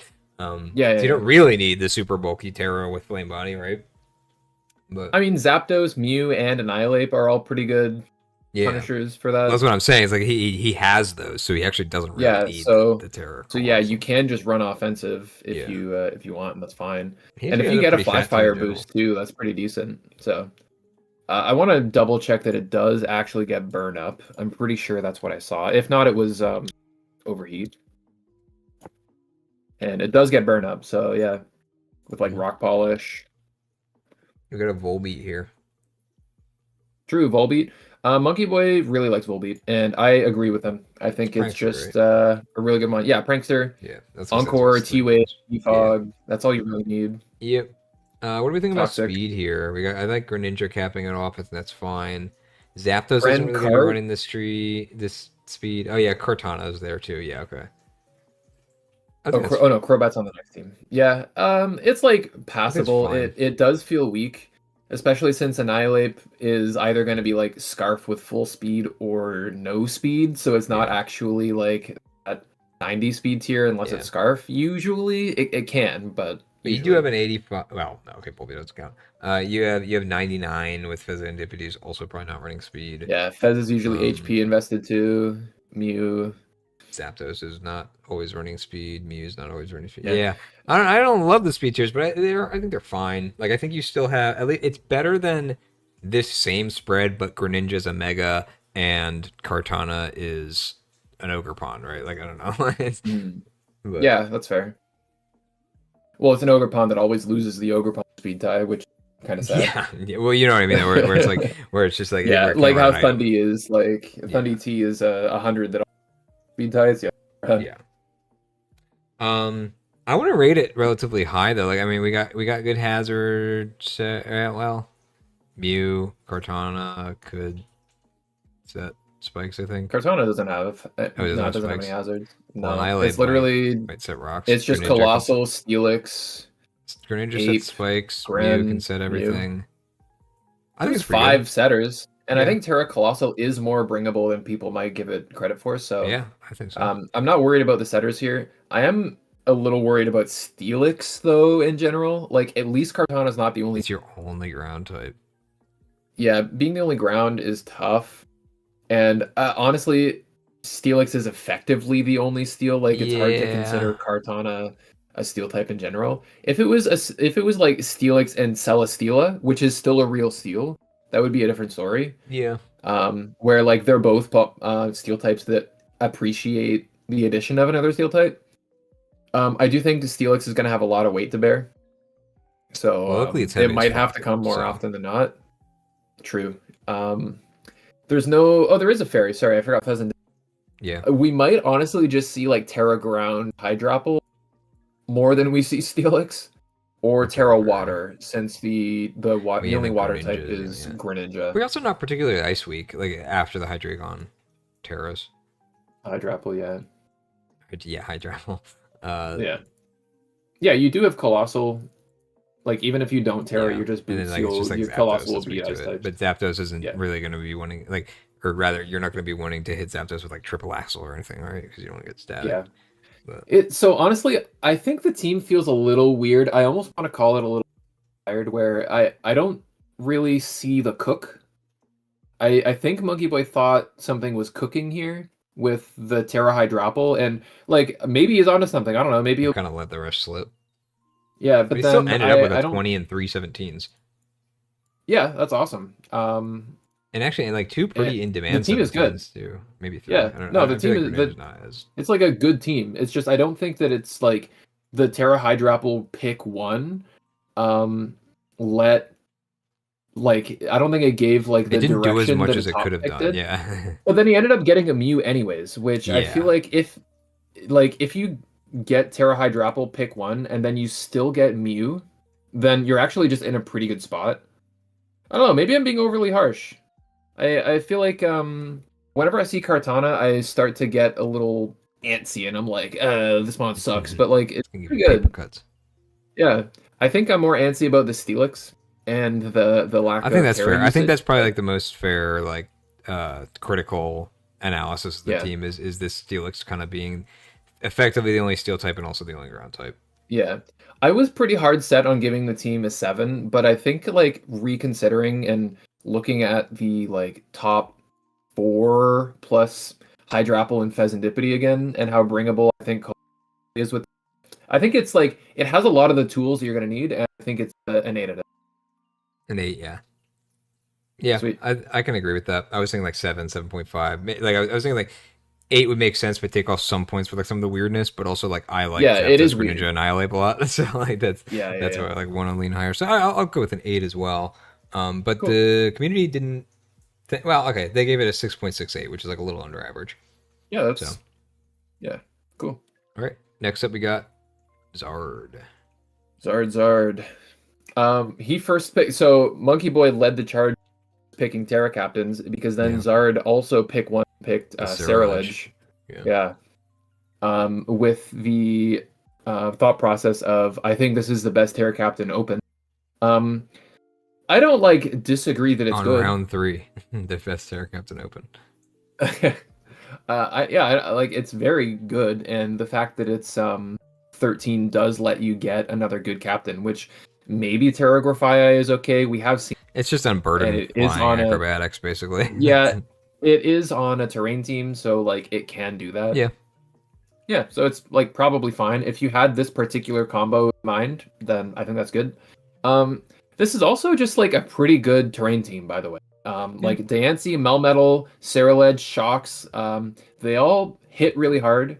And Shocks doesn't care about the grassy terrain. It doesn't hurt. Yeah, it's a special attacking ground type, so it doesn't care about the reduction. If anything, it likes it being a grounded electric type. Yep. There's some trick room stuff. Crobat is really good speed. There's some what, sorry? Like trick room stuff, like Mega Diancie. Uxie gets it, right? Yeah, Uxie has trick room. So give that to your Melm. And then Rillaboom is a mon that like isn't going to use the trick room, but it's also not really hindered by it because it's just clicking Grassy Glide. And maybe in some cases it lets it click the Wood Hammer over a faster mon. but realistically, like it's one of those ones that's just gonna vibe with it either way, which I like. Guzzlord, I feel like would like the Trick Room. I haven't really seen him in action, but I know definitely like fine. Shit on him a lot. It's good in matchups where the fairy type, when the fairy type is weak, like Wigglytuff or something, you could probably. I would disagree because I think that's a strong fairy type. So like, okay, my bad. Yeah, so I don't think that one counts. Yeah. I would say like a weak fairy, like Iron Valiant or something would probably be more fair. Maybe compared to Wigglytuff, at least. True. Something that I think is pretty cute is Grassy Seed Uxie with Calm Mind is pretty cool. With Calm Mind, yeah. Yeah, it's pretty interesting. I like. It actually has a better defense stat than I thought, and I guess it's because it's pretty usually crazy. Weak armored, so it like takes more damage. But yeah, it's good. It's not great, but it's like 75-80 is like not bad.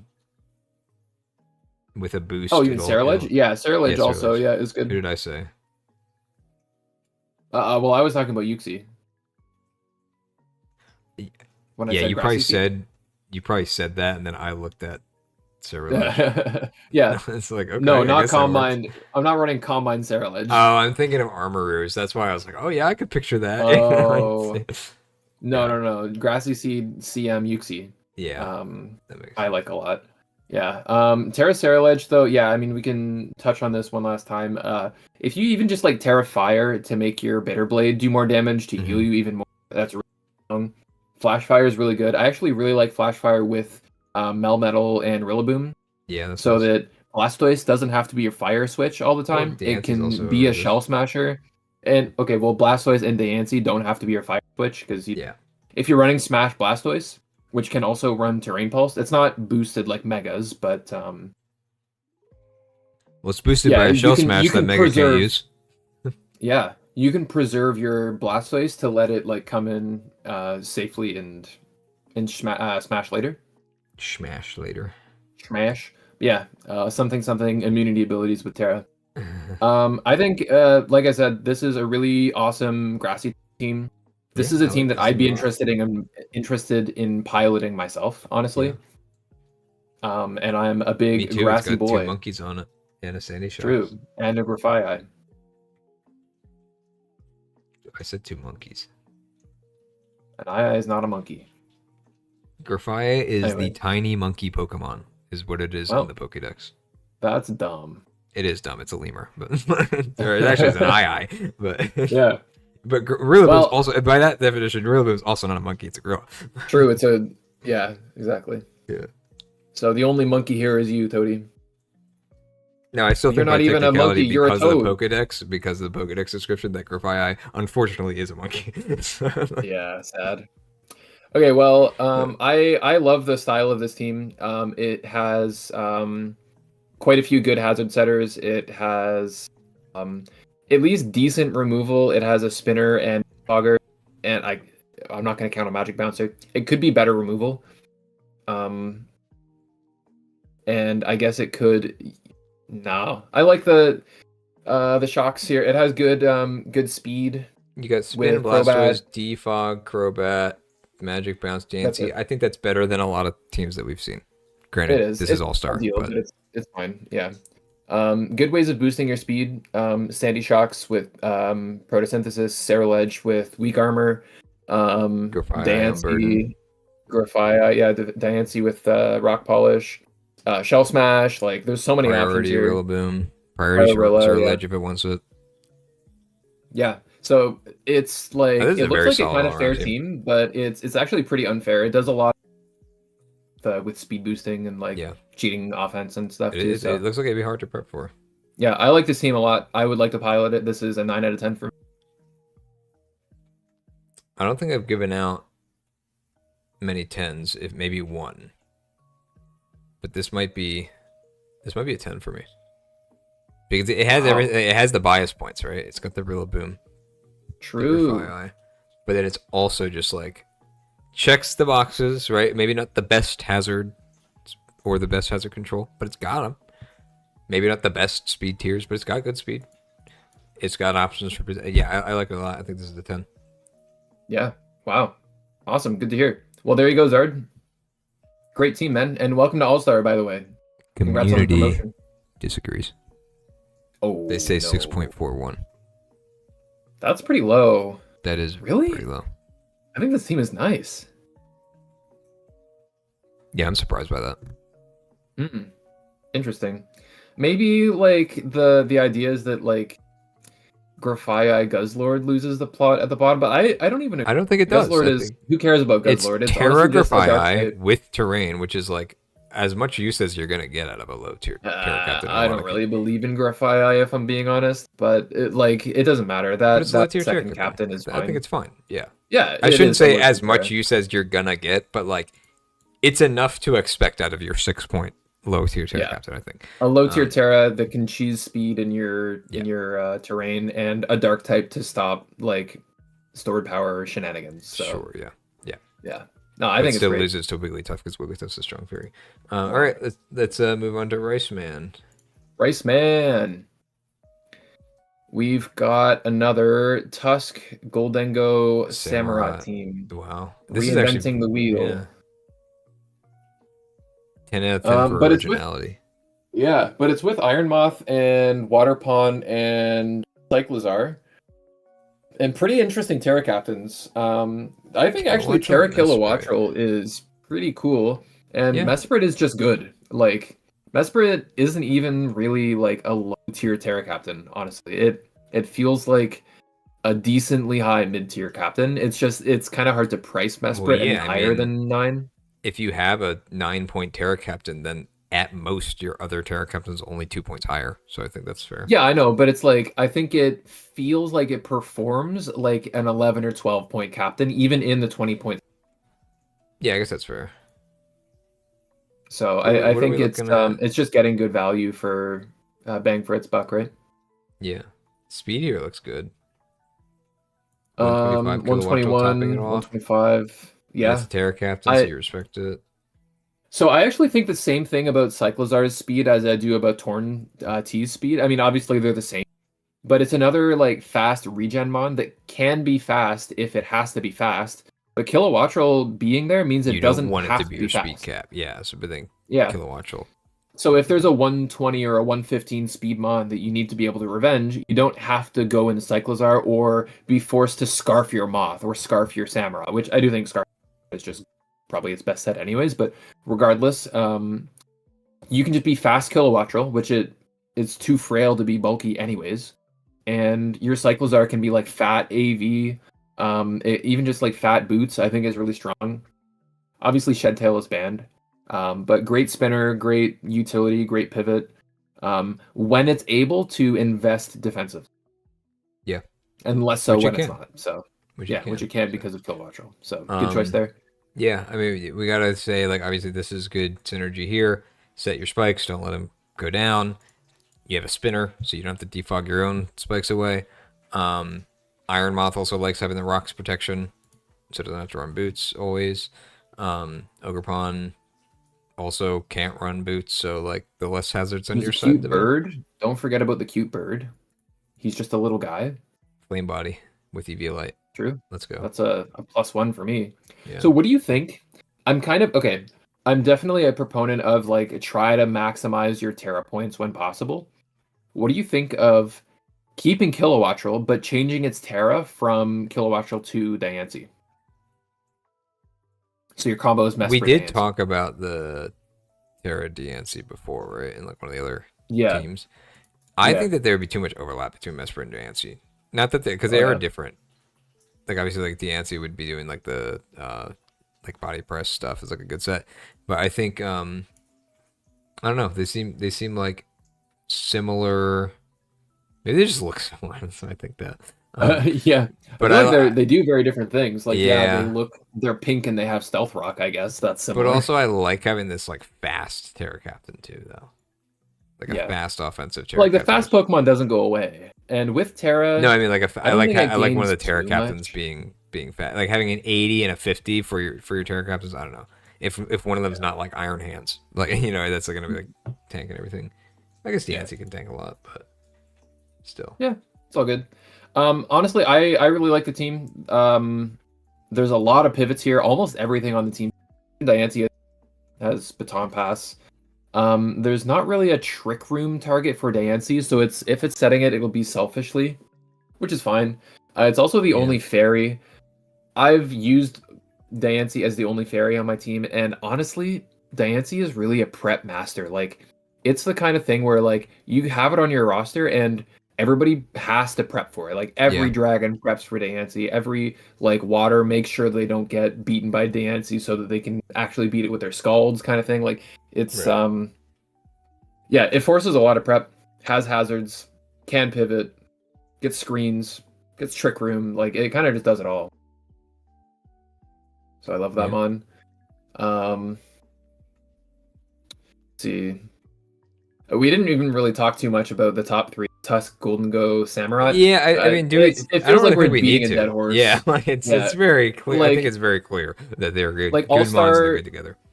All-star players looking at the team save time on where you see Tusk, Golden Go, Samurai, you know exactly what you're getting. Like it says on the tin, here's hazards, you can't remove them, and I've removed yours without removing mine. Like, and you have a second spinner with Cyclozar. Awesome. Exactly. So what do you think overall? Those two for removal? It is just right. Yeah, because Kilowattra does not. Maybe the team would be Fletchinder gets defog. Oh, okay, that's not real though. Yeah. Maybe the team might be a little weak to spin blockers. But like Samurai's pretty good at Ghost Grips. Darn. But Tusk also gets knock. Like it's not like it's crazy. Yeah. Overall, though, I really like the team. You don't have to reinvent the wheel to have a good team. Yeah. Iron Moth, I think, is something you kind of regressed on the wheel, and like because we have Miraidon, which is like reinventing the wheel, and you have Iron Trike, which is reinventing the wheel, but we have old versions here. Like I don't know. True. Very true. And Cyclozar, which is like new. It's like modern. It's like the middle one. Like it's not Miraidon. True. So you've got like one summer tire and one winter tire. Yeah. Like me, for real. And no futuristic tires. Yeah. I mean, we didn't talk too much about Moth. I like Moth a lot. Yeah, it's good. Terrain. Honestly, I can't think of too much negative about the team. It's another team that I think is just very solid. Looks like really easy to get wins here. Terra Mesprit is going to be a demon. Yeah, I think this is another 9 out of 10. It's so easy to get wins because Reisman's carried. I mean, like, come on, it's going to be so easy. Yeah, another 9 out of 10 for me here for Reisman. 9 out of 10, yeah. Yeah, I think 9 out of 10 is fair. I might say, I don't know why, like maybe it's because it's so like consistent and solid that I look at it, I'm like, it's missing something that I like. Maybe it's an 8. I did consider like maybe kind of a low 9. I think I'm going to say 8, but not that it's bad. Like, not that it's like really a point worse than some of the teams that I've rated 9, but just, I don't know. That's fair. A little bit too vanilla, I guess. Like, there's not really a lot of like crazy stuff going on here. Like, yeah, that's fair. So if we give style points, maybe we can take away some style points, right? Yeah, why not? So yeah, I'll say 8. You say 9. Low 9. Yep. Community said 7.21, which is on the upper end of average, right? So that's better than Zard's, right? Zard's was like pretty low. Was 6.41. Yeah. Zard's the lowest so far, which is the one we like rated the highest. So yeah. All right, next up we got Jortsin. I am a little confused about the direction of the team because it like kind of has a sand splash with Hippo and Terra Stoutland. And I guess like Clef and Boulder and Scizor don't take chip from it. Yeah, they'll ignore it. If that's I don't know. It feels like weird. It feels like you want to bring taking Hippo. Advantage of it though. Just the Stoutland. Yeah, just Stoutland. I mean, okay, Boulder gets a Spit F boost. Sure. So maybe that's not that bad. I don't know. Maybe I'm selling it short because I'm thinking like, oh, you're gonna want to bring Hippo to a lot of games, be your ground type anyway. But you're not gonna have Stoutland very often. But I'm like, well, there's actually nothing wrong with that. Like, Hippo is actually just a good Pokemon. Yeah, if nobody else is really caring about the chip, I guess it's fine. Yeah, and it might be rough if like the opponent has Sandless Excadrill, but even then, like I feel like Hippo pretty handedly beats Excadrill 1v1 anyways. Yeah, you're not killing it. Yeah, definitely not. So yeah, I don't know. I think I take that back. Maybe what's confusing me, man, this is the Jortsin picks this stupid Petmon every time, and I hate Eldegoss so much. It sucks. But every single time he runs it, he's like, "Oh, but from a jetpack." They just never see it coming, and it's true. They never see it coming. You know what I like on and this it's really frustrating. What? Morpeko. Morpeko, true. I forgot you liked that guy. Yeah, I like Morpeko. Only dark type, only electric type. Yep. Checks out. He's a spinner. We don't have, we have defoggers. He's the only spinner on the team. No, Eldegoss has spin. Oh, does it? Yeah. Wow. That's like the actual reason you ever drafted is spin and regen, but it doesn't have a pivot move. So Eldegoss isn't even bad as a good low tier spinner. See, I mean, you just got fact checked. Dude, Eldegoss in the chat. Sucks, man. It's so bad. Like, you think low tier spinner? No, I was gonna say maybe I'd rather have. No, I think I'd rather have Drillbur. I'm not gonna lie. At least that has an immunity. Hey, Eldegoss has an immunity. 4. It has an immunity to my brain cells, man. I hate this thing. All right. But Clefable also. Well, at least it's been fact checked by NBA Patriots. That's a good true NBA Patriots. Okay. So yeah, like I was saying, I do think that maybe like the Eldegoss Pex Clef kind of like weird stally regen core is. It is kind of strange. What confuses me. But maybe it's just like another mode where like if he needs to run a more stally game plan, he can. If he needs to run sand, he can. Deo. He still has a Mence that can set up sweep. He still has a fast instant power boulder. Yeah, if anything, I'd actually say the core of the team is like Scizor, Boulder, Keldeo, Clef, and then your choice of like Hippo, Mence. That's it. Yeah. So Morpeko. No. So like 6 of those 7, Pex can come when you need a water type. Eldegoss should never come. Hater. That's pretty much it. Drinking the hater. But yeah, I mean, I don't mind the different like modes of the team. Yeah. I do wish that the different modes were like more. I mean, we see different modes in like terrain teams with a trick room option, right? Those are different modes that I think are just more offensive and proactive. Whereas more of a reactive, like, oh no, my opponent has a strong Sneasler, I guess I have to bring a Pex, and it's like, I don't know. I'm just not a Pex believer. Hater. Then I see do some heinous shit. You're a hater on this whole team, dude. I swear, Toxapex is like the Vayne on the other team, where it's like they're 1v9ing. Sorry, you're not a League player. League reference incoming. Toxapex is the enemy Vayne or the enemy team where 1v9. But then when it's on my team and I'm thinking about building it, like it just sucks and it goes 0-5 in lane, and I hate it. Yeah, you're a hater. Yep. Speed tier. Capping off with Boulder. You got a 108 in between. Keldeo. And then 100 for Mence. And then 97. I don't think it's kind of a big drop off. It's not, yeah, it's a bit of a drop between these two, but I also don't think it's like the worst thing. Like, thinking about it, we've seen teams that are like 125 to 110, and it's fine. And now it's 124 to 108. I don't mind. It's fine. Yeah. And at least they're all like real speed too. Like they'll actually run this. Yeah.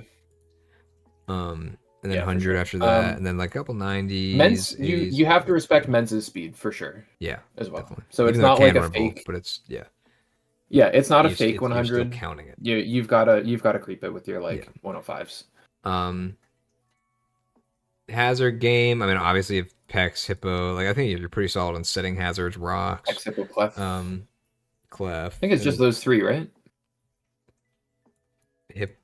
Pex, Hippo, Clef. What? Does Boulder not get Stealth Rock? Maybe actually. Let me check. Stoutland might get it. It does not get Stealth Rock, and Stoutland doesn't either. No.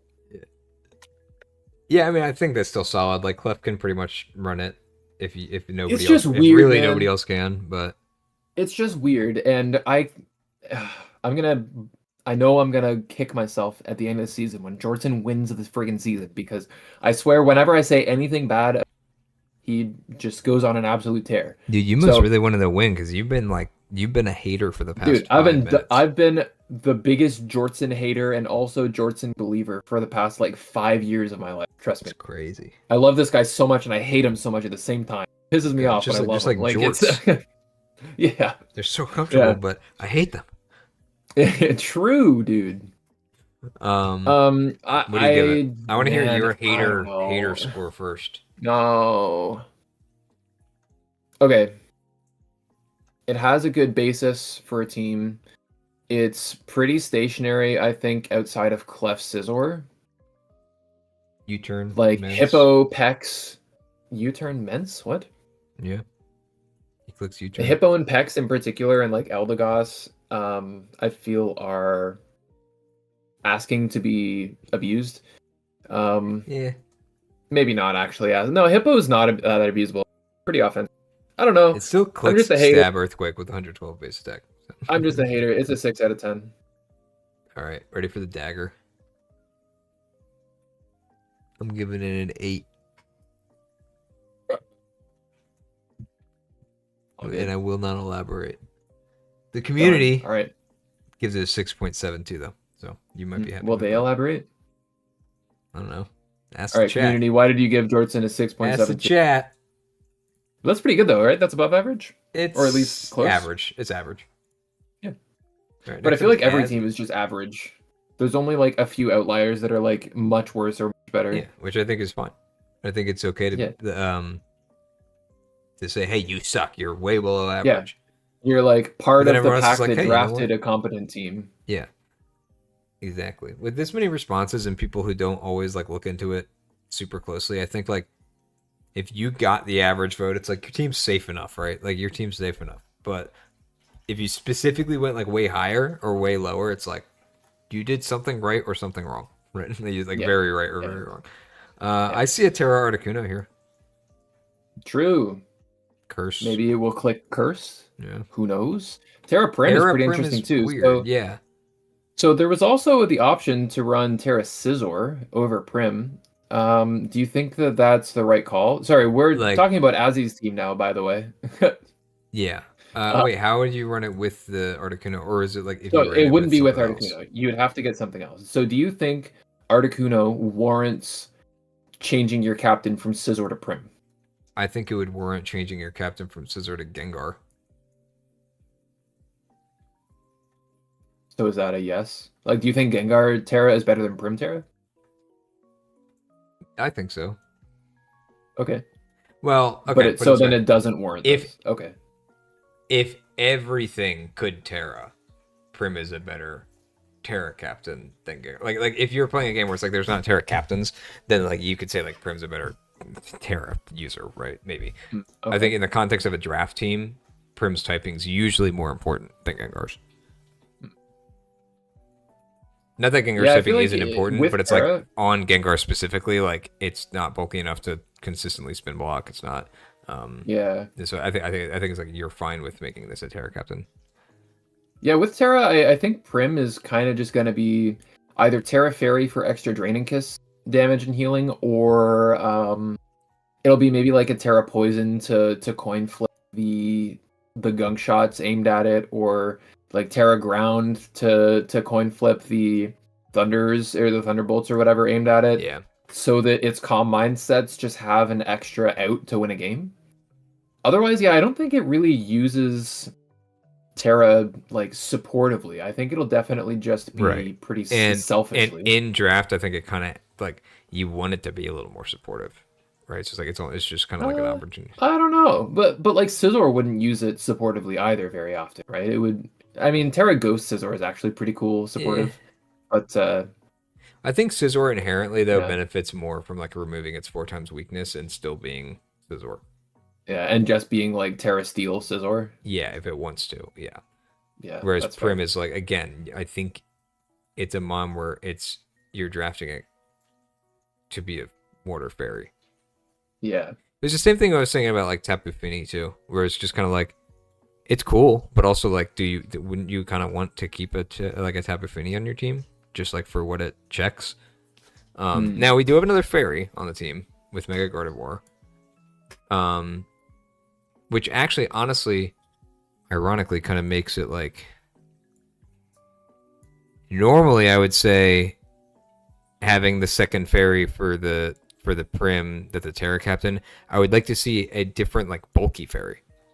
Whereas the Terra Prim, like you said, is going to use it more selfishly, like to attack. Well, then why is your other fairy also going to be using fairy to attack?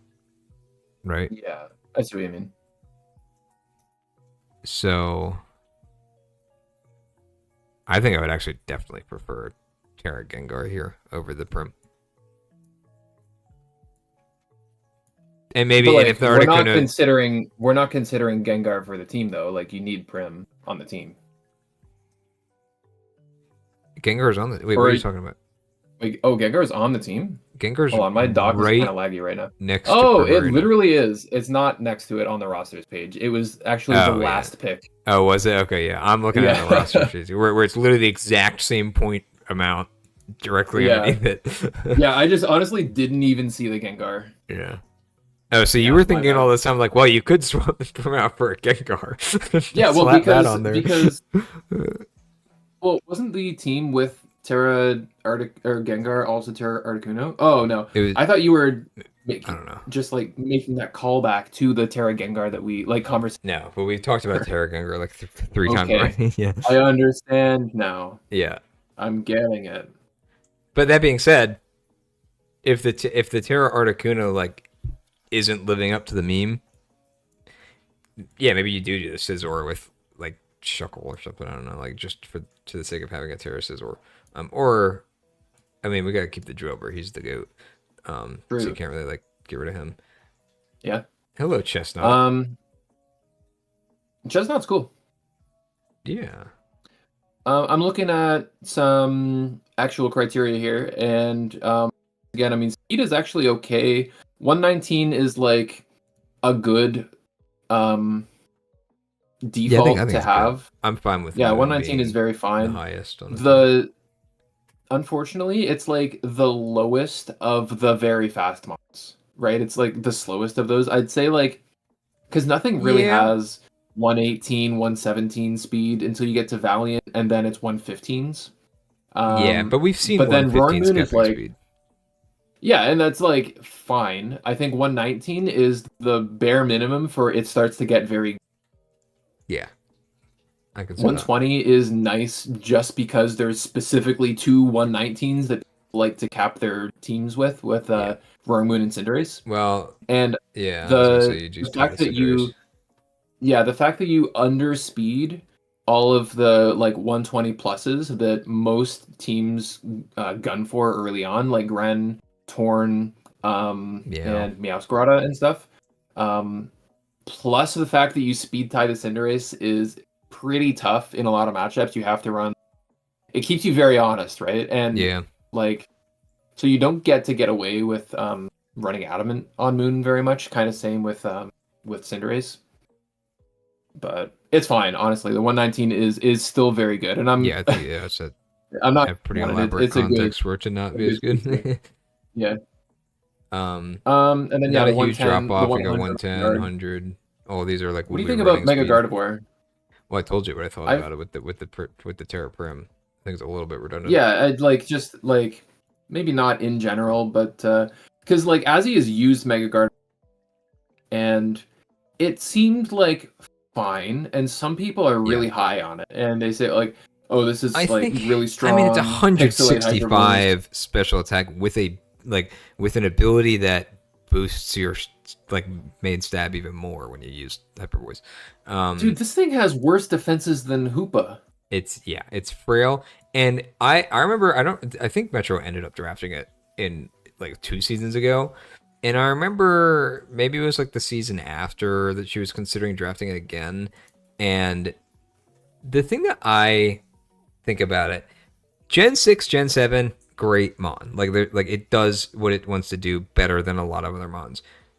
Nowadays, though, there are so many special attackers like Paradox Mons and stuff that hit close to as hard, maybe not as hard, hit too close to as hard, but they can run a Scarf. They can run Specs and hit harder. It's a Specs Mon that doesn't hold Specs, but can't hold Scarf.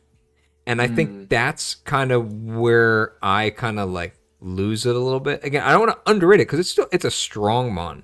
It'll punch holes through teams that don't have answers for it. But I like to look at it as if like you could have taken a Mon with a lower special attack stat and given it Specs to do the same damage, but that Mon can also cut some of that special attack to be a Scarfer, which Mega Gardevoir cannot do. It has to be a Specs Mon. It's definitely the item slot. Minus the choice restriction. Yeah, the item slot makes a really big difference. I agree. So I used to be a Mega Guard believer. I don't know if I am anymore. And I think that's fair because I think that can change like over the generations that have come out too. Like I think it has progressively gotten like comparably worse. Yeah, I agree. That being said, I wouldn't take points off a team for having it. Like I don't think it's bad. Yeah. Maybe in this case I would because you have a Terra Prim, but yeah. As he was in the chat, I don't think he said anything. Yeah, I'm not sure. He might be watching the All-Star game that's happening right now. Oh, maybe. Either way, though. Sid versus Monkeboi. Oh, boy. So we got hazards. A couple options. Crook, Rocker. We've got... Is it really just Crook, Shuckle? Gengar, does he have 2 spikes? Yeah. Drillbur. Chestnut. Not really a whole lot of hazards. What does he get, spikes? Yeah. It's like enough to not hate it. Yeah. I don't think like Chestnut comes that often. I actually prefer. I think Crook being the ground type, but not a Terra Captain, means it's more likely to be able to just come as like a standard ground type with rocks. Yeah, very fine. I feel like this is just an average run of the hazard game. It's like 1, 2, 3 removers plus a Drillbur. Does Shuckle have spin? No. I guess a Mon with 5 speed would not have rapid spin. Spinning very slow spin. Yeah. Gyro Ball. True. Yeah. Definitely interesting. I don't know if I would make any like changes per se. I do think maybe I would change the Terra Captain. I think true. Maybe the double dark is kind of rough because like they're both dark and they're both weak to ice and they both don't want to take a skull. Which is another reason why maybe the Prim shouldn't be a Terra Captain. It's a dark resist and an ice resist and can take a Scald. Yeah. I can foresee Articuno coming pretty often though to like that's make up for that. Like Terra Articuno is no slouch. It can definitely pull its weight. It's got the stats, yeah. I mean, once you get rid of like the quad rock weakness, it's quite a decent Mon. Yeah, for sure. I think the team overall is like pretty fair. I don't see it doing anything busted. I think Roaring Moon just existing is maybe the most busted thing this team is doing. Like, maybe like pressure stalling with Terra Articuno is kind of dishonest. True. Yeah. Here's what I'll say. I think it's kind of like Rice. It's like Rice Man's team where it's like it's very vanilla or not vanilla. It's very like you kind of know what it's gonna do. It does things well. It does things decent. It's consistent. Yeah, Terra Articuno might be like the one kind of cheesy gimmicky thing on here. Maybe Chestnut does some gimmicky stuff too. But overall, I think it's like Rice Man's in that sense, but maybe just a point or 2 lower. And then also I would say it's as good as Rice Man's. Change the Terra Captain would be my suggestion there. I think I'm gonna give it a 7. I think it's a 7 with room to be a perfectly valid team. It is a 7 that's good enough to win the division. Yeah, 7 is very fair, and I agree. All right. Next up, we got what does the community say? Oh, community says 7.17, so one of the higher ones. Okay. Yeah, above average. Yeah, maybe not. Maybe one of the higher ones is the wrong way to say that, but yeah, it's above average. Yeah, but yeah, Gensuzu. We got another Terra Arctivish here. Finally, true. But we also finally see Terra Buzzwole. This is the first one, right? Like, yeah, I don't think we've seen it. So I've been really interested in Buzzwole. I do kind of have a hard time rating it. I feel like there's something else in the same tier that can. Well, you're cutting out a lot. Hello. What did you hear? It was like I heard like every couple words cut out. You're saying something about like it's something tied with something, and there are a couple other Mons blank. I don't know. I don't know. Terra Buzzwole. Yeah. I don't really have many comments on it. I mean, you remove a 4 times weakness, always good for a mon that can click bulk up, right? Being a steel type with Roost is good with like bulk it has up. recovery. Strong. Yep. Drain Punch is good. Leech Life is good. It doesn't get Terra Blast because it's an Ultra Beast, but I think it's one that doesn't really need it though. I think you're getting what you pay for with like a bulk up Drain Punch set on a mon like that. Yeah. Does it have steel coverage like Iron Head or something? That would be good for Terra Steel. Let me check. I'm not sure. Steel. It does have Iron Head. Nice.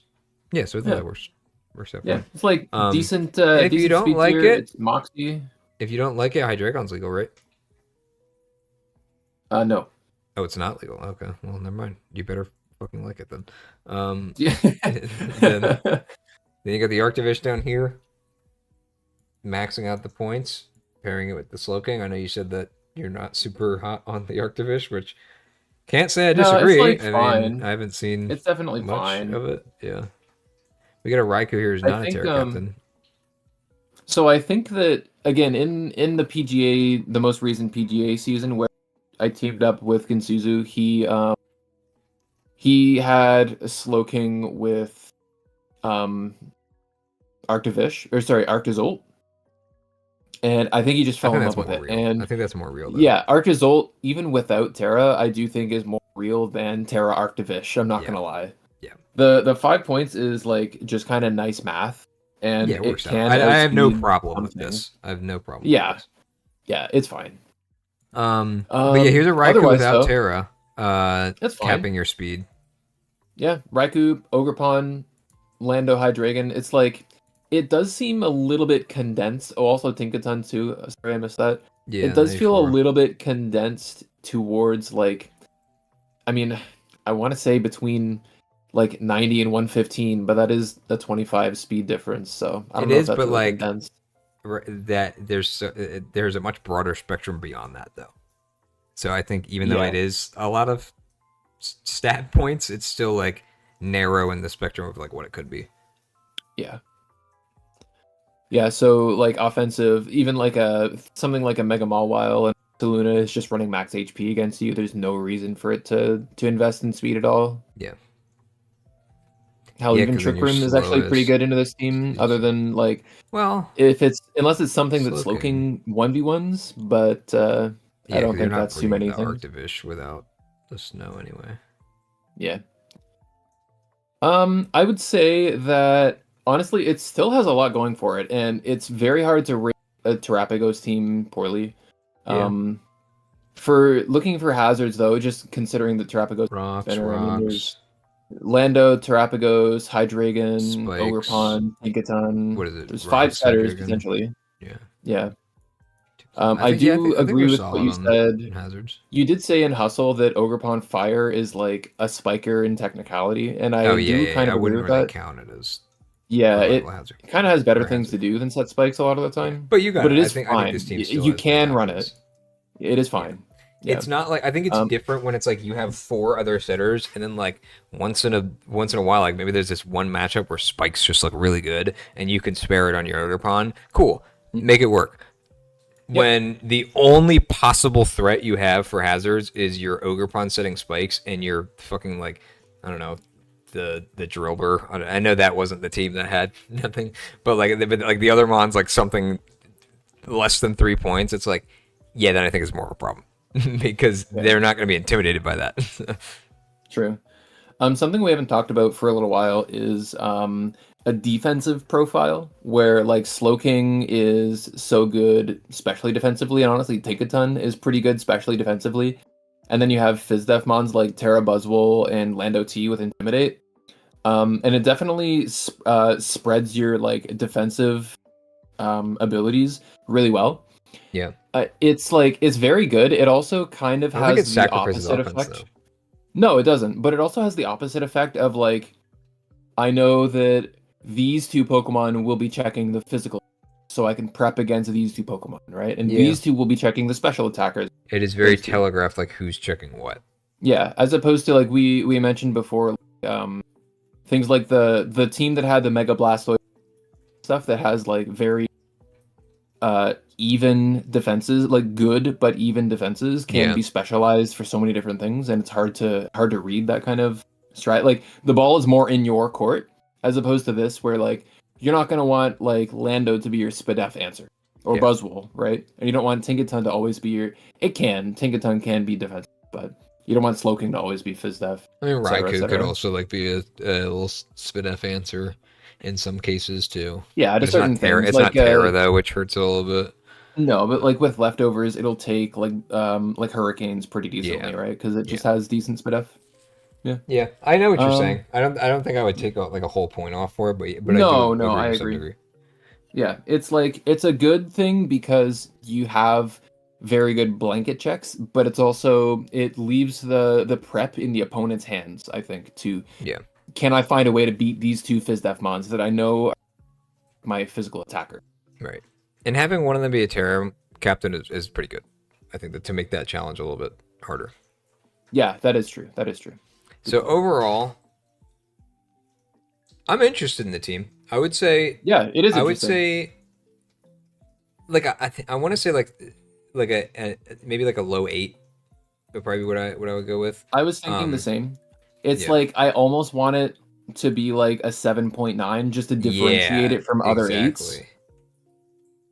But I think it's close enough. I'm not going to round down this time, which I have been. This is like a good 8, and I'll differentiate the other 8s. I guess I have to. And this got a 7.62 from the community, which actually is the highest so far. For, true. All-Star. It's pretty good. All right, next up we got Bunhara. Bun. And we got Chomp, Valiant, Heatran, Pecharunt, Quack, Crown with no terrain, so that means that if anyone has Coco here that does not have a crown. Is this another team? Interesting team with captains. Oh, never mind. No, the last time we talked about a Quack team, it was like the team that already had another water type. And I was like, Quack feels weird as a secondary water type. Well, but this wasn't the team. There's one... Wasn't there a Sun team with Quack? Or no, it was Mega Sharpedo on Harry's team. Oh, Sharpedo. But I think there was another team that Quack like was specifically like was hurt by being on, and I don't remember what it was. Yeah, Quack is on Elite Biscuits team with Ninetales. And, that's what it was. Yeah, Roaring Moon. Yeah. I'm just looking it over. We have one fairy. It's Valiant. It's fine. Your steel like type isn't weak Vikavolt can be honestly whatever type. It could even be a water fairy. Yeah. Be just and Pecharunt also has such a good blanket physical check anyway. Yeah, very true. I think that's fine for like if you need like the fighting resist from a fairy. But what do you think about these captains being Lycanroc and Vikavolt versus the potential of Heatran and Braviary or Pecharunt and Braviary? I think I like both of those options better. Better than Lycanroc and Vikavolt? Yeah, like I think a Heatran Braviary would be kind of sick.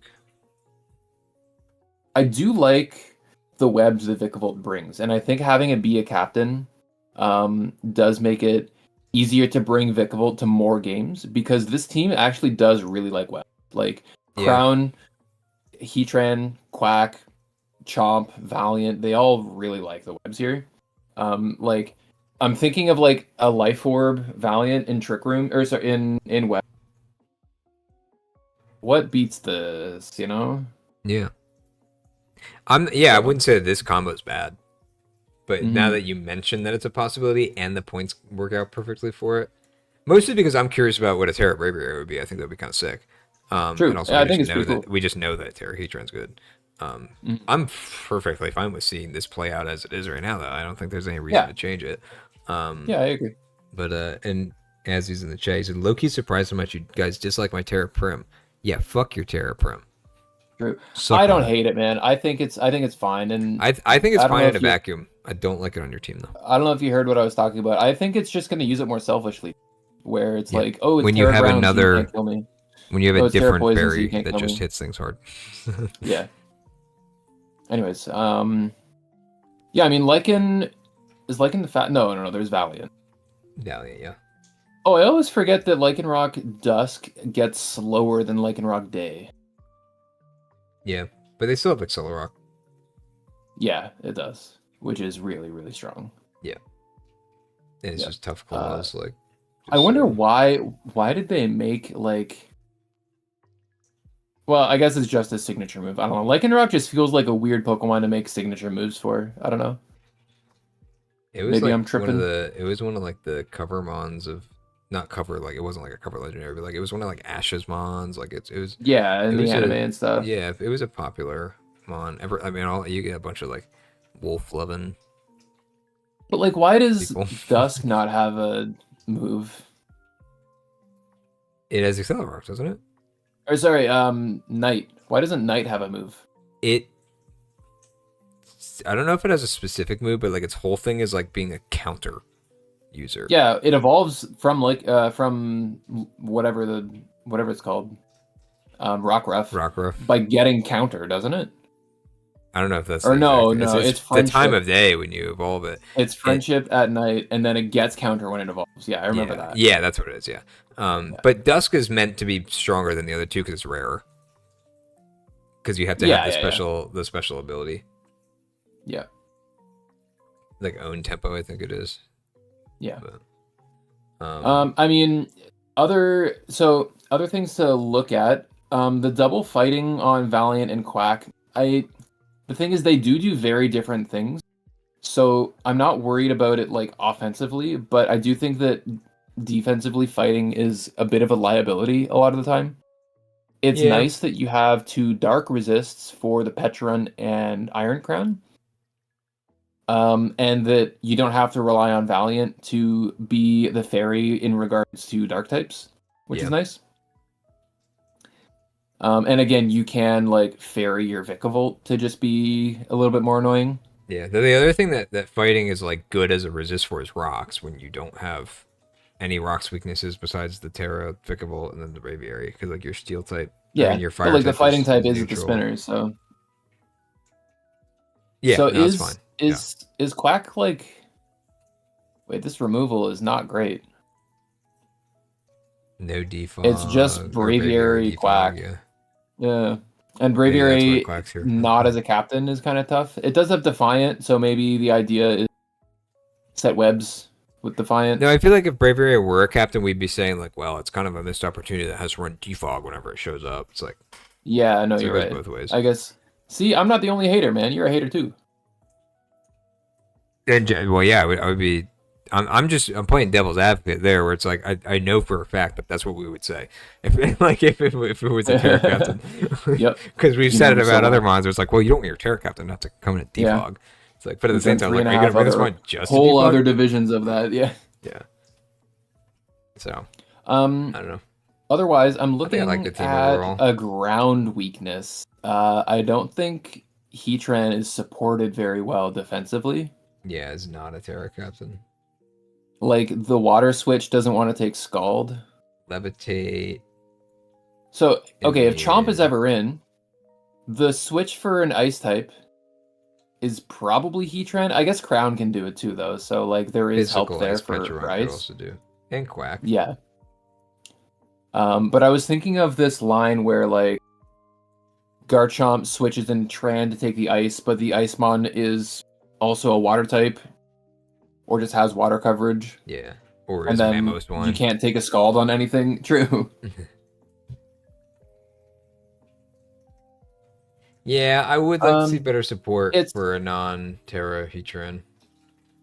But it's kind of the opposite of what we usually see, where like the stats defensively of all of the Pokemon are pretty sound, but I don't think the typings really align very well. Yeah. As opposed to, I feel like we usually see the typing, like the type chart, look really good in the lower divisions. People kind of hyper fixate a little bit more on the type chart, and then they have things like Talonflame or like stupid clown thing as Blacephalon on their type charts, right? Yeah, and it's unfortunate that Petron, who I think would normally be the good blanket check there, is not a blanket check for ground. It'll take it, right? But it's not a swap for Quake. Like, you're not going to be voluntarily putting it in on a Quake. Yeah. But yeah, I can see that. That might actually take a point or two off from what I was I think originally like thinking. ground in particular is like a type that you really can't be weak to because there's so many just having strong your ground only types. immunity or resist, because there's no grass type here. Well, okay, there's a grass type. There's no grass. Like you get down to here Go before ahead, you get anything that deals with it at all. Like any resist, any immunity at all. And you have multiple weaknesses. Yeah. You have the Garchomp yourself, but like there's potentially another Garchomp running around. There's 2 Landorus's running around, right? There's an Excadrill running around. There's a Hippowdon running around. I don't know if they're all taken, but like there's so many strong Earthquakers, let alone the Ursaluna, the Great Tusk, the Iron Treads. Those Pokemon are going to run you through the ground, literally, if you don't have good switches. And Vikavolt and Braviary, I don't think are reliable enough for that. So bring your balloons. It's a party. Cool. What do you think? I think it's like a high 7, maybe. Yeah. I think it's a lot of things that work well, but there are also some like missing stuff, like the typing. But I think that like maybe you can muscle through it. This is one where like I kind of want to like see it before I judge it. Yeah, that's fair. Like see it in action. I think because again, like you look at all these weaknesses, but still only 6 spawns are coming to the game. So it's kind of the opposite of like when you see like, oh wow, this type spread's so good, but turns out you can only actually bring like one of the immunities that you thought you could bring. But in this case, it's like there's a lot of ground weaknesses, but like a lot of times maybe the only ones that are in a game are the Heatran and the Iron Crown, or the Heatran and the Pecharunt, and the Lycanroc's going to Terra off of it, or the Heatran doesn't even come, and it's just, then the rest of the team's neutral, right? Like, I don't know. I feel like it could be made better depending on the context. Yeah, potentially. I was actually thinking of going pretty low, but then looking at like the quality of the Pokemon, like the Pokemon are just strong, right? Like at least the top 6 from Chomp to Crown, like they're still just good mons. Yeah, and I'm not a primary quack spinner hater. It's not a big deal. Yeah, it is just kind of weak. Like the hazard game is kind of weak. But there are worse mons to have as like your only spinner, like a Donphan or something, right? Yeah, but the fact that you're ground weak and don't have much removal, I feel like everybody's ground types are just always coming versus you. They're being offensive. They're always clicking rocks, and it's really hard for you to remove them. So I was gonna rate it really lowly, but again, just the strength of some of the Pokemon does kind of want me to bring it back up a little bit, to like a 6 or 7. Okay. Yeah, I'm gonna go with a 6, even though I know that Bun, you've already won your first game. That's awesome. Spoiler. Yeah, it's on the screen probably. I just can't get over that, and I think it needs to be fixed as soon as possible. All right, 7.45 was the community rating there. So Sweet. They leaned higher, but I think the ground weakness is not as noticeable at a first glance. Yeah, I think it's something that you notice like the more you look into it, like, oh, that's what's missing, right? So I don't blame people like voting a high just looking at it. Next up, we're moving down to the bottom half of the rosters here. Let's just do that. And we got Overmatt. The man, the myth. Overjohn. The Johnner. Yep. With a know for a fact that Matt is very not happy with his team. Yeah, I mean, he didn't even get Mega Aggron. Yeah, and I think I don't know. I agree. I think his team is pretty bad. Yeah. I know that he's really excited to use Ursaluna, and I think that's I alluded to the fact that I wanted to talk about Ursaluna later on. Matt is through the roof that he finally gets to try Ursaluna. But then I really feel like he just drafted a team that doesn't like facilitate Ursaluna, and then he just has a team, and it's like any trick room trying to do the same thing. Yeah, true. But like it wants to do the same thing as Ursaluna. And it's like we took a lot of the same things, obviously Terra, but you know. He's also spent 14 points on Terra. True. Team is slow as hell too. Terrakian's the fastest mon. Jeez. Jeez, yeah, that's really bad. Yeah. So there's like a lot of negatives here. Also, the only stealth rocker is his Terra captain. His Terra offensive Terrakion. Ursa doesn't get rocks? No. There's just like a lot of negatives for the team, and especially for Matt standards, where he's very particular about certain. He has the Silvally, which can like do multiple things, but yeah, it's so. Yeah, it can click defog, which by the way, he only has 2 defoggers. And no spinners. I almost feel though, like, where did your points go? You know, like, are you overpaying for Aloe and overpaying for Kyurem and overpaying for Stila? That like, sure, these are good mons, but is there any? I think like Aloe Ursa is great, but is there any reason for you to have Kyurem here? For you to have Slowking would have been so good here. Yeah, I'm pretty sure it was taken before it got back to him. Probably, but I'm just saying, like having that with like the snow for the Kyurem, the trigger for the Ursa, but instead you have Slowpoke. I mean, he was just out of points. Yeah, and it's a Terra captain. Yeah, he had to have a legal roster somehow. Yeah, that is crazy that he was out of points at 8 mons basically. And it still looks like. I mean, I was last season too. No, but I'm saying like, and it still looks like he didn't spend his points. Oh yeah, true. Yeah, I've seen. Yeah, obviously, I've seen people get out of points that quick, but usually your team looks like you spent that many points. Yeah, it looks like an OU team. Yeah, with like a random shitter like 2-point Terra captain. Yeah, at the bottom, but yeah, I don't know. It just doesn't do it for me. No King does to an Overmatt. So, I really don't think there's too much reason to dig too deeply into it. Actually, if anything, Matt already put in some of his trades that are not reflected here. They're not reflected here. Let me just quickly do this. Actually, you can edit it on the form. Yeah.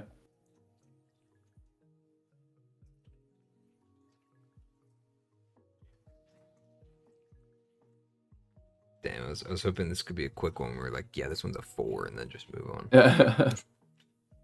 Oh, I see change. Oh, the Slowbro got promoted. There we go. That's the team. So he still has the Slowpoke. Yeah, he does. I do think the team... It's a little looks better. more solid now. You have a Trick Room setter. And the speed got better. Yeah, with the Zera. With Zera, there's actually something that's quick that's not Terrakion. I do still kind of think that Terrakion is part of the problem. Where like it kind of takes some of the spotlight away from Ursaluna. Yeah. If that's what you're trying to do. I do think Mega Slowbro is very nice as a... Though Ursa is gonna miss the wish passing. So it's clear that the like Sylveon still can, to be fair, but to me it's clear that the focus is moving away from the Ursaluna that he was excited for and more towards just balanced play. Yeah. And actually fast Pokemon. I'm surprised that Matt would want Zera because he just doesn't like speedsters that don't have a high attacking stat. But yeah, I don't know. We'll see what he does with it. Before the trades, I'd probably give the team like less than a 5, probably a 3. Like I would say it's pretty bad. It's missing so many criteria that I would usually go for, and is like so slow. Numbers has bad hazards. Like it just is not an all-star level team. This is at least usable, in my opinion. Yeah, it's still missing like the same rocks and the same like. Or wait, does Mega Slowbro get rocks? No. Well, does regular Slowbro get rocks? That's why I couldn't remember. I didn't think so, but I was like, maybe he does. But, this at least looks like it passes the eye test easier. Yeah. He said team was ass in all caps, very ass. But the mons individually in the top half were broken. Treads fixed it. Definitely meant trades and. Oh, trades. I was like, did he get treads? I will change this back though, just so that we don't get confused. Okay. Oh, is it not in place yet? No, they'll Well, because he still has to play versus Jortsin, Okay, so I he don't hasn't want played to his match, confuse okay. him while Yeah. he's prepping. I wasn't sure if he had or not. Yeah. Well, anyway, rating it on what's in front of us 3. Rating it on the changes, I think it does get a couple points back, but I without delving too much into like this updated team, I would still say 6 at best, maybe a high 5. Yeah, yeah, like 6 is kind of what I was thinking. But hey, if you doubled your score, that's pretty good. Yeah. And what did the community say? Free trade. 6.24. Lowest so far. There you go. So. All right. On to the Sidereus, who might still be playing his battle now. No, it's over. I mean, looking at the fact that it's a Slowbro, a Garg, a Claude, it's probably still going on. And yeah, that's what I was thinking, but it is over now. Jesus. Yeah. This is that's kind of Sid's style though, where he'll like draft a weird stall team, and then he'll either bring like full stall on a not stall team or full offense on a stall team. Yeah, that's a good. And it's really weird way to describe it.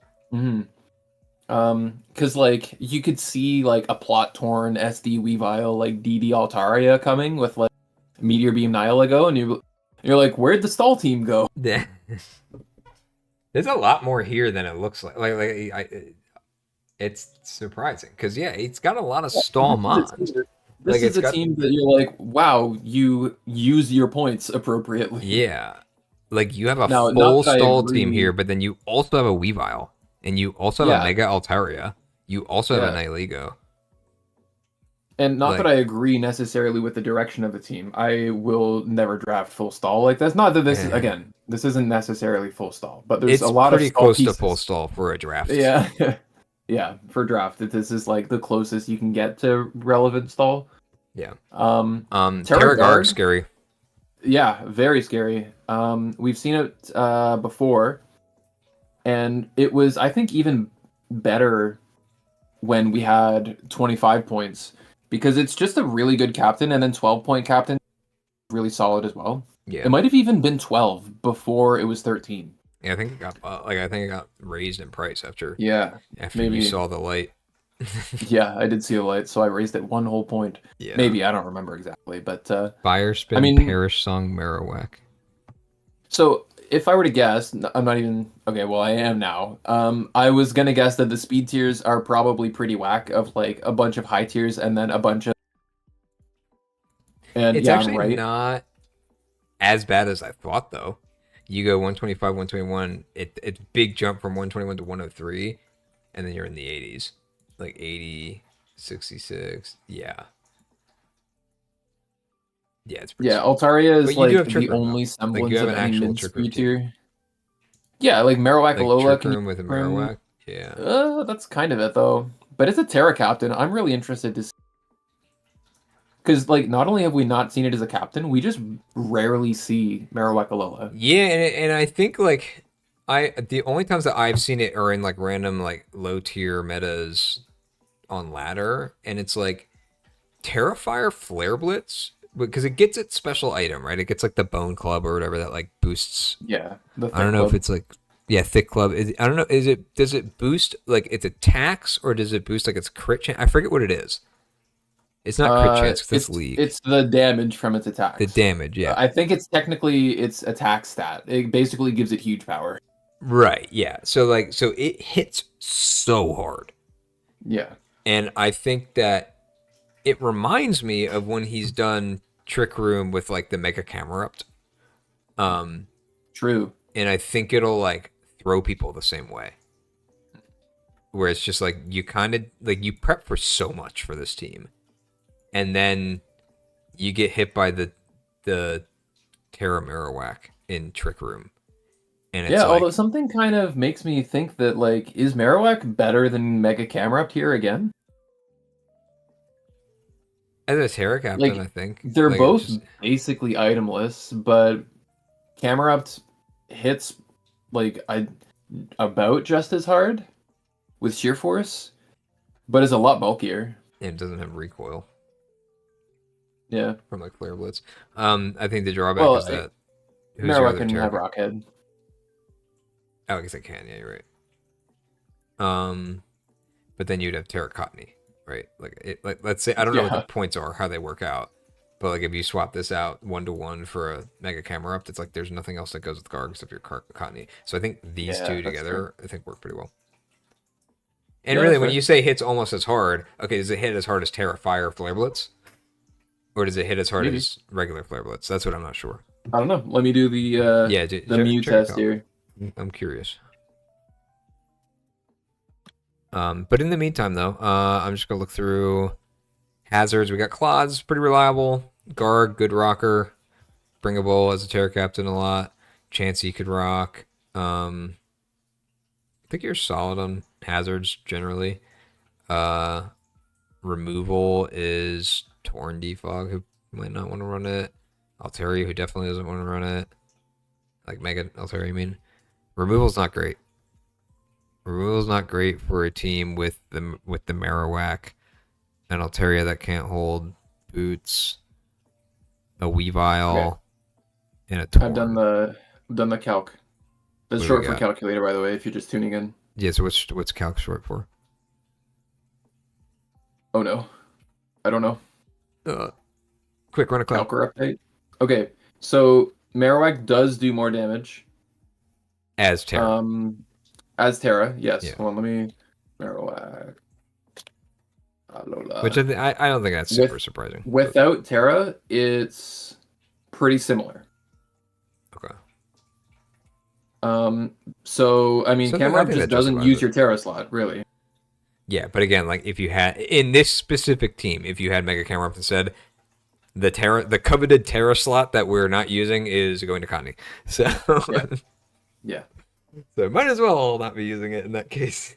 Very true. I was just looking over hazards. Setting is good, removal's bad. And you have a Weavile, a Torn. Like everyone has to run boots here and knock off. Yeah, and really Chansey isn't Blissey, so it can't run the boots. Well, it can, but you can, but yeah, it's gonna be running EV Light. Yeah, that feels weird. That like you would think the stall team brutal into this team. Yeah, you would think the stall team that wants to run 6 boots would have some removal for the knockoff matchups.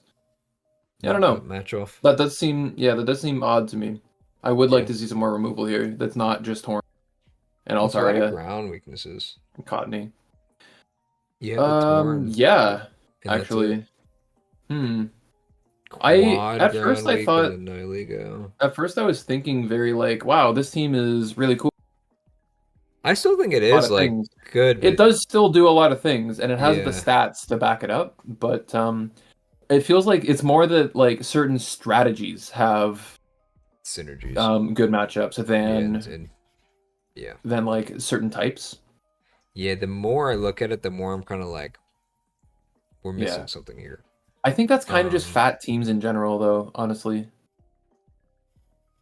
maybe for you, for me, I actually generally don't feel that way about the fat teams. Like I always like am hard to convince that they're bad, but the fact that even I think that for this one it's missing something, that means that you're right. You're onto something. Woohoo! I did it. Granted, one of your ground weaknesses is a Terra Captain, and one of your megas is a ground immunity before your megas. But 2 of your ground weaknesses are Terra Captains. True. Yeah, I guess I was thinking one of your rock types are. I mean, the team isn't as ground weak as Bunhara. Yeah. I almost wonder if like the Nihilego could be something else. You have a poison, you have a rock, and it just contributes. It actually is as weak as Bunhara's, except there's a Torn. Yeah. At the top, which is better. So like. yeah, exactly. Rather than a Vikavolt. Yeah.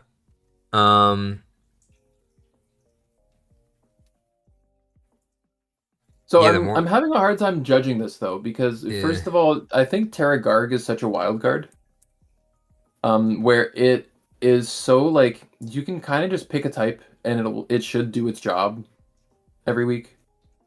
But then like we've never seen Marowak, but it's hard to think of Marowak doing anything other than hit. Yeah. So I don't think we're looking at too much sauce with Marowak.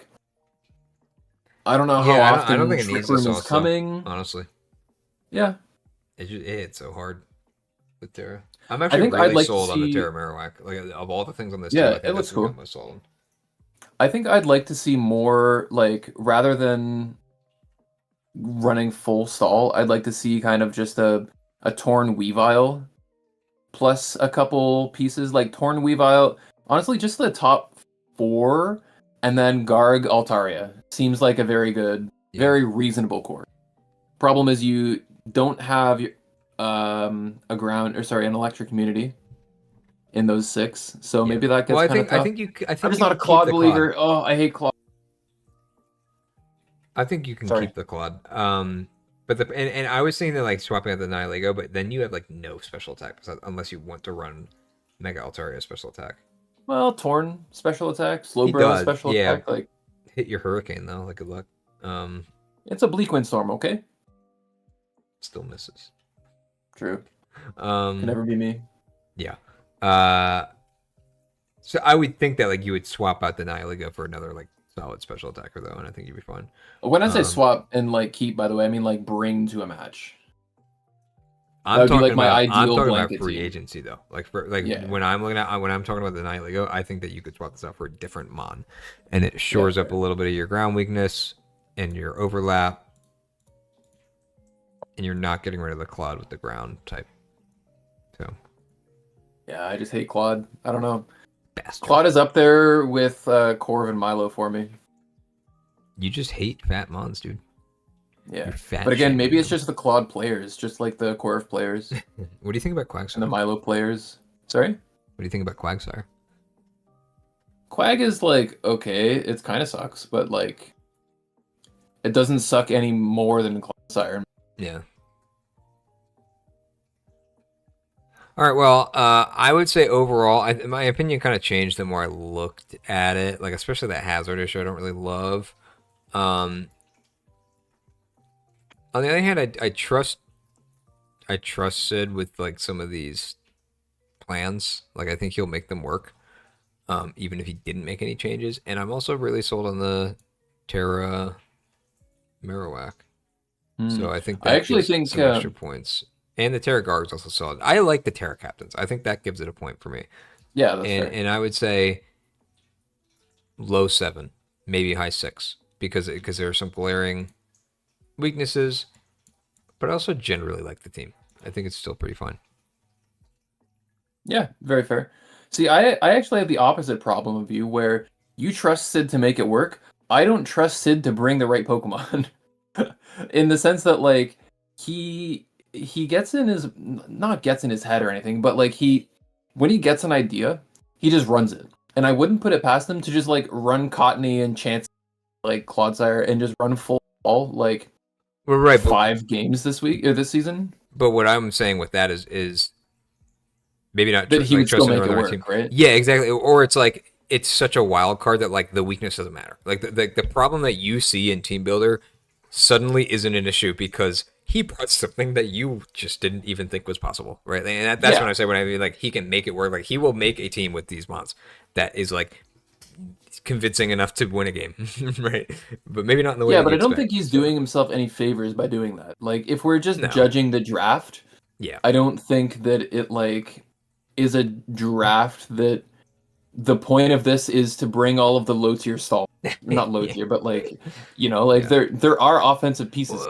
Well, that's why it's a high 6 and a low 7, not an 8. I also think it's a 6, but I wouldn't give it a low 7. I think it's just a 6. Okay. Yeah, that's fair. Sid's in chat right now. He says, I got sniped the other 2 ground types and wanted Claude was a backup pick. Yeah, that's backup. Oh, no. Not the backup. It's okay, though. I'm sure that the NBA rated team higher than we did. It actually rated like pretty much exactly what I said is 6.72. It's like a high 6. Okay, that's. I don't know. If again, I think that's actually above average, right? Or like at least average-ish. I think 7's like average. Yeah. So. Well, there you go. I think just in general, stall mons I don't think are good in draft. I think it's okay to have like 1 per team. Having multiple gets pretty tough. Yeah.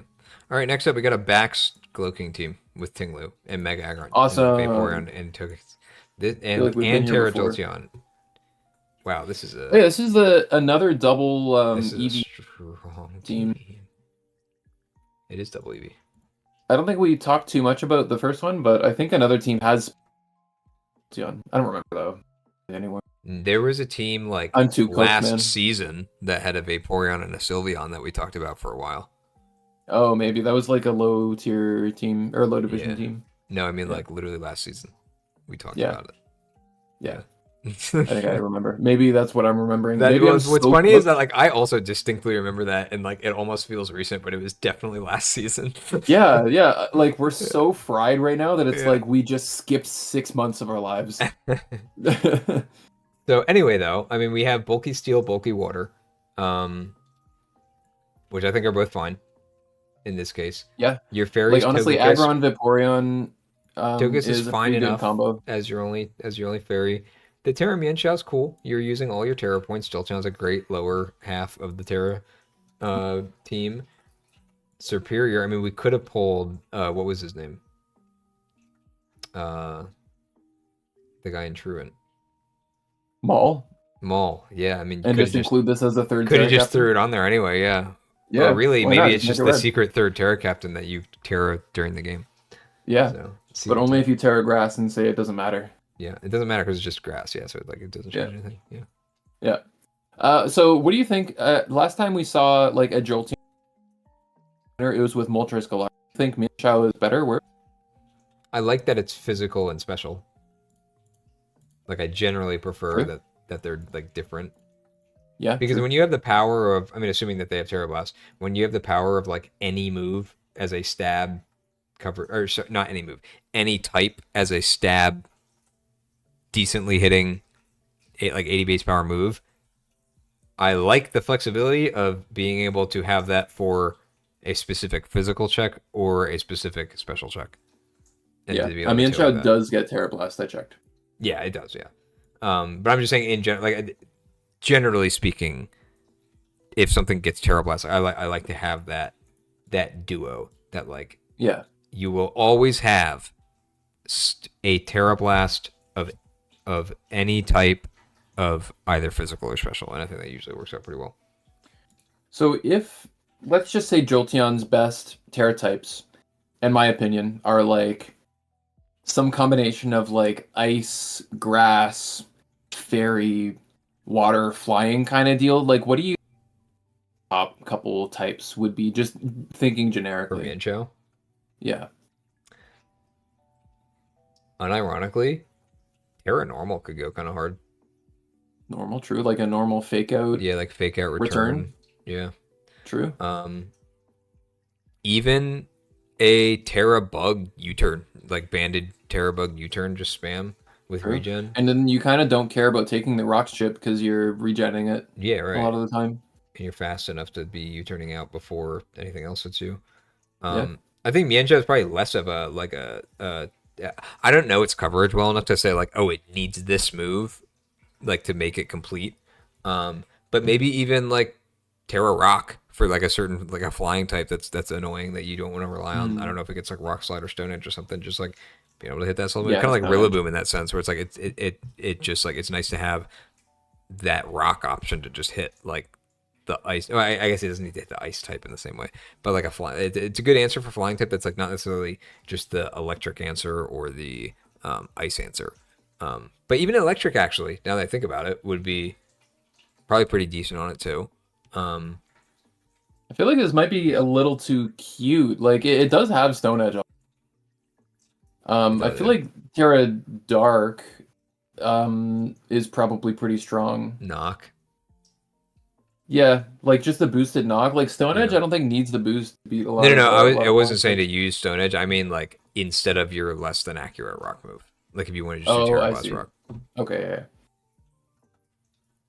yeah. But then you're either way, like that's like kind of like a niche thing. It would be like a very matchup specific thing. Yeah, that would be my pick. Is like Dark, maybe Ghost if there's a certain thing. I don't know. Yeah, Ghost could be good against like other fake out users too. True. If they're faster than you. Also has like a spin blocker that can take a different move and then regen. I don't know. I mean, there's a lot. It's flexible, I think. 125. Fennec says, when you have Fennec says 125 attack, this looks like he went, oh shit, I have no speed, and then drafted all speed for his last 4 picks. Yeah. Well, is this necessarily this in isn't order, the draft though? order? Yeah, the draft order. But the speed, it was in order, though. Yeah, it was Jortsin, Serp. Oh, it is actually in exact order. Did he go the whole way in point order? He did. Wow. Very telegraphed. No. Actually, that's funny. Jolteon and Mienshao are switched in... Oh, yeah, they are. I just saw the big glowing orange bar. Yeah, I saw the big red, and it's like, oh, yeah, look, it's the same. Yeah, me too. But yeah, I agree. So a lot of the speed comes in a few picks with Mienshao, Serp, and Jolteon. I like that your fast mons are captains. Exactly, because even though they're low tiers... Yeah, even though they're low tiers, it makes them very bringable. It makes them, like, must respects. Yeah, it makes their speed tiers especially Superior, your third Terra captain. Exactly, yeah. Terragrass. Yeah. As I was saying, I do think that like Vaporeon, Aggron, pretty good combo. Yeah. I know that I hate on Wish, but I think specifically like Vaporeon or Aloe with Mega Aggron is like the sweet spot where both of these guys love that Wish. Which guys? Tinglu and Mega Aggron. I mean, Tinglu's HP is so high that it might not benefit as much, but it still doesn't have recovery, right? Like, it can still it'll still. I mean, I think you're high on wishing to Tinglu because I feel like every Tinglu we with a Wish Passer, it's been like, oh, I can get Wish. Meanwhile, it's healing 30% from its Wish, and it's like, oh, thanks. Yeah, but have you considered Wigglytuff? Yeah, Wigglytuff doesn't even heal it by half either. Well, what if you're running 0 IVs, 0 EVs? Okay.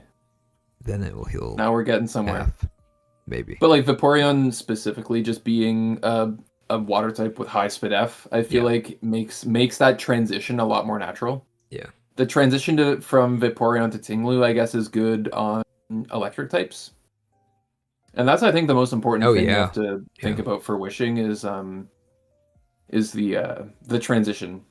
Yeah, the move, right? Like what's coming at you. Yeah.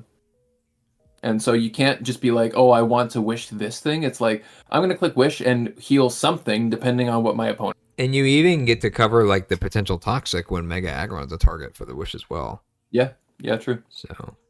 Yep. So we do still have Glowking backs, no notes. It's just Glowking backs. It will just be always strong through the season. Mm-hmm. It can win you games. Sometimes you'll get Dark Pulse flinched on your Slowking, and that's the way the world goes. I don't know. We spent a lot of time on the Terra Kappa, so I will say we want to move this one. Yeah. Tinglu's kind of a menace, but like no spinner with Tinglu feels pretty bad. It's just it's Togekiss, Serp, Unpheasant for removal. Not great. I guess your removal is their defog on you, I guess. I'm not too sold on that. Yeah, you don't love that. Yeah. You definitely like to see a spinner whenever you get Tinglu somewhere. Yeah. Yeah, that actually takes a point off for me. Like I didn't really think about that. Yeah. Because not only is the hazard, it's very unoffensive though. Otherwise, like it has fine like good otherwise tiers. I like the rest of the team. It's very bulky. It has setup threats. It has pivots. It has like good blanket answers to a lot of things. I think if it were just a weak hazard game or just a Tinglu team with only defog, those like individually wouldn't take off a point. But the fact that it's weak hazard game kind of on its own. Basically just the Togekiss. I mean, Serp and Unpheasant have it as well, but like Togekiss is basically the primary hazard removal here. The fact that it's already not super strong, but then also it's only defog for the Tinglu team. I think that together takes a point off. On a team that I would otherwise have at maybe like a 9, honestly. 9, wow. I was going to say like maybe an 8. But taking that off, to get to like 7? An 8. Oh, okay. Yeah. Yeah, so I'll stick with 7. You'll go. We'll average out at 7.5. Yeah. That's and what is the community average out on? What is this? 6.83. So they didn't love it. I mean, I guess it's like close to average, but yeah. Maybe people see the name Pollitoshark and they just give it a watch. True. That makes sense. All right, moving on. We've got fan favorite ZebstrikemDown. ZebstrikemDown with a Zebstriker. Once again with a Terra Zebstrika. And a Tapu Coco. Okay, this team's good. Yeah, I mean it's another Coco team Coco with Terra hands. Bundle, Terra hands, with the with the Terrain Pulse, Mega Blastoise. Honestly, I think Bundle is kind of overkill with Coco. Oh wait, there are 4 water types on this team. I don't think it really needs electric terrain to like do its thing. No, but you can run boots and not have to run booster. Yeah, that's nice. It's like is it necessary a difference with Coco. Yeah, it doesn't feel that necessary. And I guess you do already have 2 water types. I mean, they are very different from each other. Like one rocks, one spins. Yeah, this one's like you wouldn't really count as the water type. And one sucks.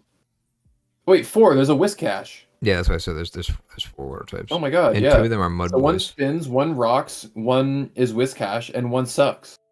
Yeah. Yeah, the Swampert seems like kind of like the odd one out here. I will say that, you know what's kind of nice about these speed tiers is normally you'd have there's a sheer drop off after the 116, by the way. Yeah. But I like that the Coco, first of all, it's not even the cap, but even if it were and you had like something, like I like having something close by to the Coco because then you can run that bulky Coco set and it's not like you don't have the speed anymore because it was like your only speed mon. So having something that's faster than it, that people have to respect a little bit. I mean, granted, you're not really you're not going to be faster than the bundle in most cases, but it is nice that Coco doesn't have the burden of always having to be the fast mon as well. It can run a bulky set. And just that is true. That is true. Yeah, and then I think rather though than running boots because you have the Quark Drive, I think you would just run like specs with Quark Drive. Yeah. I feel like that's kind of the optimal player. Yeah. Maybe not optimal, but like there are also 3 electric types, but one of those is a Terra Captain. Yeah, one's a captain. I know that the 2 of them are yeah. I know that Zeb is obviously the pet pick here. Hey, last season in the regular season, he terrored his Zebstrika against. Yeah, I'm not saying it's fake at all. I mean, I'm saying like the it's pretty fake. It sucks. It's not fake on his team though. True. The speed tier is. It's kind like of the best saying thing Ambipom's fake on my team. It's not fake. True. It's also like 9 points or 7 points instead of 3. Yeah, 7. Wait, it's 3. Oh, never mind. You're saying Ambipom. Yeah, I'm saying like compared to like you wouldn't necessarily call a 7-point mon fake, or at least be surprised if it like plays a game. A 3-point mon, maybe you would call it fake, right? Like, yeah, maybe. How about a 4-point mon? Or maybe it's Wigglytuff. aptly tiered. Who knows? Nope, that mon sucks. Zeb will do the funny. True. Okay, so what do you think about the rest of the team? I'm kind of having a hard time deciphering this team though. Yeah. Well, on paper though, like we look at all these types and it's like maybe they're not the worst possible overlaps for the mons that they are, but surely you're missing some things if you have this many electric types and this many water types, right? Like what are we missing here? Something that I think is even like more jarring than that it kind of takes you a minute to notice. I'm looking at Iron Hands, Metagross, Mandibuzz, Swampert, Weezing. They all have like insane defense stats and not great special defense. Look at the average defense versus the average special defense. 96.2 versus 79. There's almost a like 20-point discrepancy between the 2 averages. Yeah. Which is and crazy. One of those is getting boosted by Omega too. Like so. Yeah. Like Omega who can't even like run AV or anything. Like that's that like seems that's insane to me. Like out. It's not just like, oh, there's a I don't know, Reggie Rock, so it's bringing up the defense average so much. It's like, no, these are like there's 1, 2, 3. Okay, sorry, not really Swampert. 3. There's 3 like FizzDef specialists. 4 FizzDef specialists. That just seems crazy to me. Yeah. Now, I will say that it's easier to shore up a bad SPDF than a bad defense. Because like Metagross can run AV, yeah, exactly. Can run AV. Like Swampert can run AV as well. Like they're AV users, and there's Calm Mind as well, which Coco can run. Yeah. But it just feels really, like I said, it's still really hard to decipher. So, well, you know what is missing is a grass type. There's no grass type. Yeah, I mean the only counterplay to ground types is Terra Hands and Mandibuzz. Okay, sorry, Weezing has Levitate as well. So there are actually options. But there's also like Leech Seed. You just click into this team, right? Like, what's stopping that? Yeah, again, it might just be Grass Hands more often than not. But it just something just feels off. It doesn't pass the eye test, but then, it looks like a rain. Like the type chart looks like a rain. It does look like a rain team. Yeah, but it's not a rain. Like, where's the Pelipper, dude? Yeah. Wrong. But no, but even like putting a Pelipper on this team, I don't think makes it a good rain team. It's just the type chart looks like a rain team. Yeah, just change the Mega Blastoise. It's like, oh, there's some Steels here. There's a bunch of Waters, a couple Electrics. Yeah, I don't really know how to rate this team. Well, what I will say though is that like it's so strange overall, but like games will be won with Coco Bundle, Terra Hands, Mandibuzz, Blastoise, Metagross. Like you could bring these 6 and win half, or that's 5. Sorry, I meant Blastoise too. You could bring these. You could bring these 6 and win a bunch of games and never. Yeah, probably. Them, and never even touch these guys. He's not going to do that. And I mean, Swampert's got to come at some point, right? Yeah, and Terra Zeb has to come at some point. Maybe Swampert over Blastoise, just whenever. And Weezing is also bringable in a lot of games too. If like say Mandibuzz isn't the best answer for something. But anyway, so that's why like I can't rate it too low because I think can't get behind it. I think it has a solid top half. It's just so weird though. It's like it's just not a very flexible top half. Like you kind of know what you're getting with Bundle. You know what you're getting with Hands. Like if you just have the right prep, I feel like Zeb doesn't have the tools to like win a lot of games. You know, and doesn't like the ball's not in his court to like decide whether he wins. He brings the sets that his team is good at and sees how it boils down. You know. Yeah. Yeah, that's fair. So, what are you thinking point wise? I'm thinking like at most a 6. I kind of want to give it a 5, but the fact that I can't really pinpoint anything that's like specifically wrong with it makes me not want to do that. So I'll stick with my guns and I'll run a 6 with it. I wanted to give it a 7. I think it's one of those things where like I feel like when I first glanced at this team before I looked at it and realized how weird it was, I mean you can't look away from the Coco Terra Hands, right? Like you can't look away from that. Yeah. I think that makes it really good. And again, and I'll just reiterate, like I think that like these 6, you're right, it's not super flexible, but like I think it does what it wants to do pretty well, all things considered. And I just don't know what it wants to do. I mean, each individual mon does. Oh yeah, yeah. So, and again, it has built-in synergy. It has decent hazard setting. Decent hazard removal, actually pretty good hazard removal with Mandibuzz and Mega Blastoise if it wants to run spin. I think it's a 7. Sure. Community says 7.45, so they actually like this team. Yeah, like it more than I do, that's for sure. I can't, I don't know. I just can't wrap my head around it, I think. Maybe there's something there that I'm just not. Or maybe everybody who voted just has a smooth brain. Maybe. Who knows? It could be both. Yeah. Okay. We only have a couple more. In the final stretch, we've got FennekMaster. Fennec, you still there? Say hi. Hi to the camera. Say hi. Hi, Mom. Fennec did say Zeb will do the funny, and then I'm to bring my special setup sweepers. Yeah, recently. Like this has to be recent. I think Fennec's still here. Yeah. So these are actually the same Terra Captains that we saw in Swarm Division, I want to say. I see a Simisator. I like this team. It's a monkey. It is. I've never used it. I'm going to use it in Legends ZA, though. Actually. Are simians monkeys? Are they like a subcategory of monkeys? Monkeys are simians. Oh, is that like the genus or whatever? I don't think... It's not like actually the genus. It's just simian is like a description for them. Gotcha. It's like calling a bunch of canines dogs. Like I guess they're technically dogs, right? But you can just call them dogs. Like maybe some of them aren't necessarily, but like I don't know, similar to that. Okay, hello chat. We got Fennec in the chat here. This team's scary AF.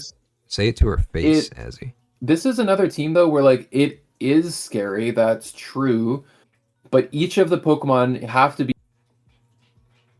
There's only one defensive, like one slow pivot, right?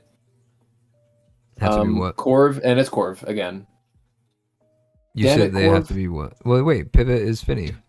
flip turn, right? Nope. Doesn't Why do you get keep flip thinking turn? that? No. Dude, We had because this conversation its yesterday, too. its name is Finn. Like that's like the animations. He's slapping it with a. Is that the mermaid animation? tail. I don't think I've ever seen a person click flip turn in the game. Well, like a flip turn is like you think of it like a whale tail, even just like turn around like, or like a fish like, flipping its tail around. To say again what my mic cut out, I swear I have to like yell at my microphone for you guys to. It actually cut out worse when you did that. It said, "I swear I have to yell at my micro." Edit. Well, that's okay. I guess I just have to talk quietly, but like lean forwards like this. Is this any better? Yeah, you should talk like this. Can you understand me? Yeah, you should look. I'm gonna get an even worse back by sitting like this. So good. It is a very scary team for just by having Gouging Fire, Darkrai, Necrozma, and like two pretty good Terra captains.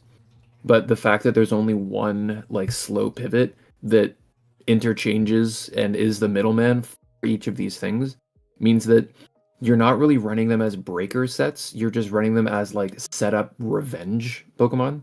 Yeah. So like Necrozma is gonna run like a Calm Mind, Automized kind of deal.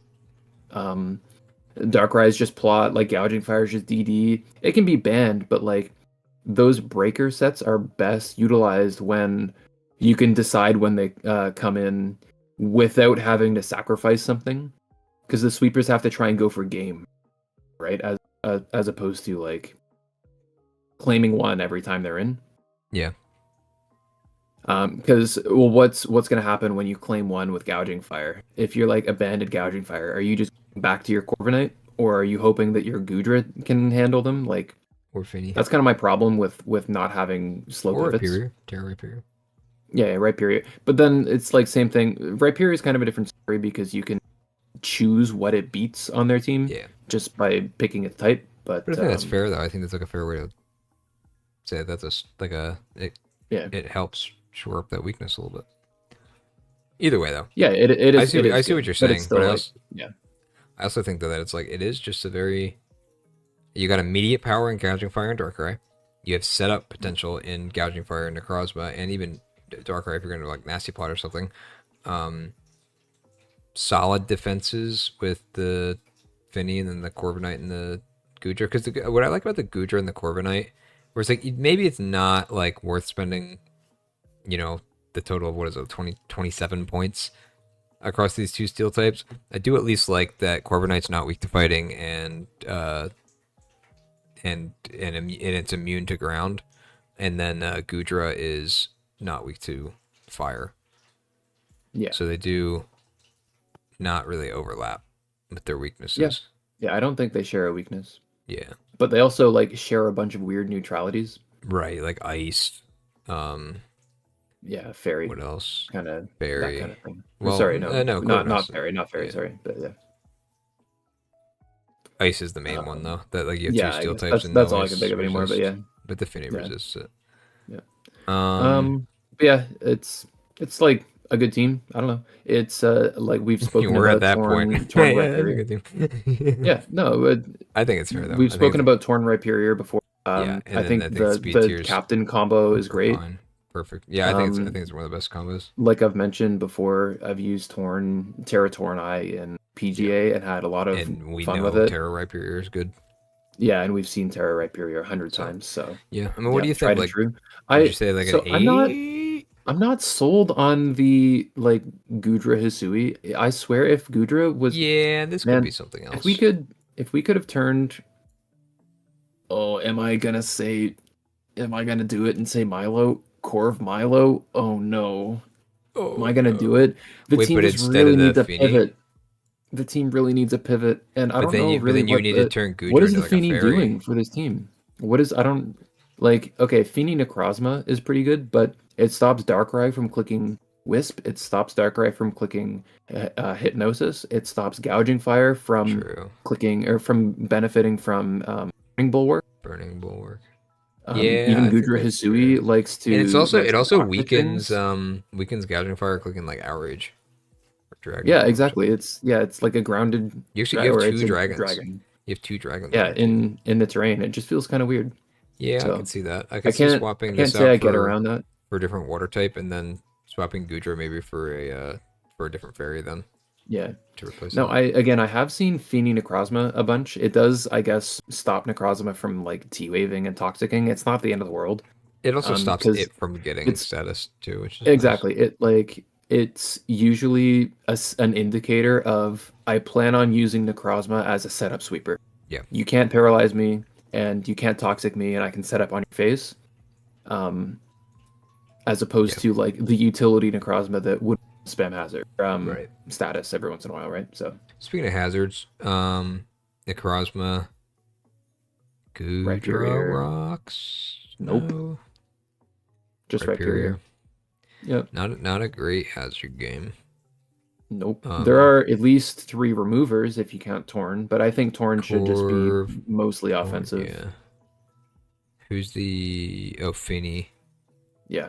Removing its own terrain, which actually, ironically, maybe it's telepathy might not be bad. Like doing like a defog on the Finny to like clear off your own terrain before you put your gouging fire in, or before you put your Darkrai in to like start statusing. Maybe that's the plan. Other than Sinisage. I was looking at it. I mean, I think like Darkrai down to Torn. I think that's fine. I think this is a fine way that's fine. But then down to Gouge, is that okay? Yeah. I mean, it's. I would maybe prefer like a 95 or 100. That would be ideal. Yeah, I think it's fine. Yeah. I don't know what the exact nature checkpoints are between 111 and 91, if that's relevant. Maybe 110s can run adamant on it. But then you just hit him with the Simisage and then GG. True. Get got. Yeah. I will say the game plan for this team is a lot more clear than it is on Zeb's team. Yeah. Where I'm not sure, maybe it's just like electric terrain. There's less water types and also no electric types, so I don't know. Maybe you're right. I think Zeb has a clearer plan. He wants to click water and electric moves. Speaking of types, there's no grounded poison, which kind of is... Well, you have the Feeny, though. Lame. Are you really bringing T-Spikes against the type of Feeny? Yeah, specifically to poison the Feeny. Yeah, true. I guess it can't. Good. So the Misty Terrain comes out after you get poisoned, then? Yeah, you get poisoned just like you take rocks before your like drizzle happens. So like if you're running damp rock on your Pelipper, you die. At least Corv is immune if he comes into defog. Your Goodra is also immune. There is a fairy, there is a water, there is a steel, there is a ground. It's a good ground that is ground even after Terra. Yep. There's a good dragon. I like dark. I feel like more people need to run like offensive one. Offensive dark? Is that what you're saying? Yeah. Yeah. Okay, more Peko is what you're saying. No. Because you cut out, I'm just going to assume that was... I cut out? Are you kidding me? I'm leaning forward ASMR. You cut out when you said, like, talking about, like, bringing a dark... Like, because I heard, like, something about an attacker, and I was like, I'm assuming you said dark attacker. We should be bringing more offensive dark type Pokemon because I think they're strong. More Peko. Okay. Got it. More Peko's not strong. I think this team is a 7 out of 10. 7? Really? Pretty good draft, FennekMaster. I kind of want to rate it higher than a 7. Because I think it's a great Terra Captain combo, which always gets like an extra point.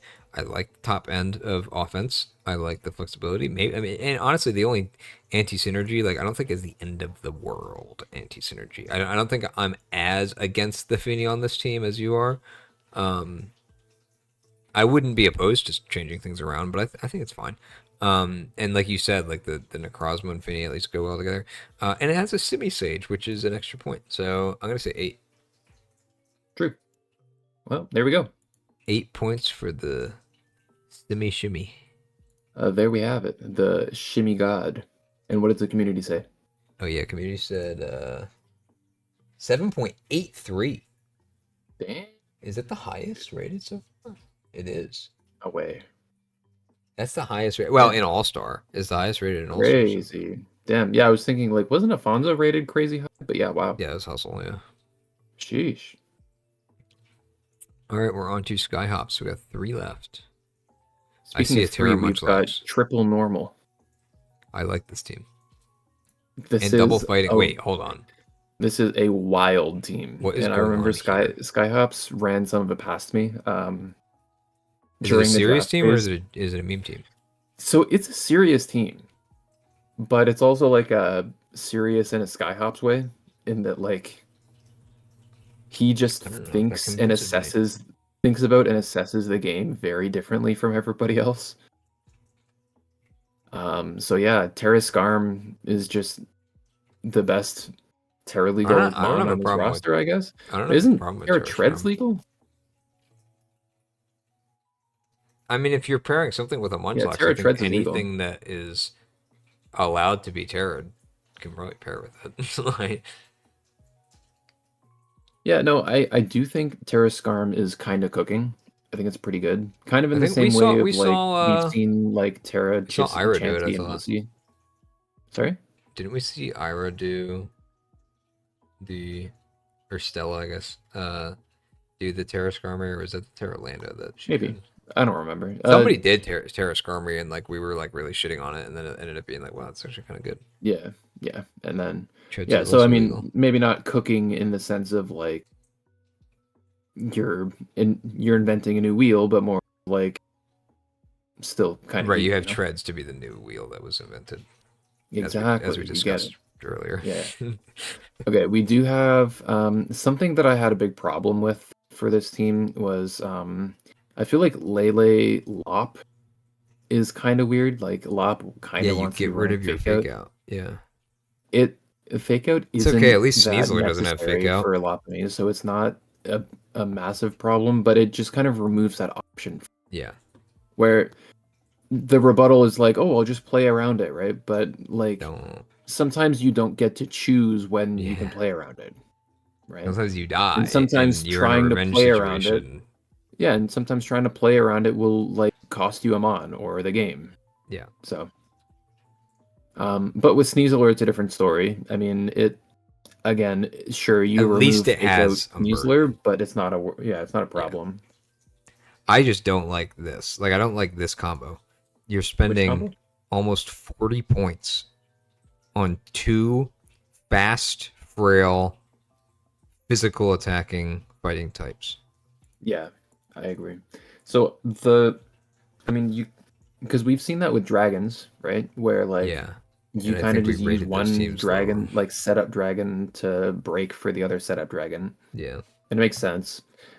But you're right. I can't really get too much behind the Lop Sneasler. Or if it was like the Sneasler, maybe with like the Terra Mienshao that we saw on the other team, like that might make more sense. Or you even like the team that had the Mega Metacham with another fighting type, right? It was the Hawlucha, I think, of the Mega Metacham. Yeah, I think that was Howfalk. Yeah, and like that combo, like I think your justification made sense. Where it's like the Metacham is like just breaking everything, so it's like not really the same. But yeah, these two are kind of like hitting the same things for the same. Yeah, maybe the difference is that Sneasler hits fairies better than Mega Lop, but like just run. But like Lop doesn't have the breaking power that Metacham has, right? Right. Yeah. And it's like hurt by the psychic drain. Lop is like between these, Lop is definitely the odd one out. Right. Kind of what I think too. This is the one that you would swap for anything. Yeah. Do you think the double psychic is cause of a concern? I was gonna say at least you have 2 fighting types that resist it. Not that they're taking hits, but also one of them isn't weak to knock. Resist dark. Gotcha. Well, it's neutral at least, yeah. And I don't think that double psychic is as big of a deal with this specific combo because I think Lele doesn't really get hurt the same ways that Latios is concerned about, and Latios benefits from the psychic drain. So Latios gets expanding force, right? I would assume it does. I don't think so. Really? feel like all psychic types got that. No, it does not. Wow. Well, it still gets boosted, right? Psychic just gets boosted? Not while it's levitating. True, because it's not granted. Yeah, so maybe that synergy is not actually as good as I thought it was. Yeah, it's kind of just a psychic type. There's a lot of overlap. I mean, one of your that steals is a Terra Captain, but you have treads. Yeah, this was like a weird problem that I had, and Skyhops messaged me as he was drafting it, and I think near the end of the draft, and was like, "This was my plan." I did kind of forget that Manaphy was on the team when I was like telling him my problems with it. Manaphy's good. It's good, but is it your bulky water? Yeah. Well, maybe Skarm is. Who knows? True. Yeah. Yeah. Honestly, this is the kind of team. It's like not like Zeb's, where it's confusing. Not like Zeb's, where it's unclear. Yeah. This is just kind of confusing, and maybe it's a different kind of genius that I just don't understand. Well, here's and I wouldn't put it past Skyhops to like just cook super hard and be him. The difference when I see Zeb's team, and this is speaking from the perspective of somebody building against these teams. When I see Zeb's team, I see enough solid threats at the top that I know I have to like respect this whole team. I have no fucking clue what's going on with most of the team, but I'm afraid of it. He's used all of his slots on his team. Maybe Wishcast doesn't really count, but he's used all of his slots on his team. He has really weird stuff going on, but it also doesn't take away as much from the good stuff that's going on. When I see Skyhops' team, you're not using all your slots. One of your slots that you're using is a 2-point Terra Captain. Your other Terra Captain's 11 points. You've used 13 points of Terra, so that's already on its face less threatening. And your highest point investments have similar counters, or at least like I don't know, like I'm not like threatened by them like individually, like, oh man, these are both going to be tough to get through. It's like I'll probably find a Rocky helmet user that works pretty well for both of these, and then it's like 2 psychic types.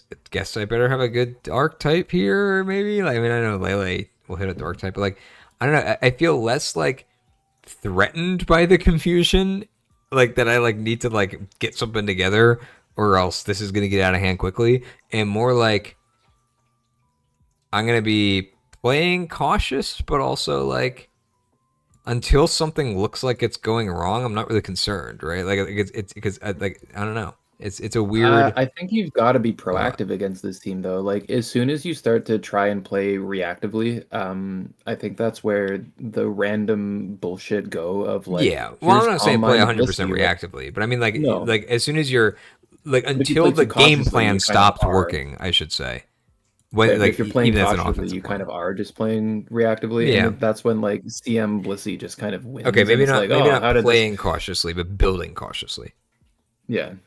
I think you just have to build solidly. And, safely, I guess it's a better word. Yeah. It's like you will beat this team with having a solid regular team. Is kind of. I'm out of words, honestly. Skyhops, what do you think of your team? And maybe we'll go with. There's Skyhops. A better way of doing this. Terra Skarm, nice. I don't hate the Terra Skarm. I just think it's sad that it's 13 total points of Terra on a team that's also like not very well invested. It has like treads right there potentially, but I do think that Terra Skarm with like Iron Defense body press and whatever type you want to be, also Swords Dance with weak armor, by the way, don't forget. I expect to see that.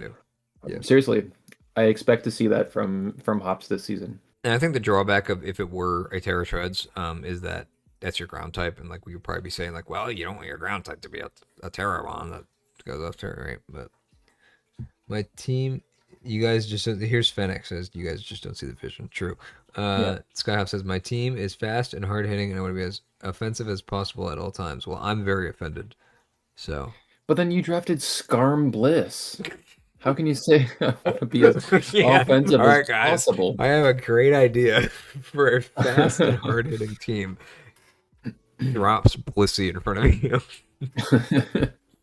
No, obviously, like if you're running an offensive team, you can have like 4 offensive Pokemon and a Scarm Bliss as a core.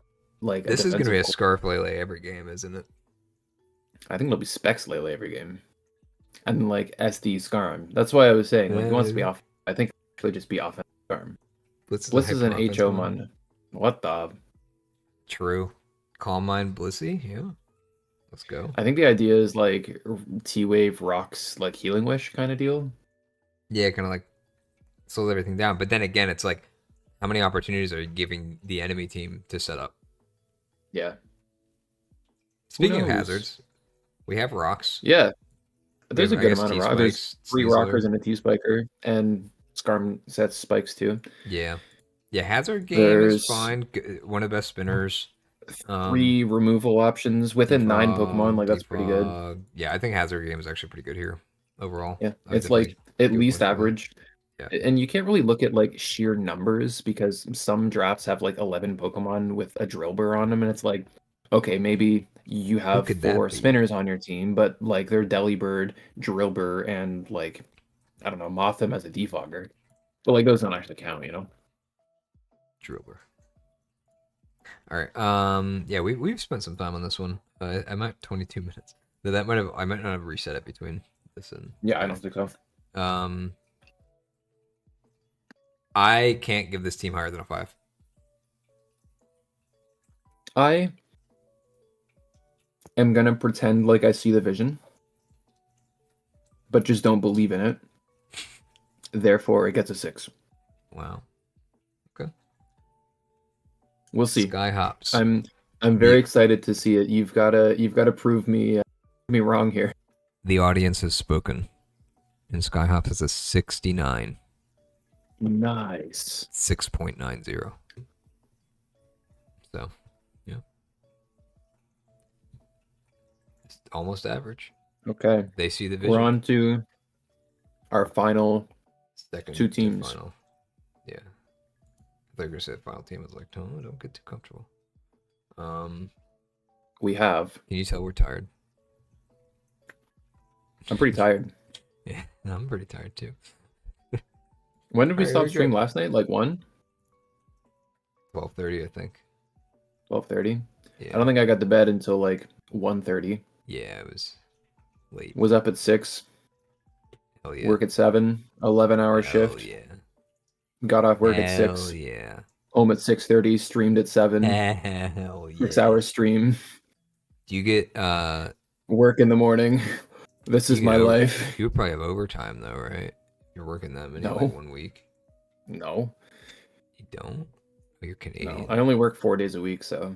Oh yeah, that's fine. Yeah. It's just you don't happen to be free for Monday to Wednesday. Yeah. Well, Tuesdays. See, but Tuesdays don't work for me, so. So we do Wednesday. Yeah. Wednesday's usually fine. And then Mondays don't work for you, so it's kind of hard to collaborate. Anyway, let's get this over, man. We've got 2 more.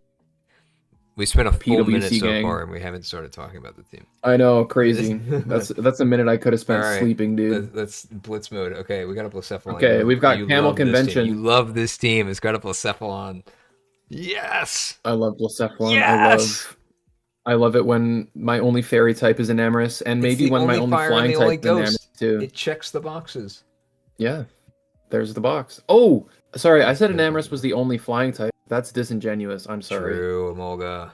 That's disrespectful. Amolga has already come to a game. How dare you? Yeah, it did exactly what I thought it would do. Died. Although, honestly, remember Roy Ace? Or, sorry, no, it wasn't Roy Ace. It was Carnveer used to cook with Amolga and Truant. Remember that? Yeah. I remember. That was sweet. Dude, he won the game, though. The diff means nothing if it contributed to the win. But it gave Polito a kill. Like, you're really gonna live with that? Clearly not. It died. True, because you can't live with it. Yeah, speed tiers. 123. You got Meowscarada capping it. I like that. You got 107, 106. You got it's pretty fast average. Just right? does the ladder. Yeah. It's like NBA Truant Division 90, 84, rankings. 81, 60. There's nobody slower than 60, and it's Empoleon. I feel like Trick Room is good against this team. Yeah, again, 50 is kind of the sweet spot for a lot of like Trick Room teams with a kind of half dedicated Trick Room mon. Yeah. Thinking like Ursaluna Mawile again. Because even like your super, like your traditionally like big fat Wallmon is 90 speed. Right? So like usually that's like the team will have that, even if they're not like a Trick Room angle. They'll still have like a fat mon that's just slow by default. Your fat mon is fast. what I will say is I like I mean there's only really two defensive, right? It's Empoleon and Deoxys are like the defensive Pokemon. Obviously, I don't know if you watched this last game against Polito, but I didn't. I haven't watched. Camel brought out the stored power, or sorry, the Calm Mind. No, the Cosmic Power rather, Deoxys defense. Ooh. But its only attack was Seismic Toss. So it got PP stalled by switching in and out of Regenerator, in and out of Regenerator Mienshao. When the pressure. So it didn't end up getting any kills. It was like +6, and just kind of pettered out. It was really funny. Does Polito not have a ghost? He does not.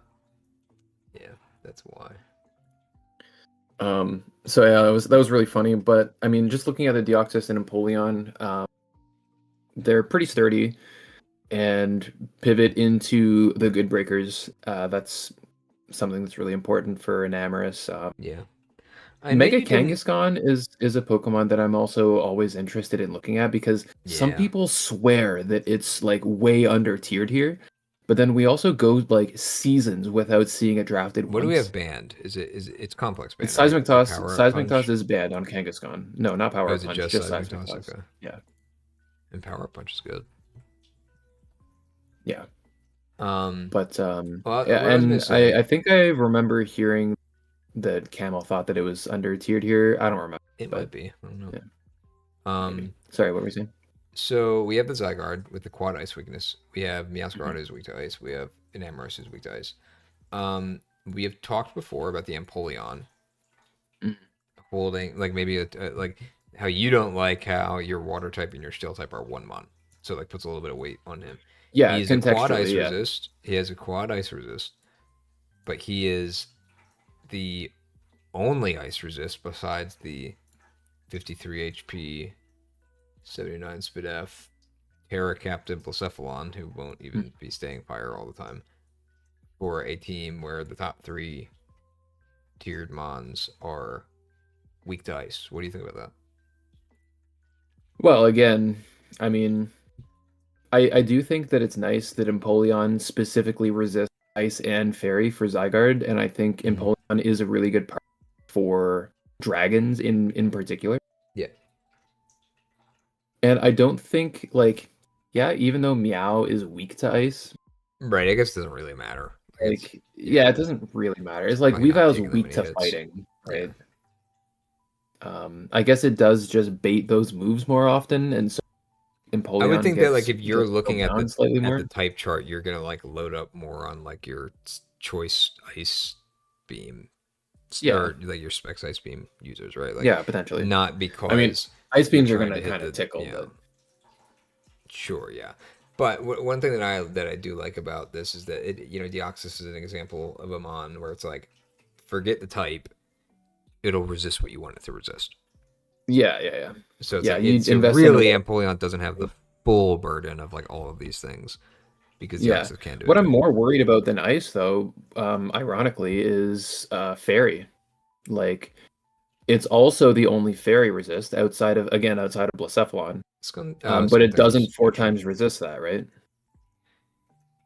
So, and I think on average, you're more likely to, like, it's not as likely for an ice type move to be stab as opposed to a fairy type move that's more likely to actually just be coming from a fairy, right? Like, ice Pokemon themselves aren't drafted that often.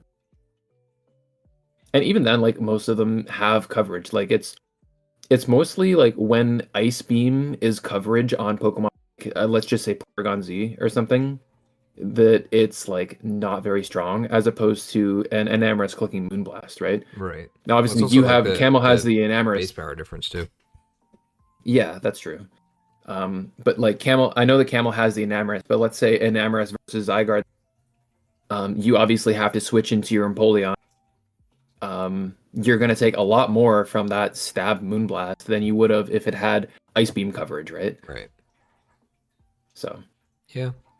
Yeah, I'm more worried about Fairy here. And Blacephalon is, like we mentioned, I think the frail Beast boosters are, yeah, they're Terra Captains, but like no Terra I really Blast. think that when they Terra, they're riding or dying, where they just keep clicking buttons until they either die or they win the game.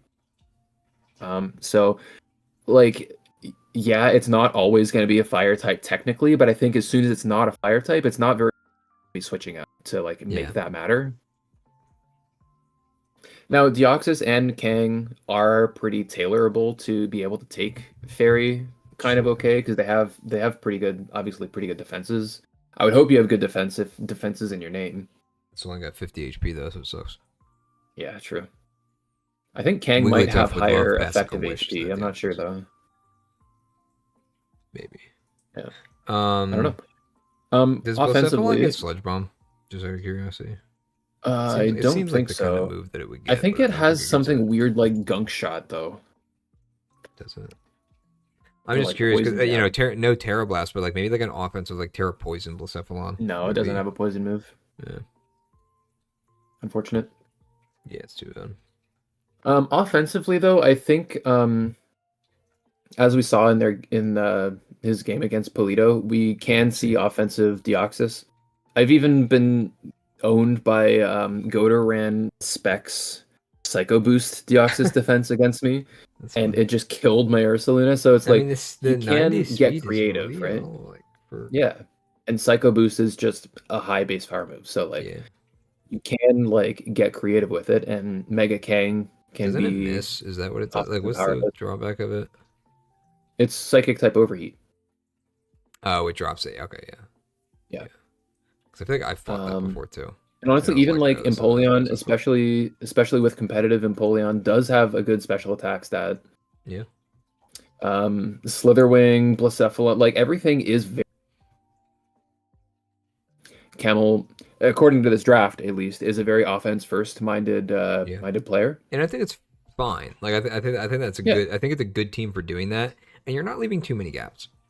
Like the fairy weakness you mentioned, like you still have a fairy resist, right? It's not like the teams where it's like, oh, here's all this team that's like weak to one thing, and it's like your answer is down here, right? Like it's again, it's the problem that it's like it's the ice resist and it's the fairy resist, and I guess it's also the flying resist, right? Unless you count Emolga, right? It's just like a lot of things that you have to resist. Yeah. So maybe Empoleon will pull up its pants and do what I don't think it can do. Maybe Camel's just him and just as good with Empoleon. Maybe, we'll see. I mean, he's already gotten a good win, so... But he didn't bring Empoleon, funny enough, so... Wow. He brought Emolga. When the Emolga is a better choice than the Empoleon. Yeah, true. Although I guess, wow, Zygarde and Enamorous didn't come. Regardless, I'm excited to see like how the PWC guys do in All Stars. Because I know that Camel's good. Like I've only played Camel once and I lost to him. Yeah. And I've only played Trannel a couple times as well. And I know through playing them, they're just like good players and deserve to be here. So this is actually Camel's first main season where he played in Ledian Cup. I was gonna say because I think I fought him in Ledian. Yeah, but he hasn't played in a main season. And this is Trannel's just first time playing in NBA at all. Okay. We had to make a kind of an exception. I guess before I talk about him too much, we can talk about how we we're gonna rate this. Talk about Trannel, our last guy. What do you think? It passes the eye test for me, like just overall. I know, like, and I'm gonna say probably the same thing I said with the last Empoleon team, where we had the discussion of Empoleon, where like I know you'll probably take a point off that I wouldn't, for the Empoleon, but I think the team's a 7, at least a 7. Yeah, Could no, go higher with I performance. pretty much agree. Yeah, I like almost want to go higher because, like you said, it definitely passes the eye test, and it doesn't seem like specifically deficient in any one thing, I guess. Other than like just a few, I think the type chart looks kind of skewy, and there's a bunch of pretty frail Pokemon Well, yeah, like but Meow. did you consider that the and Blacephalon on the type chart? Did you think about that? Yeah, but like Meow, Blacephalon, and Enamorus, I feel like 2 of those 3 max to a game, and the more of them you bring, the more your like small defensive core has. So, but what I like is that like the mons beyond that are all bringable too. Not yeah, I mean, yeah, they are, like, and that's the thing. So it's is like you it ends can up kind being of fine that you don't have to bring all of them, but you have yeah, options. and you can just bring your best 2 or even your best 1 of so Meow, Enamorus, Blacephalon. Yeah, it is flexible for sure. Yeah. I think that at least historically, maybe that's just because we've seen Overmatt do powerhouse teams, like powerhouse min-max teams, and have success with them. Historically, I don't think that flexible teams like this that don't like utilize their like don't bring a lot of their high tiers to every game have had that much success. Yeah, so I'm very curious, and I don't. It means I don't think I can rate it much higher than a. It's a good team. It's an interesting. Yeah, literally cut out with the number that you said. Oh, 7 out of 10. It's a good team. It's a. Sorry, I will. Hello. You just swallow the mic. It's a good team. Yeah, basically, it's a good team, and I'm excited to see what he does with it. It seems like it's a little bit out of my comfort zone for what I would want to pilot, and we haven't seen too much ASMR like this in the NBA before. So we're looking forward to it. We need more lip smacking in the ASMR. In the is it lip smacking, or is it what's the thing where it's like what's the sound like where it's like at the end of a word, but it's like very big. Your mic cut out. I didn't hear it. Say it again.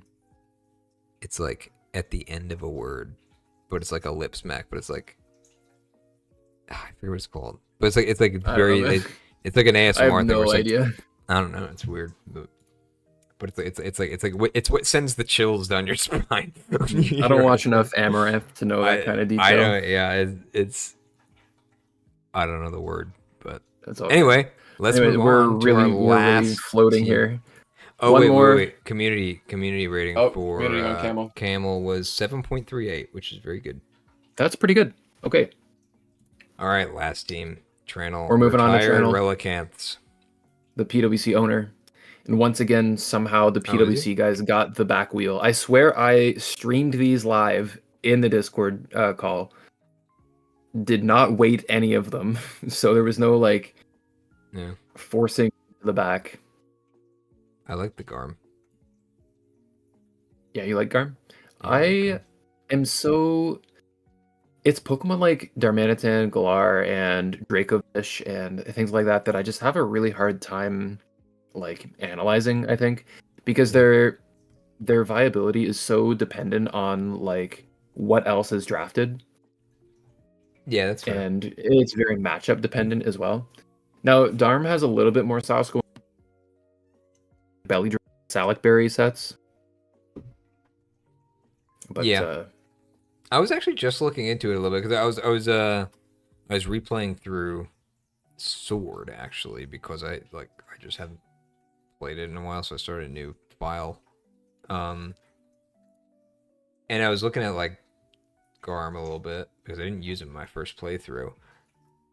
And I never really looked into the Zen mode stuff at all because I know the original Zen mode was kind of shit, where it's you got gear when you were this Zen mode is insane. Yeah, this one's you get, it's basically ice Q's ability where it's you just pop off on speed suddenly.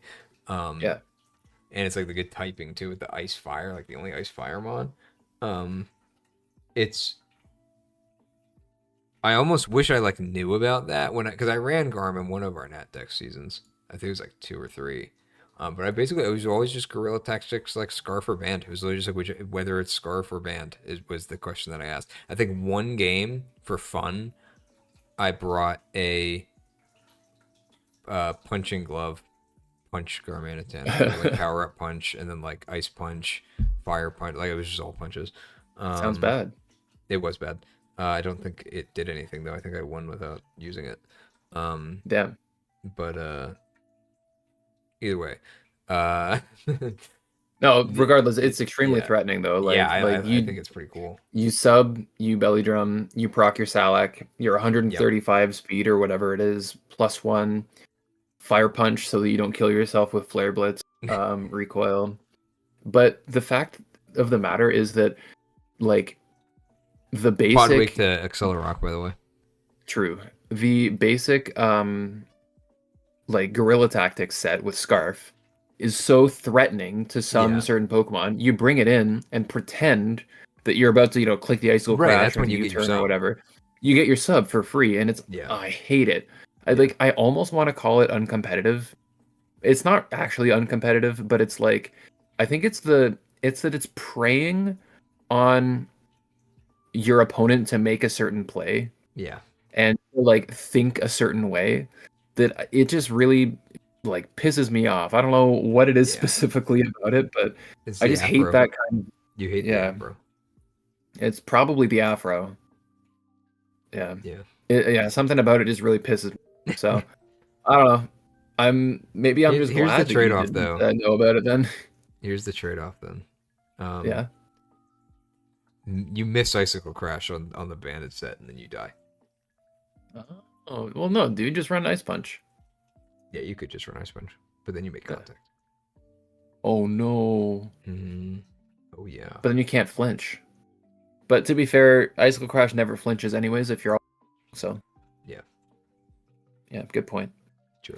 Okay, let's actually talk about the team, though. So we have Latios, we Gliscor, Cinderace, and... Actually, though, wait, this is a very pivot team. This team just pivots. It is a very pivot team, but I'm looking at like... Okay, but after the top 4, I'm looking at it and I'm like, okay, but where are all of your Pokemon? Where's the payoff for the pivoting? Yeah, there's like... Maybe it's just like Porygon Z is the payoff and you run like Specs Pory Z.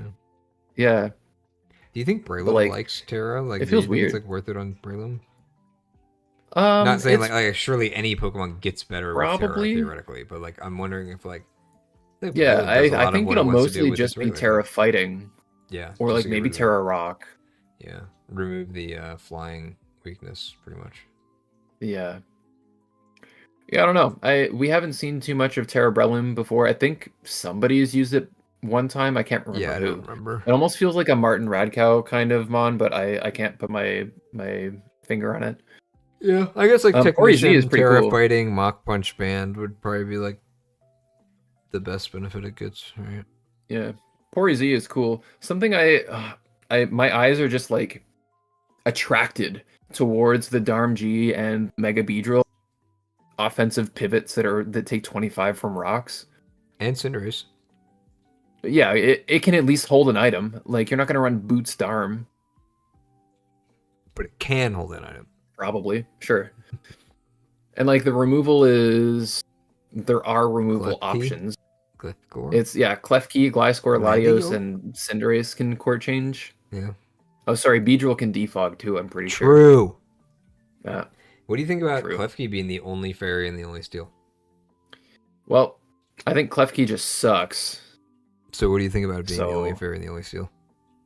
It could be the only Pokemon on the team, and it would still be awful and should be dropped. You're saying that like it being the only Pokemon on the team like would be a reason for it to be better. It's like no, I think I was gonna say would suck if it's the only mon on the team. No, it's funny. I was gonna say if it was the only mon on the team, it would still be the worst mon on the team. But that is just literally true always. So, well, I mean, but I feel like that's the joke though, where it's like but I don't know. That I think you probably could have just gone with another little Dude, I can't even think of a fucking word. Let's get done with this. Listen. I understand the strengths of Klefki and like sure Prankster T-Wave and like Prankster screens and Prankster spikes and Prankster defog is all cool. Foul play is awesome. I've seen like Calm Mind, Iron Defense sets be really cool. Draining Kiss, Recycle, Citrus Berry, all that shit. The Fairy Lock sets, like I've seen it all. This one sucks. It is not good. GG, pack it up. Here's a non-Terra Jellicent. What do you think? Sorry? Non-Terra Jellicent. What do you think? Probably just as good as Terra Jellicent. Yep. Maybe slightly worse. Cool. We're Drapion? No, Drapion is my boy. I love me some Drapion. Cool. He's cool. Yeah. Do we have? I think the best. Yes. The Fairy Resist is Mega Beedrill and Klefki and Cinderace. I was just curious because when I see a Poison Dark, I'm like, Yeah. And the Ice Resist is Jellicent, Klefki for Gliscor Latios. Relicanth, true. He is the retired Relicanths. So, damn, his name is so long that like that it cuts off. Which I feel like there are longer names though. That like it's just that it's in all caps. Yeah, that's probably what extends it. Yeah, it's okay. I'm not gonna lie. I think this team is pretty weak. It is fine for speed. Obviously, it has a Mega Cinderace, Latios. It's like very fine. And half the time, Darm is going to be scarfed, and 395s. And Klefki will be spreading a lot of T-Waves too. So there's options. And obviously Mach Punch from Breloom too. Yeah.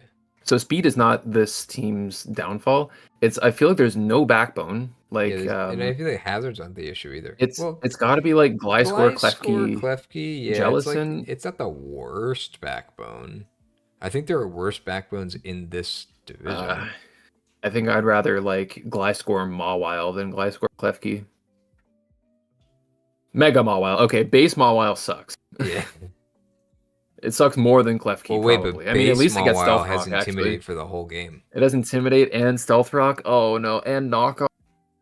Oh, sorry, Klefki has Switcheroo. Yeah, you're right. Yeah, Klefki has Spikes. That's not rocks. But Gliscor has rocks. Yeah. And Cinderace has rocks from if they get put on your team. Although if you think about it, Cinderace clicking rocks is kind of like 2 moves in one turn, where you're like spinning and setting at the same time. Yeah.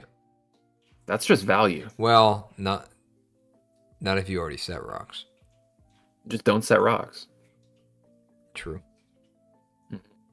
But that is actually something that I didn't really think about, is like one of Klefki's main things is just being good at spiking. Gliscor as well as spikes now. I mean, yeah, but Klefki more so, I think. But just the fact that you have 2 higher tier on your team mon. I mean, Klefki's not higher tier, but like it's the 4th highest tier mon on this team somehow, or 5th highest. And I'm starting to feel a little bit bad because like it's a completely fine team. Like any team that has Latios, Gliscor, Cinderace, and like I don't know, a Terra Captain and a Water type will be fine, and a Steel type will be fine. It doesn't I still like the blender there, I guess. I still like the blender. Yeah, the blender is good. I'm just like I said, I'm worried that like Mega Beedrill, Darm just like really just die to rocks.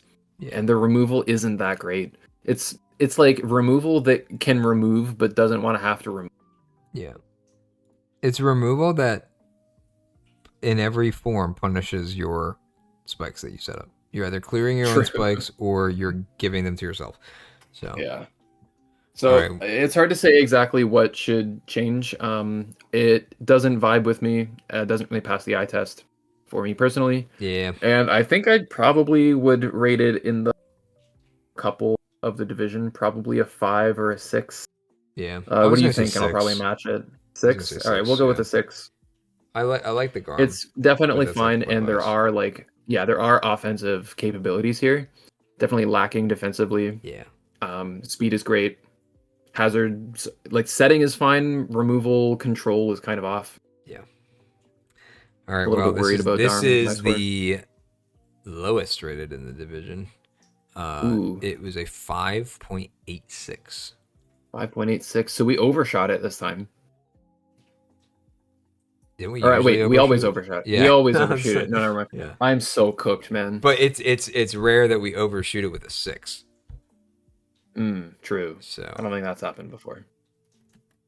We've got a couple more graphics to show. Yeah, I'll bring these up. Let's see. All-Star. Let's do rankings. Or ratings, rather, whatever.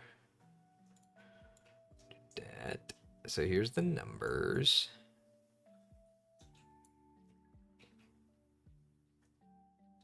And then we'll do... I don't fucking know. All-Star tier list. That's what it's called. Let's do that. And here's the tier list. Let's go. FennekMaster on top again. Wait, And so is her did sister. Fennec? Yeah, I was gonna say, did Fennec just draft 2 S tier drafts this season? Yeah, or maybe her sister drafted 2 S tier drafts. True. Oh, Rosie drafted 2 S tier drafts. That's crazy. I don't actually want to take anything away from and like assume that Fennec drafted her team, but I do know that they're like working together. She kind of confirmed Fennec, that for me. Spill the beans in the chat. Spill the beans. Who beans. built your team for you? Gensuzu though, I'm kind of surprised. I got it for my. What did we give Gensuzu? That was the Pegasus. Let me check. This is, I think, was probably an 8 team. Yeah, maybe. You always liked the It was Terrapagos the teams. Terrapagos. Yeah, I love Terrapagos. The Terrabuzzwole team. That's pretty sweet. Oh yeah, I like the Terrabuzzles team too. Yeah. This team is this draft is Zard. very clumped in the middle, like the A and B tier, is what I noticed Yeah. when I was like putting it together. It seemed like everybody was like in that range, and then you just have a couple. How is outliers. Zard's team tied with Matt's team? Matt was 6.24, Zard was 6.41, so it was like right under the 6.5 that would have made it a B tier. Damn. But we really liked Zard's oh, team. Matt's here in that chat. was crazy. Matt says gonna be hilarious when I win again with the second. Well, to be fair, it's the second worst team before you changed everything. They voted on this based on your old team, which was absolute ass, and you didn't play a game with it. So, like, you even said that it was bad, but I think that's kind of what he's saying is like it's more of a challenge of like I know I still kick your ass kind of thing, you know? Yeah, but it's not with the team that they voted on. So yeah, I think it doesn't count. Yeah. But anyway. Yeah, unfortunately, we do see Trannel's debut season with the voted worst roster. I kind of probably agree. I don't think it was good. I don't think there were many. But hey, I mean, I didn't think Camel's team was that great either. Oh, I think I rated Skyhops' team probably the lowest of mine. Yeah, Hops' team is weird. But I gave it a 6. I think I gave it a 5. You gave it a 5, yeah. Yeah, I think that was the lowest for me in this division, and then Hustle, I think I had one that was like... Oh, no, the lowest was Matt, but that's also, again, it's like pre... Yeah, I mean, we gave it like a 3, didn't we? Yeah. It's just unsalvageable, truly. The team on the screen. Here he is salvaging it. Unsalvageable. True. That was a good one. Oh, that's funny. I'm just looking at Hustle again to see if there was anything that... Oh, yeah, Luke's team I didn't like on... Oh, yeah, Hustle. That one was But that one, crazy. the people agreed with us on that one. Yeah. Okay. Yeah. Well, Jesus, it is. That's all we got. 1:24 a.m. The stream has been going for 6 hours and 22 minutes, and we across the past 3 streams, I think the first one was 4 hours. Yesterday was like 5, maybe 6. Yeah.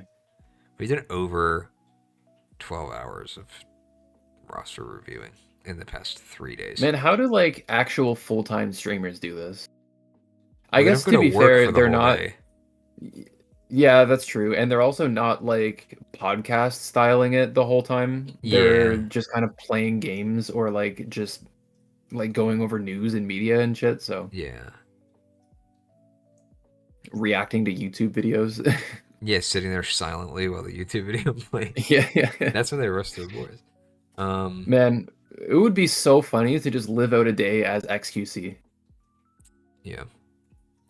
I used to like defend some of the like the React content when it was like kind of early on, and like people would actually like make an effort to like make it somewhat transformative, but at the very least they'd be like reacting to stuff within like the things that they know about. Like I mean, Asmongold obviously dropped off a cliff in terms of like his actual like content, but like I play his WoW. Whole stream is just reacts now. Yeah, but like, but I'm a WoW player, and like back in the day, like I loved watching his stream because he would bring like the same kind of attitude, but he would watch like WoW videos from like small creators, and those small creators would get a boost from him watching them, and it's like so it's kind of the opposite of where it's like, oh, they're just like leeching the views that like would have been going to that video. When it's a well-known player of a game reacting to a video of a game of like a smaller creator, then it boosts that channel a little bit, which so I always liked that, but now it's like it really is just like, oh, I guess I could have watched this video on the channel that it came from and like supported that channel, but instead of it's like the argument the argument is like, why don't they just like make a tweet and say and like endorse the video and say this video is sorry, instead of like milking the video for views. Well, I don't know. I don't really care. I don't really consume that type. Yeah, I think if anything, YouTube should do something about like making it so that the creator themselves could like link the video so that like the views go to that person, because it's also part of like the things like you like watching a movie with somebody or watching like a video like with your friends. That's kind of what it's about. It's like, oh, I've seen this video. I saw it in my recommended. Like, let's see. I'm basically watching it with this person that I like, hearing their opinion on it and seeing what they think of these things. So, but it is unfortunate. That's like, well, I'm not going to watch it again on the other channel. Exactly. Like, right? So, but anyway, this is not the time to ramble about irrelevant things. I think it is fast. I got to get to bed. Here, tell you what, I'm going to give you one last little burst of energy to get over to the bed. This will wake you up just long enough. Ready? Bye-bye. Hey, Stinky.